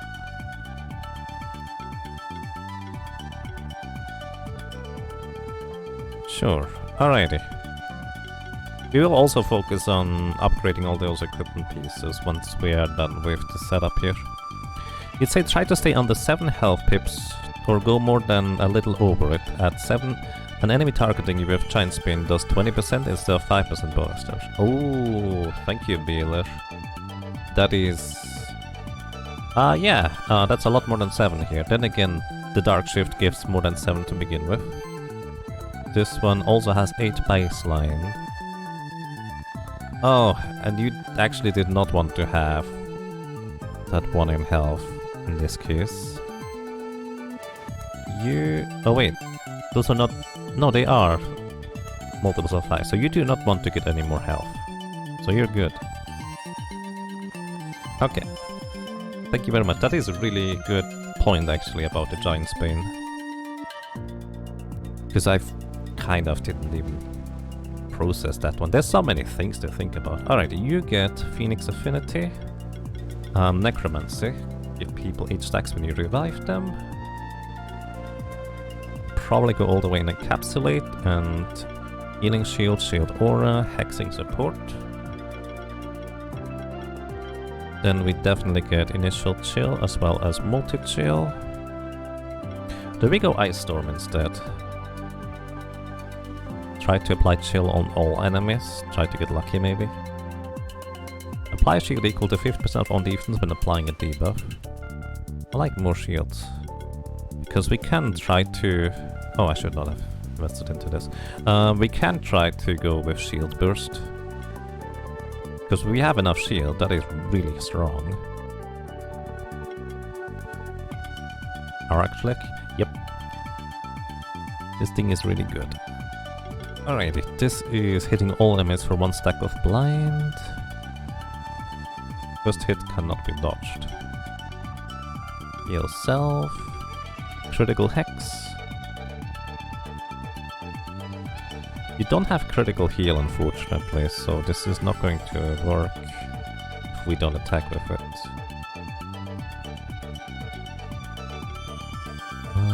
Increase attack and magic by 15% with that monster's maximum mana, which would be a decent amount. Or maybe I should have gone single target Shadow Grasp. Yeah, probably should have. Critical freeze. Oh, why am I investing in these? Oh, but I already want to redo this, but it's fine. We can fine-tune later. Initial poison. Single target poison bomb, maybe. Ignore defenses. Blood Drive, this is the reason why you're in the team to begin with. Occult Power could be really good, as well as Feast. Whenever an enemy takes bleed damage, heal the monsters in the party by 50% of that amount. And we are kind of trying to stack up those bleeds. Okay, and besides that, we do want to invest into heal for you now, or health. I feel like I want a single target blinds. Let's see. Health, health. Don't go over 7.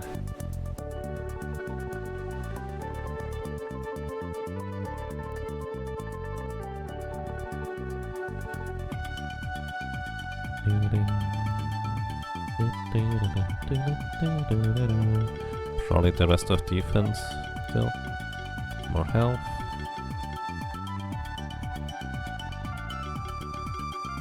Yep, just going to invest into defense for now. Alrighty. What's your MO? You apply shields, you heal allies, and occasionally you will probably try to attack.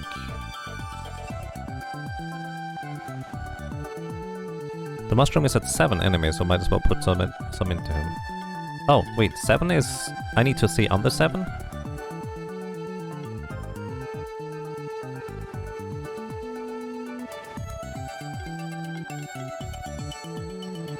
Because I think I put 1 health into him? No, I didn't. But yeah, that's something to consider. Kumoko. You have the Great Pearl, that's fine for you. Under 7 or more than 7. 7 is the worst option. Yep, I have currently 7 on Almagus. I currently have 8 on Cthulhu. I have a lot more on you. I have a lot more on you. 9. You do not want to get any more than 6. Okay. You put health on tier 3.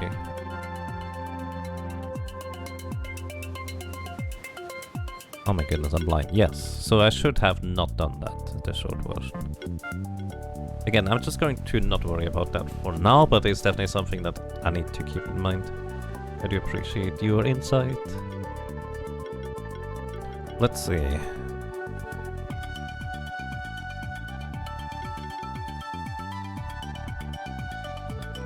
Do I want to give you the Abyssal Sword? Maybe.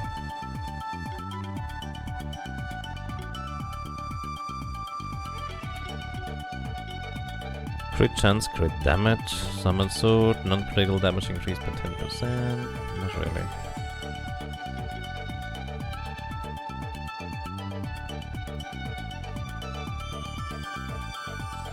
I guess the fan is one of your best utilities here. You need the mana. Not really. Mana regen maybe. Giving you the hide here.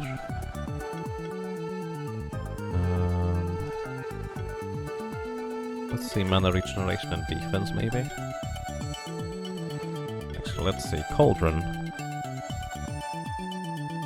Debuff's more effective against enemies. I guess this is what I wanna go for. It's not like every enemy has the passive, it's not the biggest of deals. Right, but it's always worth keeping in mind.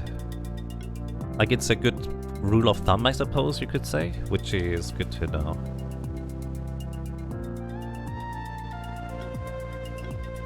Alrighty. Moko. I think this is okay.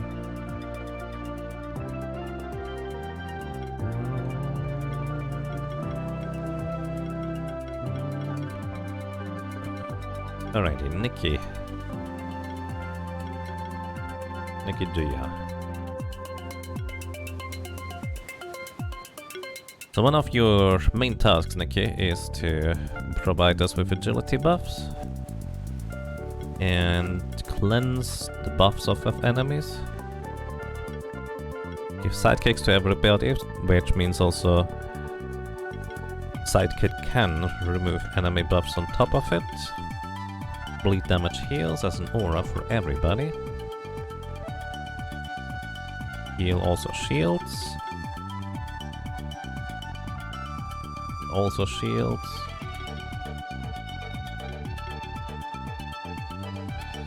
Have a revive, critical healing. Remove debuffs, remove purify, which is nice. Every heal that comes from this monster has a chance to apply sidekick for more debuff removal or buff removal. What's done here? Hunt. Critical chance increased, could be cute. Splatter. Oh yeah, splatter is probably going to be good. Critical hits apply bleed stacks. Hybrid Mastery. Blood Magic. Chance to inflict bleed.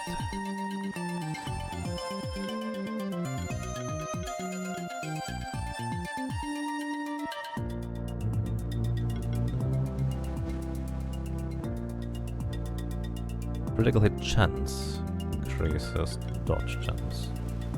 Dodge chance in the long run is basically just damage reduction. And crit values from your equipment is probably nice to have. Oh, you want crit chance. Hits against enemies with 75% or more health deal 30% more damage and have 50% chance increased crit. So if we go with Scorch.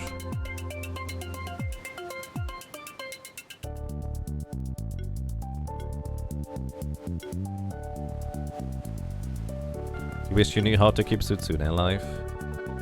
Yeah, that I remember that being the biggest problem when I did my casual breakthrough. Like, she was just a lot more frail. Crit chance.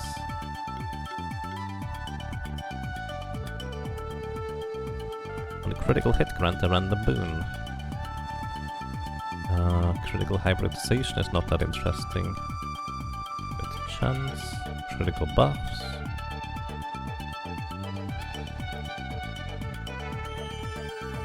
Right, yeah, 4 more points to invest.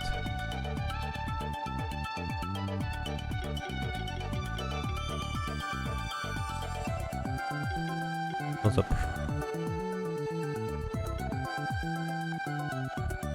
Gonna go for the heal, defense.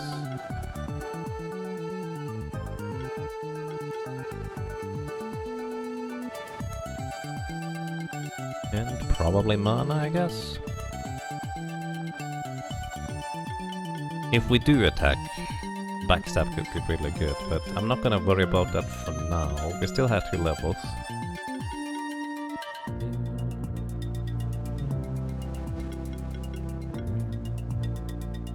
Oh, Reduce damage by 4 every buff on this monster. Probably something I should have picked up earlier. Okay. So you want to have critical chance, specific like chance. For you.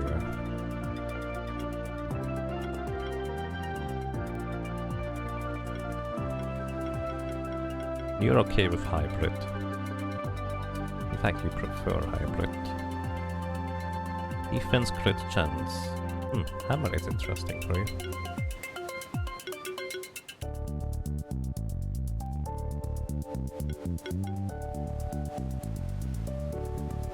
Alrighty.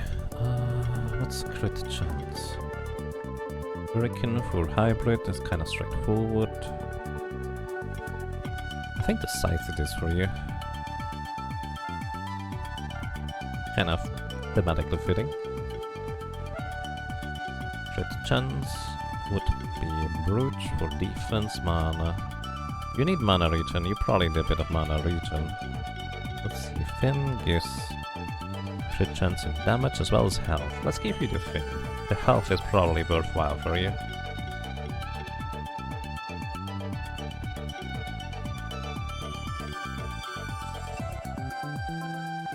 Health, crit chance, mana regen, that sounds good.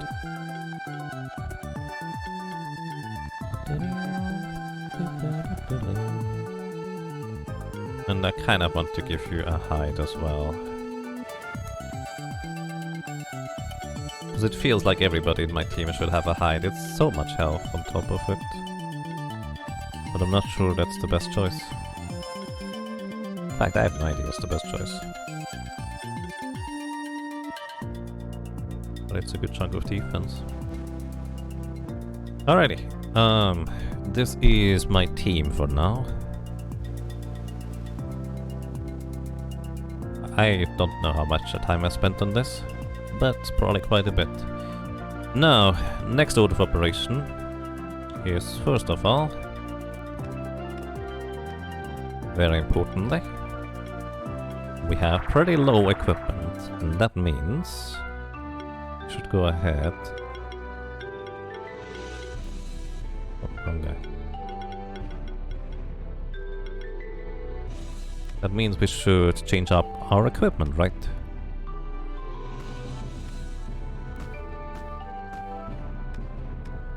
Hi. I'd like to change my equipment. And honestly, I kind of really like this one. So I'm just gonna go back to this. Did you save the team? Not yet. The team. Debuff Mastery. Like, I'm not used to being able to save teams. I don't know whether you couldn't save teams before or whether I just didn't realize it. Alrighty, hi, we want to upgrade a lot of things.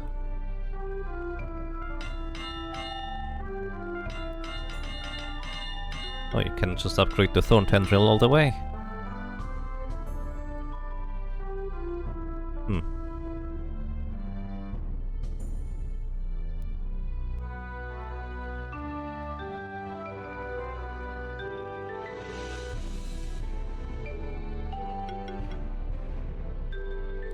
Blood Vessel.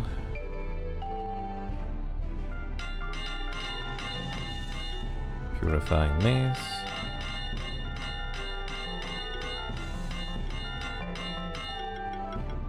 Let's see what we can upgrade still. I assume we're just gonna get stuck quite a bit. I'm trying to upgrade everything. Alright, yep. So, for the blood vessel, what do we need? We need 1 silver.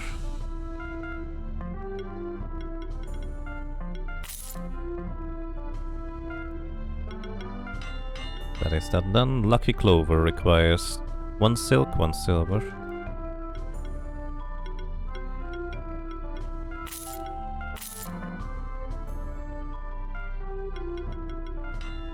Then we need 2 gold. Expensive. Then we need for the Omni Ring, 2 bronze.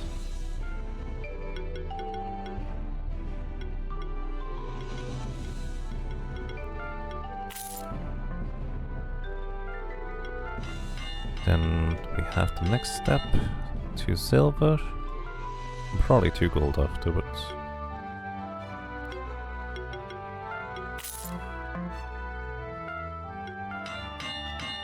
Oh, 1 gold actually, and a bunch of gems. Alright, that's page 1 complete. Hooray. Just 2 to go. Ay ay ay. So we need 1 blue gem, 3 blue gems, 3 blue gems, 2 bronze. 3 bronze, 3 blue gems, 3 bronze.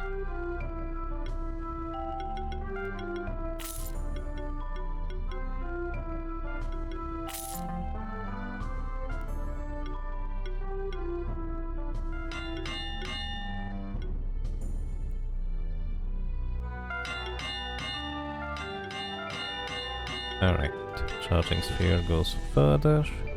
1 blue gem, 2 blue gems.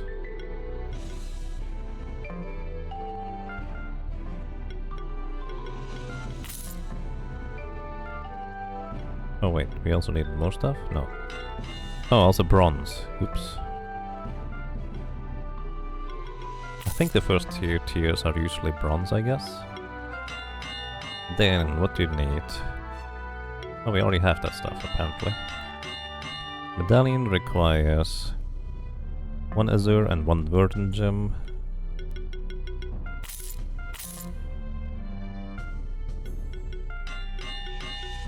Alright, then we need 3 silk, 1 azure. This is where it gets really expensive now.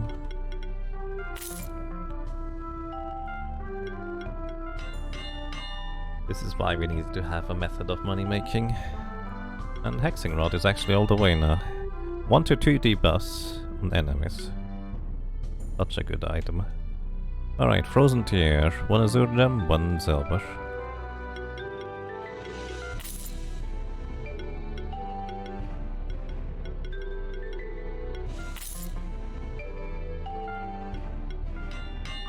Then we need 2 gold, which I believe we probably are out of money now. Yep, we can buy 1 gold. Could try to sell stuff. I don't like selling stuff in this game, actually. So... oh, wait. We do still have the craft boxes. Might give us slightly more.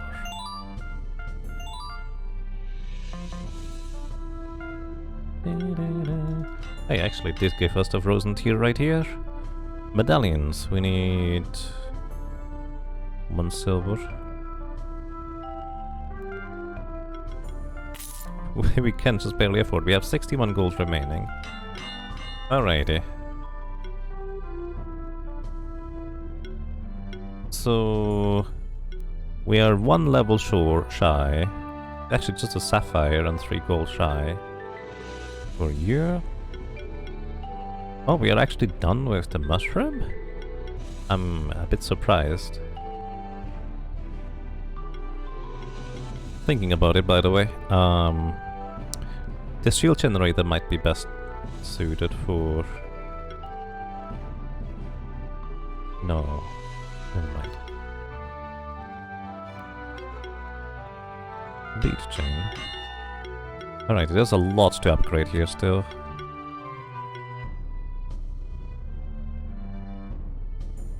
Okay, I know what I have to do. Upgrade all of these things and maybe upgrade even more beyond that.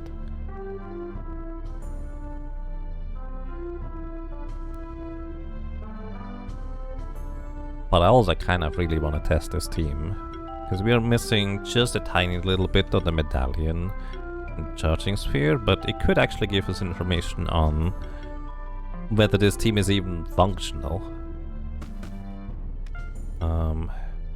We're gonna save the team like that with this loadout. And I will probably give you just some other stuff for now.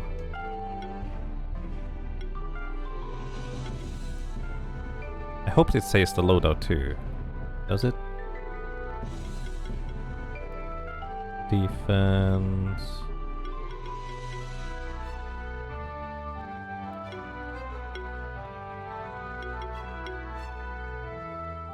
Mana regen. Wait, that's probably fine-ish. Alright. I wanna see whether this team can actually work in some capacity, so let us challenge Raven or whatever his name is. I actually don't think we know his name, do we? Indeed, let's test this team. We're not even level 42, so there's still that upwards improvement potential. And I have absolutely no idea whether this is even halfway functional.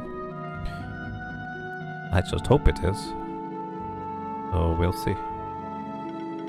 Stolby. Oh.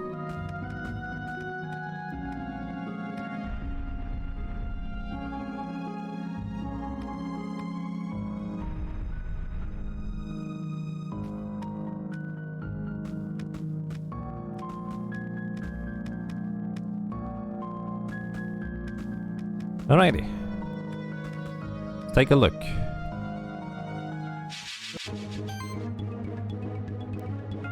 Medic Pack, Glorp, Cthulhu. Let's see, what do we do first? I think we wanna maybe armor up first turn. Barrier and glory for everybody. Do not get one shot.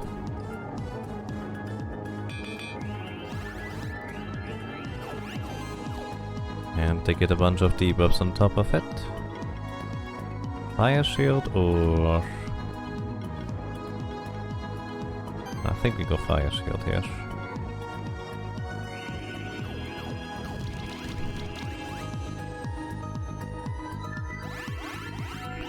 Ultimate Mythic team play.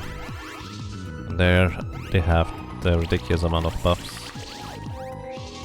Survived one set of attacks. I think we keep going fire shields. Full defense probably for you.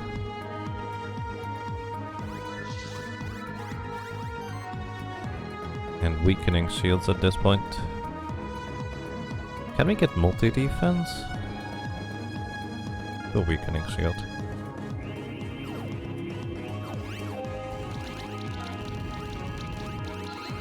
The bard is down already. Oh, but that's a lot of sidekicks there. Feather Hurricane hits everybody for a ton of combo build-up. 25 hits total. And there goes our snake buddy. Okay. Oh my guess. Let's do this. I think I want you to Arcane Diffusion to remove buffs. First of all, we shield back up. Then we're gonna full defense for you. Let's see, 6 sidekicks, 4 attacks. Don't think this is really going to... Oh no, this is not gonna remove the correct buffs.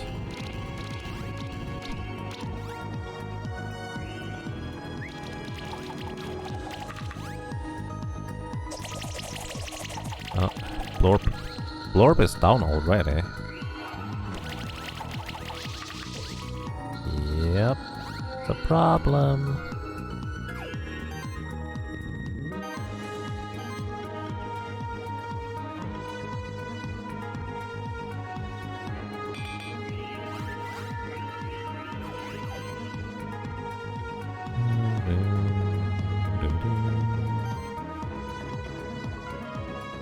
Physical evasion up for everybody, and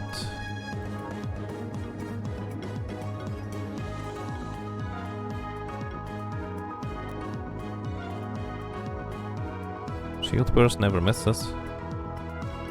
We can... Ah, 25% chance, come on!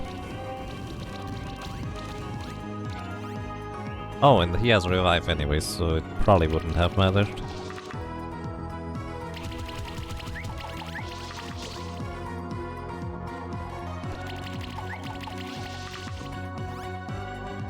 Oh, we live one more turn. That's surprising.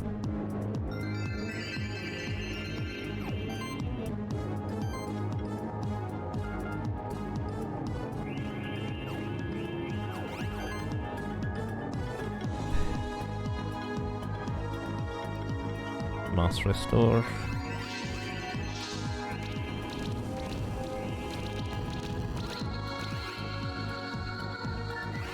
Power level 3. Ultimate Gemstone Barrage. Aerial Strike. He actually has a Revive.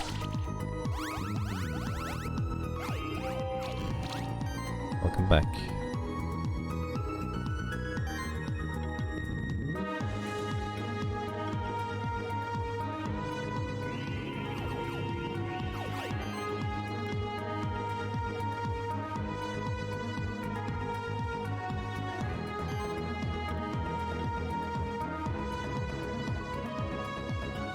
How much bleed is this?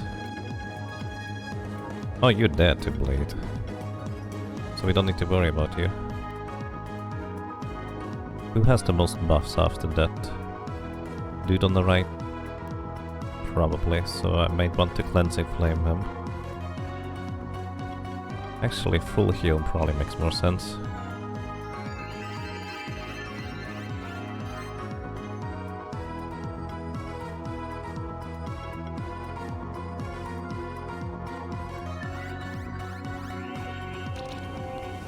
All the defenses. They're down to 2, which means their combo potential is vastly lower now. Wait, did we actually win?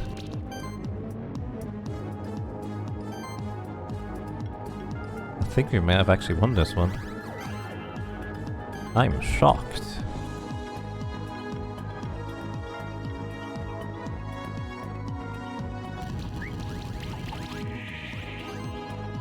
You don't get these buffs. They have so many buffs still. Gonna just blind you. Apparently I removed more buffs too. That part of the aura?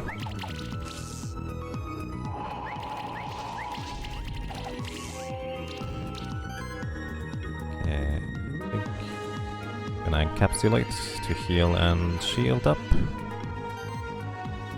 I'm going to restoring shield.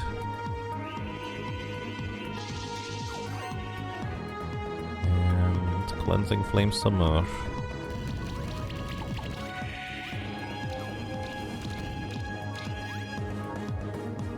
Front guy is though on that next turn.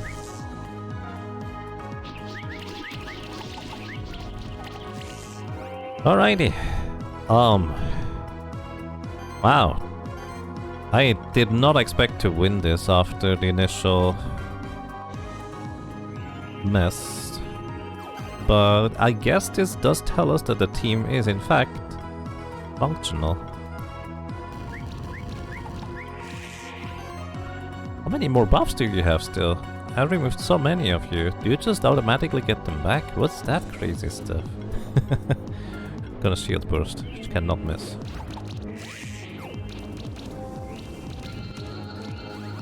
Oh, you have revive. No matter. Wow.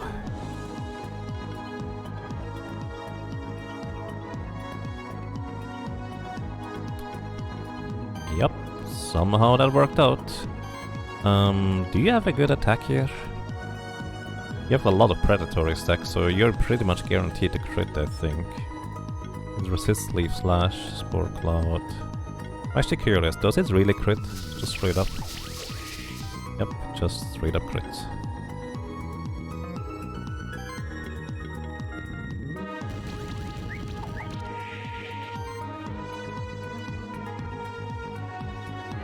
Does it have a thing where it can't get its buff dispelled or something? actual question, if anybody knows, because this was... I could not remove their buffs. Not bad. That human attendant of yours is quite talented. Let me proceed then.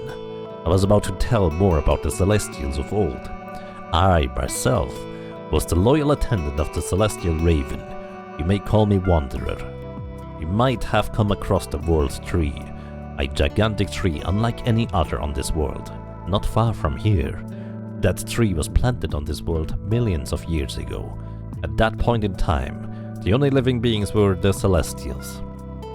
You were there, as well as the Celestial Raven and many others, most of which have been forgotten by history long ago. One day, the Celestial Ravens looked to the other worlds. It saw a variety of life that was completely unlike the Celestials of our world.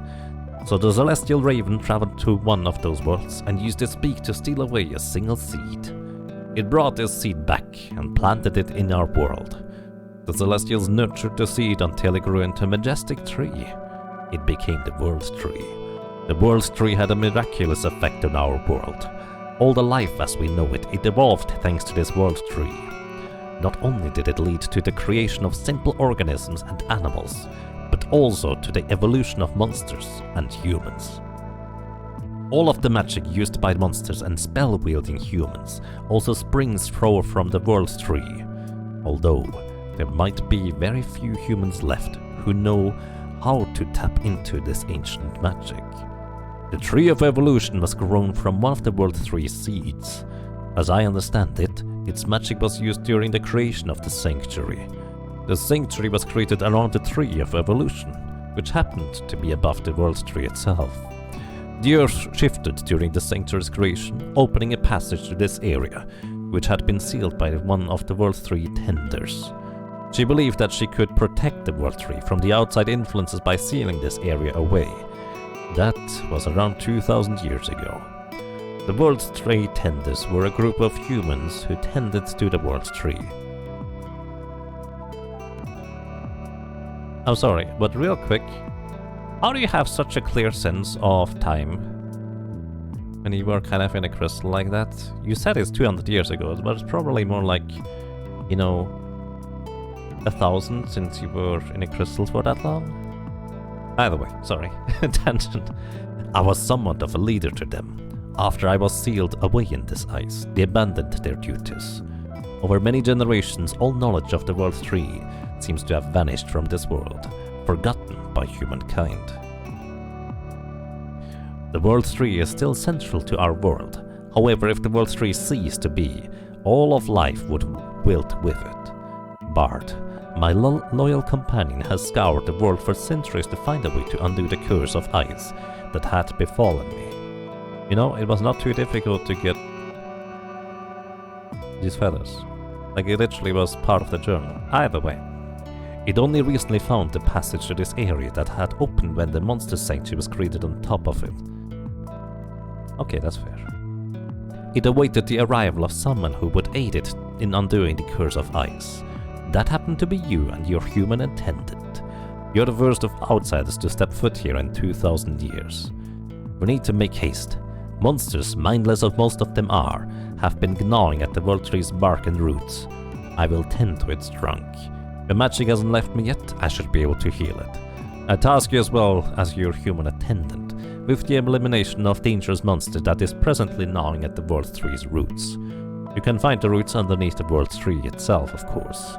Here, let me bestow a gift to you. Bard Egg. A bard of your own. Besides being a most steadfast companion, it will also help you gain access to the World Tree's roots. Once you have dealt with the monster there, come back to the World Tree. I will answer all remaining questions that you have about the Celestials then. That would be very kind, yes. You seem very knowledgeable about the distant past of our world. I am somewhat of a living fossil after all. I wish you luck on your task. You're dealing with a monster strengthened by the chunks of the World Tree that it has been eating. He was frozen in time. I'm sure his sense of time was crystal clear. Probably the Raven told him the date. Oh yeah. The Raven has perfect memory. Bard egg. Look at it. Isn't it glorious? Okay,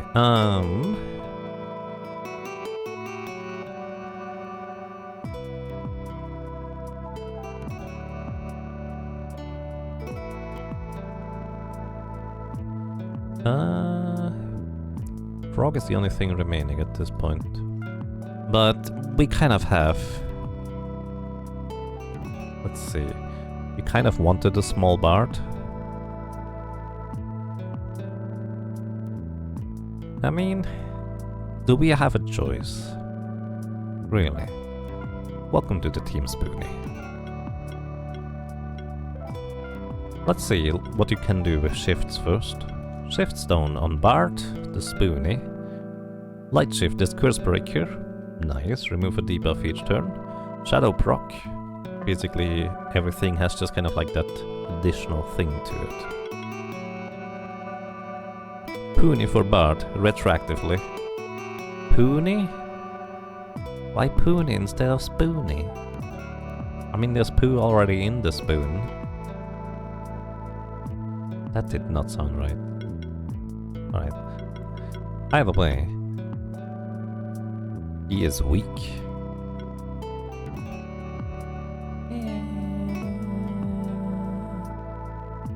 Oh, I see. Fair enough, Valakar. Weakening Crush. Aegis Court. Shielding skills are increased by 10% for every instrument equipped. Oh, that's a fascinating trait right there. So you kind of want the ocarina, the flute and stuff like that. Damage taken reduced for every instrument equipped, but it's also very restrictive. Removed Minnesong. So it's like healing. Oh, it's single target heal. It's like restoration. Bolster. And of course you have the buffs, which we've seen. You have Multi-Might. Riot. It's a Might Glory. Might Boost even. Unharmful stack remove. Multi-Glory. Glorious Spark. Additional damage hit, Heroic Party for each buff on it, full offense. You also have Buff Corruption, reduces the power of buffs on the enemy side. Multi-weakness and weakness shield. As well as more direct heal for everybody with Life Wave, of course. And what do we have over here? Brawler. Might, whenever you gain might, everybody else gets it too. Renewal, whenever a debuff or harmful stack is removed from an ally, also heal and shield them by 100. That's actually pretty awesome.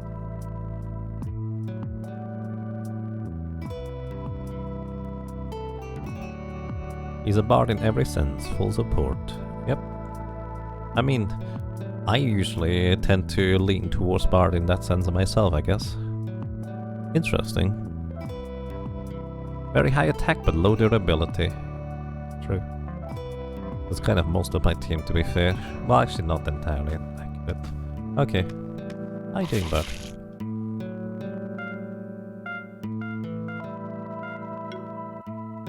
The Soul's Magic Walls.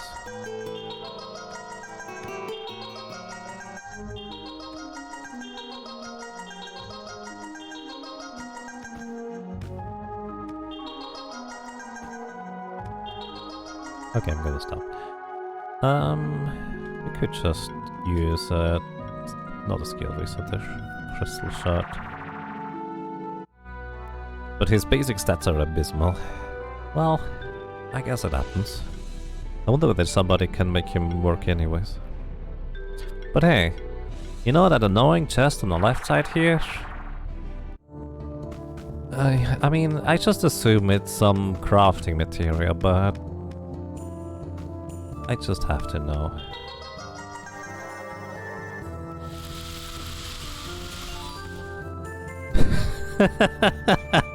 It couldn't be more literal with crafting material. This is great. Alrighty.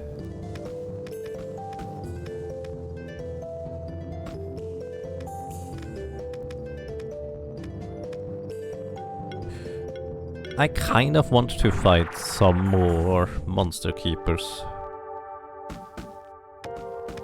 Just because, why not?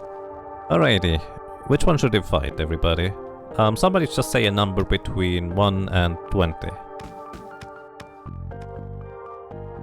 If you're lucky, there's at least one good equip. 16. Alright, let's go 16.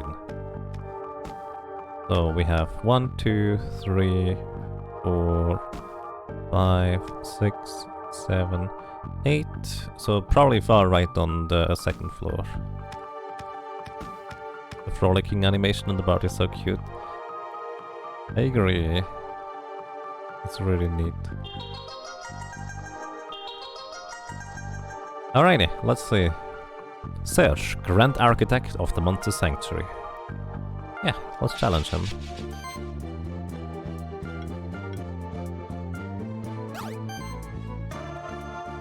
Alrighty, first of all, armor up.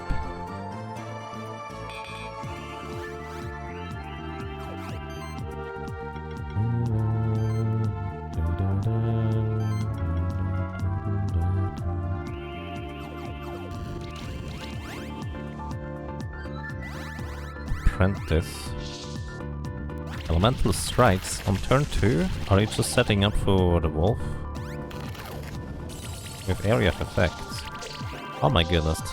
Almost knocked out our friend over there with an area of effect, no less. Which is impressive. Oh, we do not have enough mana regen apparently. What are you gonna do? Mega restore?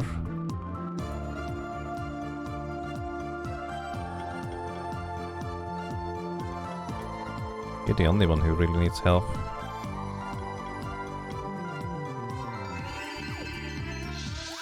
Right, you can crit with these.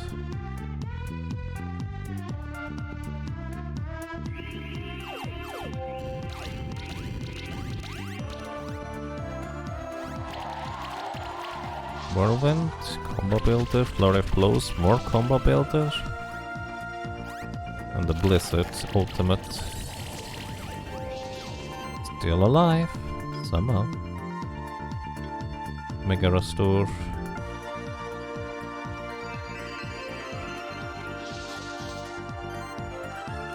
And you don't have enough mana. Lifeline buff for everybody. We're kind of lacking our defensive buffs, to be fair. I'll give you full defense.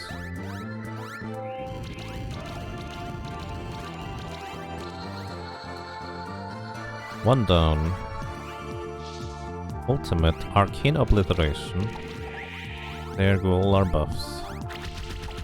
Into his pockets. I suppose this expected.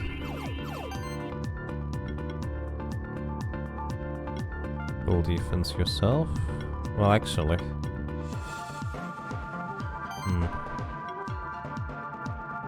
I wish you had more mana regen, honestly. Just weaken all opponents. Could probably knock out the monk here. Actually, I think the monk is gonna die to the poison, the bleed. Probably, might not. Still going to full defense again.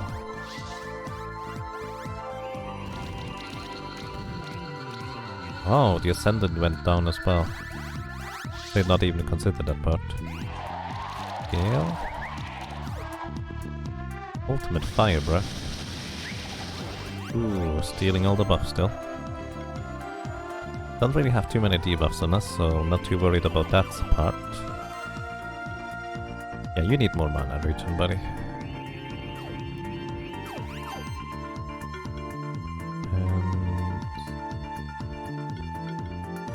Life wave.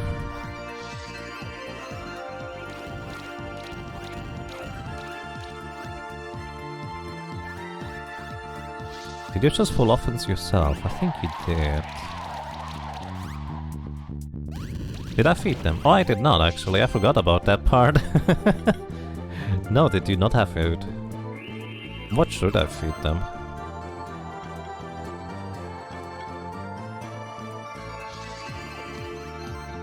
Let's see.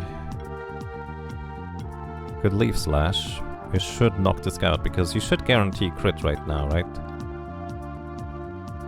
Because we have literally 100% crit with predation.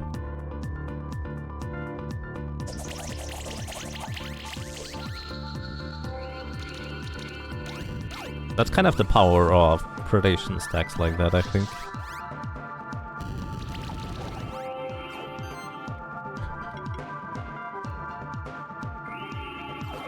Mana Regen or Max Mana? Yeah, Max Mana could also do the trick. He did have a chill debuff initially at the beginning. I figured it would be because of that, but yeah.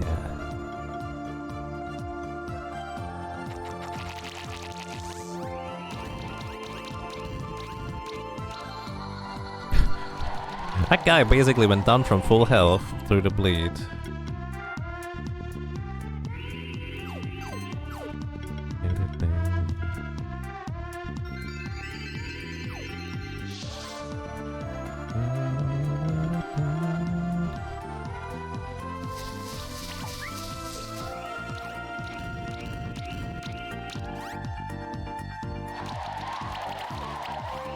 Alright, we actually defeated one of them, which is mildly surprising.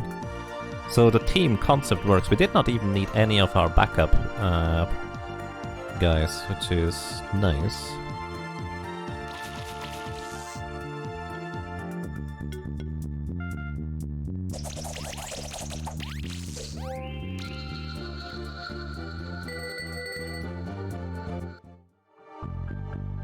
Hey, we get the level 4 reward box.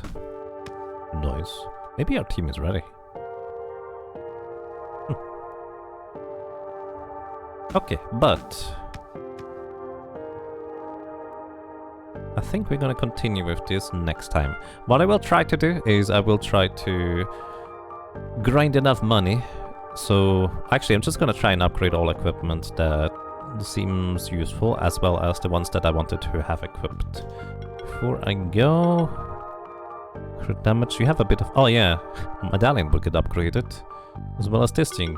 These two upgraded might just do the trick for mana regeneration. I want to upgrade all the equipment they have, as well as the equipment I wanted to give to them, because I exchanged like 2 things for these two. Alrighty everybody, I think this is some good progress. There's the Yggdrasil tree still left with strong monsters as well. There are probably more monsters to get. We can look into defeating all these guys here. And then I actually need to remember to try and get the froggy. Because that is still an outstanding request for a name.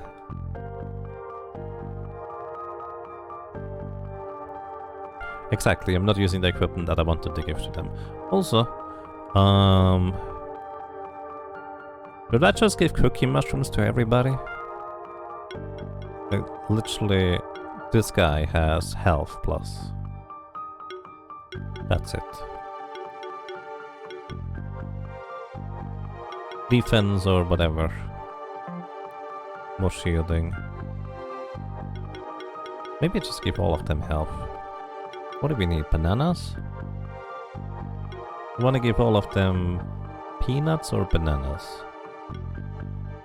Actually, some of them also want crit chance and crit damage, but we'll look into that next time. I think this is good for now. Because we've been streaming for... Oh wow! I didn't actually realize it was 9.5 hours. I just figured, yeah, it's about time. Because I'm starting to get hungry again. Yeah, is there mana regions for it? I don't know. I don't think there is. But that would be an option too for our plant. Alright everybody, thank you so much for watching, thank you so much for listening and for lurking. I hope you enjoyed your stay, I hope you enjoyed being around, and well, hopefully until next time. Also, thank you very kindly for getting actually crazy close to that stretch goal for doing Monster Sanctuary 100%.